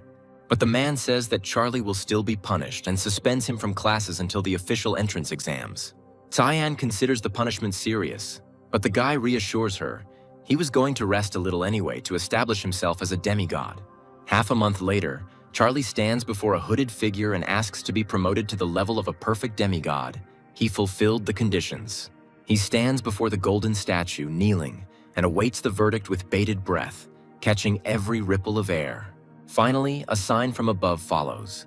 The stone in the forehead of the golden figure sparkles like a ray of sunshine. And the next moment, Charlie is illuminated by divine light, which, in his opinion, indicates that his offering has been approved. He rises from his knees and looks with thoughtful surprise at the statue emitting tongues of flame, and asks if his rank has increased. The answer comes quickly. Now the guy, even without transforming into a black dragon, feels that he has the powers of the rank monarch. But that's not all. Another light appears in the air, and Charlie, with a distrustful look, tries to understand its belonging and meaning. He checks his status window and marvels at the changes. His rank has reached as high as rank 5 and has been granted the soul-eating eye. Charlie becomes thoughtful and begins to talk about fusion, suggesting that his divine energy is exactly that. Surrounding himself with the necessary aura, He summons darkness, black dragon transformation, and plant fusion technique. To the above, he adds the Emperor's aura, mixing the energies into one dense lump right in front of the golden statue. The lump flies up to the creator and enters his body. A moment later, a transformed man-dragon appears before the sculpture. Trying out his new powers, Charlie is once again convinced that fusion is an incredible technique, and it is not for nothing that it has a unique rank. Since he can now combine not only the force but also objects, the guy decides to try it on his creatures, summoning locusts into his hand. The little insect flutters in the air, unsuspecting, and Charlie begins to slowly feed her with his mixed aura. Moments later, something completely different appears before God, something almost 3 times larger than his own size. Charlie is convinced that he has indeed become stronger, but he can't help but notice that the fusion is using up too much divine power. He goes to check something else, and small red crystals surrounded by fiery energy appear above his hand. They intertwine into one larger one, and Charlie finds a great way to earn extra divinity points. He clearly likes it, and the guy laughs contentedly, continuing his favorite column, experiments. The guard says that outsiders are not allowed to enter the Imperial Academy, and the man standing in front of him silently and discontentedly glares at the man. This man's name is Hugo, and he is a true god. He is angry, but forces himself to calm down, realizing that there are even gods of higher rank here. He is looking for Charlie because he took his master's thing, and is seriously thinking about a way to infiltrate the academy. Voices are heard nearby, and Hugo listens in as Tart's parents cry about how they can't just let their son's killer go. A man approaches the inconsolable parents and begins a conversation with the fact that it seems that fate itself brought them together. He suggests that they unite. Tart's parents express their indignation to Lena, who defends the honor of her student and the academy as a whole. Hugo stands nearby. He takes out a device that looks like a smartphone and starts the process of carrying out the necessary diagnostics. The system detects Charlie standing nearby, and the man realizes with delight that this student is the thief. Hugo understands that if he delivers it to his god, he will reward him generously, but wonders how to do this. The angry parents speak inhumanely of Charlie, while Lena stoically continues to defend her student, telling the Scots to leave. Tart's father tries to do something else, but Hugo stops him, putting his hand on his shoulder. He says that they are leaving. As the door closes behind the men, Scott asks if they are going to let Charlie get away with it, but the true god retorts. He says that from now on the boy is his concern, and the parents will only have to wait for retribution, and they leave in anger. Hugo comes closer to the door and starts to peek. He sees Lena, who asks the student to ignore her. The woman says that Tart is to blame for his own death. Charlie was only protecting a defenseless girl and himself. He asks not to worry. Lena likes this attitude. She reminds him that now the guy should focus on increasing his divine rank. She hands the student a pass to the ancient ruins of one of the outer worlds and gives him the opportunity to try his luck there. Lena advises her ward to dive head-on into the demigod competition. This will be very useful in the future, Charlie thanks her. Hugo finds the words about the ancient ruins interesting, and his face expresses anticipation. As the boy walks past him with a satisfied smile, the man makes a silent promise to meet him at the designated place. Looking at the pass, Charlie is surprised to see that it can be used for one more person and thinks that going alone would be a waste. A hologram of Tom's teacher appears in front of the guy. He greets his former student and asks how he is doing at the academy. Charlie returns the greeting and shares that he has achieved demigod status and offers to join him in the ancient ruins. The man is sincerely happy for his former ward, wondering when he managed to become so strong, and accepts the offer. The interlocutor rewards Tom with a bright smile and announces the time and place of a potential meeting. Charlie sits at home, excited to select relics that could serve him well in the upcoming adventure. He looks at the artifacts he has and his gaze catches on the Law of Gluttony, the Stone of Revival, and the Book of Clones. Among all the others, his attention is drawn to the 4th-level sacred artifact, Thunderbolt. Smiling serenely and resolutely clenching his fist, the guy promises himself not to give in to anyone this time. Remembering Cyan, Charlie suggests that it might take months to return, during which time the girl will immerse herself in meditation. He comes to her, and the classmate asks about the purpose of the visit, and the guy shares that he will soon go to the outer world and wanted to say goodbye. The girl wonders why he wants to leave so soon, since they only just arrived home, and he says goodbye, feeling awkward. Charlie turns to leave, but Cyan grabs his elbow, offering to walk together. The girl is glad that she postponed the meditation, because otherwise they would not have been able to say goodbye, and she is also worried. The shadow seal appears in her hands and a smile blossoms on her face. Cyan says that although she has many limitations, she is useful. The girl gives it to Charlie, and he understands that it will definitely come in handy, because the rebel demands the absorption of souls through the Soul Eater. He thanks Kian for the gift, noting its extreme usefulness for himself, and the girl rewards her interlocutor with a pleasant smile. Suddenly, she approaches the guy and hugs him sharply, regretting that she can't go with him this time and asking him to be careful. Charlie is surprised. Unable to contain the rush of feelings, the guy covers the girl's fragile shoulder with his hand and, pulling her even closer to him, kisses her. Now Kian is surprised. But the confusion doesn't last long. The student immediately responds to the kiss, closing her eyes. And Charlie is glad that the girl didn't push him away. The guy shyly pulls Cian towards him, covering her with his arms. The girl also feels awkward but does not move away. On the contrary, she smiles. Charlie asks the girl not to worry, promising that he will return soon, and she, in turn, asks him to be careful. Both are still embarrassed. The next day, when they met at the agreed place, the boy asked the teacher, who was already there, why he had come so early. He says that he was unable to sleep properly and suggests moving forward, and Charlie begins the necessary preparations. The man bites his finger in response until it bleeds, repeating the actions of his ward. Their combined blood sprinkles the artifact, causing the process of movement to begin. The emblem bursts into flames and begins to crumble into pieces. The fragments of the object form a portal between themselves, opening its strange doors, and one of those standing in front of it offers to go inside. On the other side is an ancient battlefield with wooden structures that look like either barns or military barracks. A man approaches Charlie and Tom and, pointing to the side, informs them that this is their temporary home. He points to a thin stick, and Charlie is outraged by the primitive conditions. The man meanwhile suggests that they contact him with any questions. Charlie gets angry, shouting after the man and asking him to provide them with another place to live, and he, extremely pleased with himself, silently leaves. With a sweet smile, Tom suggests that his partner take their time, but first check what's inside. But he doesn't change his displeased expression. But he still gives in, and together they look inside the temporary residence provided. To the younger boy's surprise, inside there are real mansions. The space is much larger than it seemed from the outside. Charlie pickily says that this will do for now, and also notes that there is a real hidden cave inside. They find a reference book inside, and the boy begins to study it, sharing the knowledge he has gained with his elder. But he doesn't like the battle conditions. He can't imagine how he will fight if the number of creatures he can summon is limited. Tom grins good-naturedly and asks the younger one to calm down. He wants to check the connection to the tent control system. Charlie actually calms down a little, exhaling heavily and trying to satisfy the former teacher's interest. Afterwards, he checks his capabilities and concludes that he will have to choose the option with the maximum number of summoned creatures. Snapping his fingers, Tom also summons his own creatures, smiling with satisfaction. The system notifies that only creatures summoned in advance in the tent are subject to control.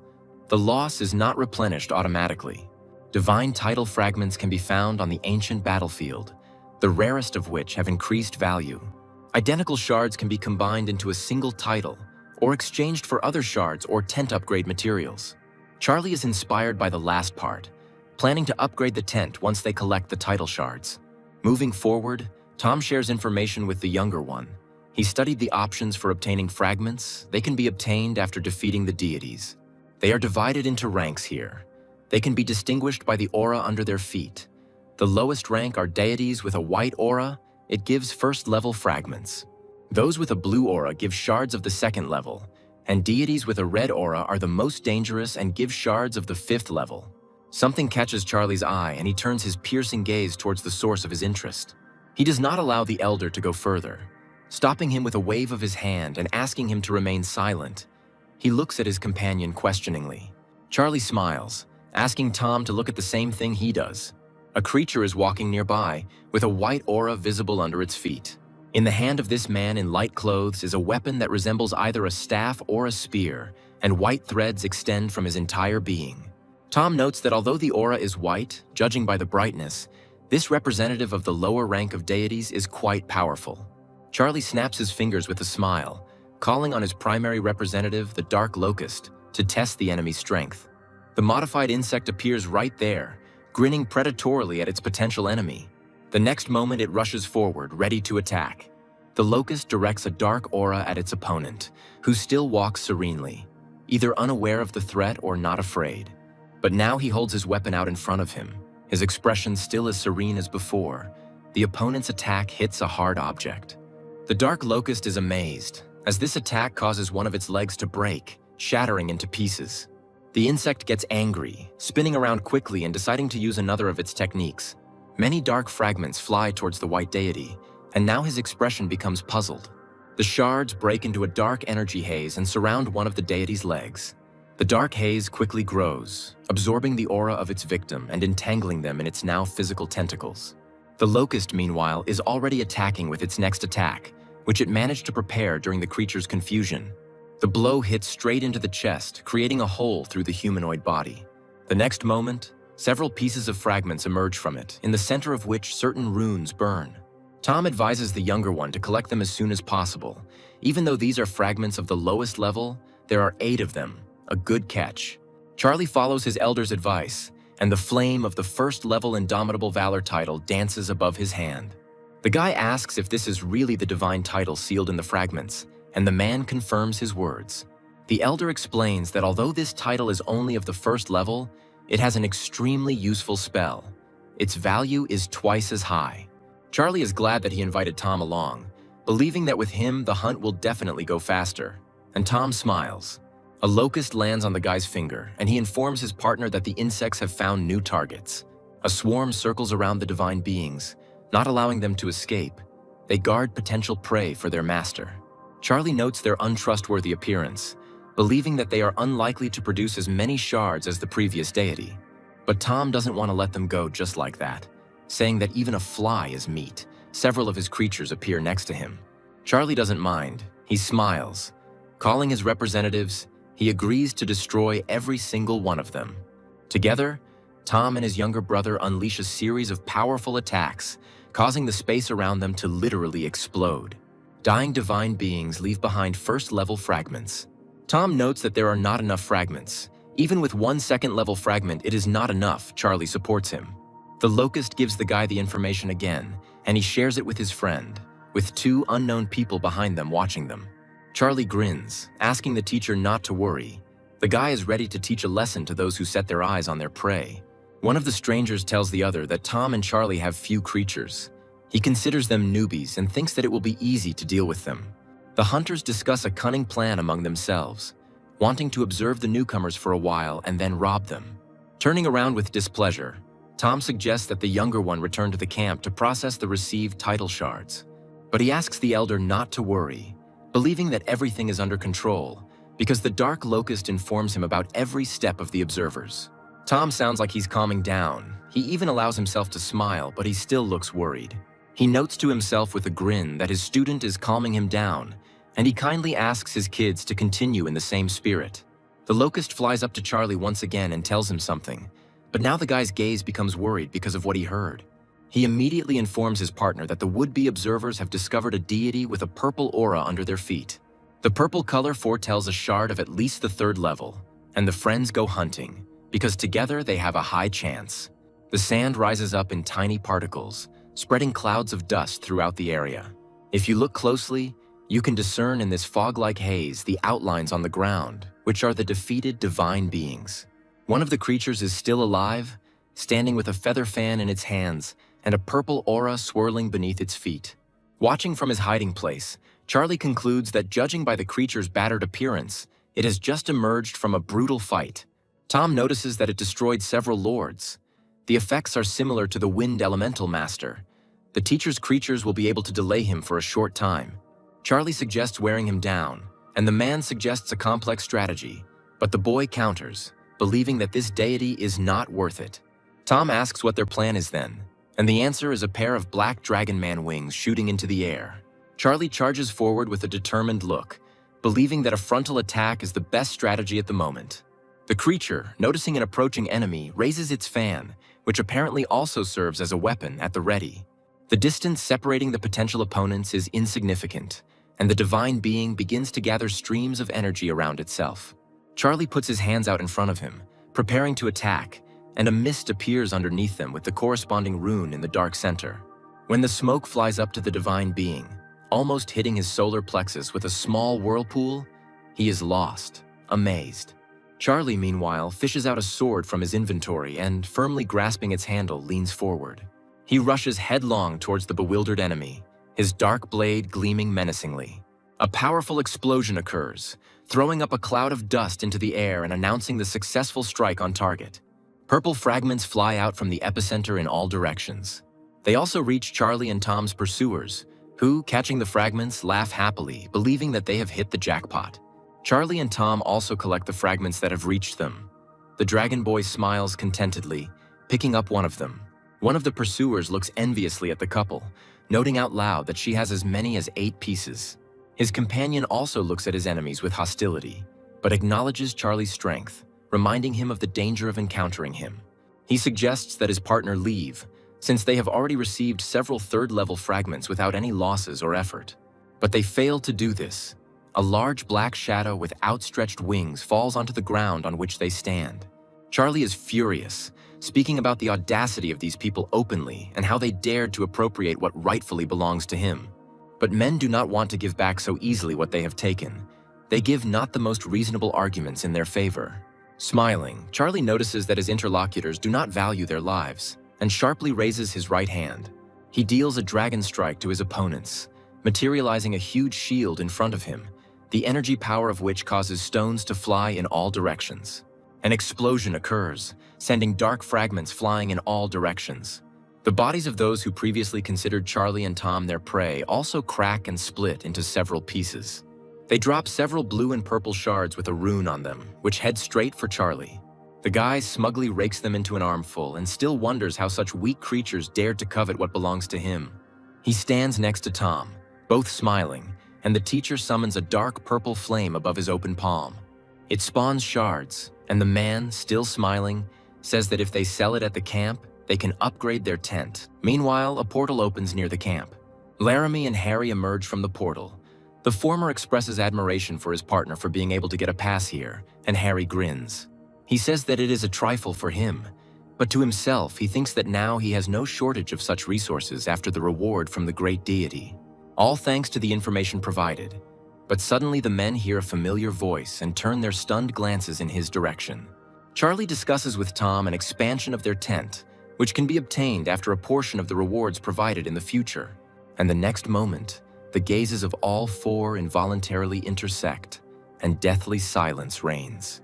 Tom is the first to break the silence, greeting the men with a smile and saying that he didn't expect to see them here. Laramie doesn't answer. He just grunts discontentedly, but his mood can be sensed by the aura swirling around him. Harry turns out to be more accommodating. He even allows himself to smile and says that their meeting is a real stroke of luck. The blonde asks Charlie if he knows how hard the man has been looking for him since they missed each other in the ruins, and he expresses confusion. The guy tries to understand to himself how the demigod was able to guess the student's true identity, since he was then wearing a mask that hid it. Harry admits that he may have been mistaken and compliments his son's former classmate, surprised that he has already become a demigod. The man was furious inside, still remembering the insult to his son, because now, because of this, he would not be able to raise divinity. Tom and Charlie politely say that they still have other things to do, so they are forced to leave their unexpected interlocutors and say goodbye. Tom thinks about leaving here immediately, because he feels that otherwise the men might start a fight. Laramie asks Harry if he is really going to let Charlie go so easily, since it was he who crippled his son. But he says that there is no need to rush yet. If the guy does not leave the ancient battlefield, they will definitely meet. The teacher agrees. Entering the tent, Tom expresses his concern about the people he met, believing that they will certainly cause them problems in the future. Charlie asks why the teacher downplays their own strengths and extols the enemy. In his opinion, there is nothing special about them. Tom says that Charlie knows little about Harry and shares that he recently gained the support of a very influential person and gained power. The man believes that the guy now needs to save as many of his creatures as possible because a big test awaits him soon. And the guy says that the chance to be here is very rare. He will not refuse this opportunity even because of Harry. Tom is angry because of the stubbornness of his ward. In order to be able to counter Harry, Charlie used the Eye of the Soul Eater to greatly increase his rebel title in a matter of days. After 6 consecutive buffs, Rebel's experience finally reached its maximum, opening the possibility of evolution for him. Charlie receives his divine spell and is given 2 options to choose from, but he doesn't want to choose. Holding the sword in his hand, he ponders whether to follow the path of a warrior, since the first option is the Rebel sword. However, the Rebel weapon converts ranged physical attacks into magical ones and vice versa, and can fuse with other firearms. He doesn't think for long, and the next moment the sword filled with magical energy that was there originally appears in his hand again. The choice is made.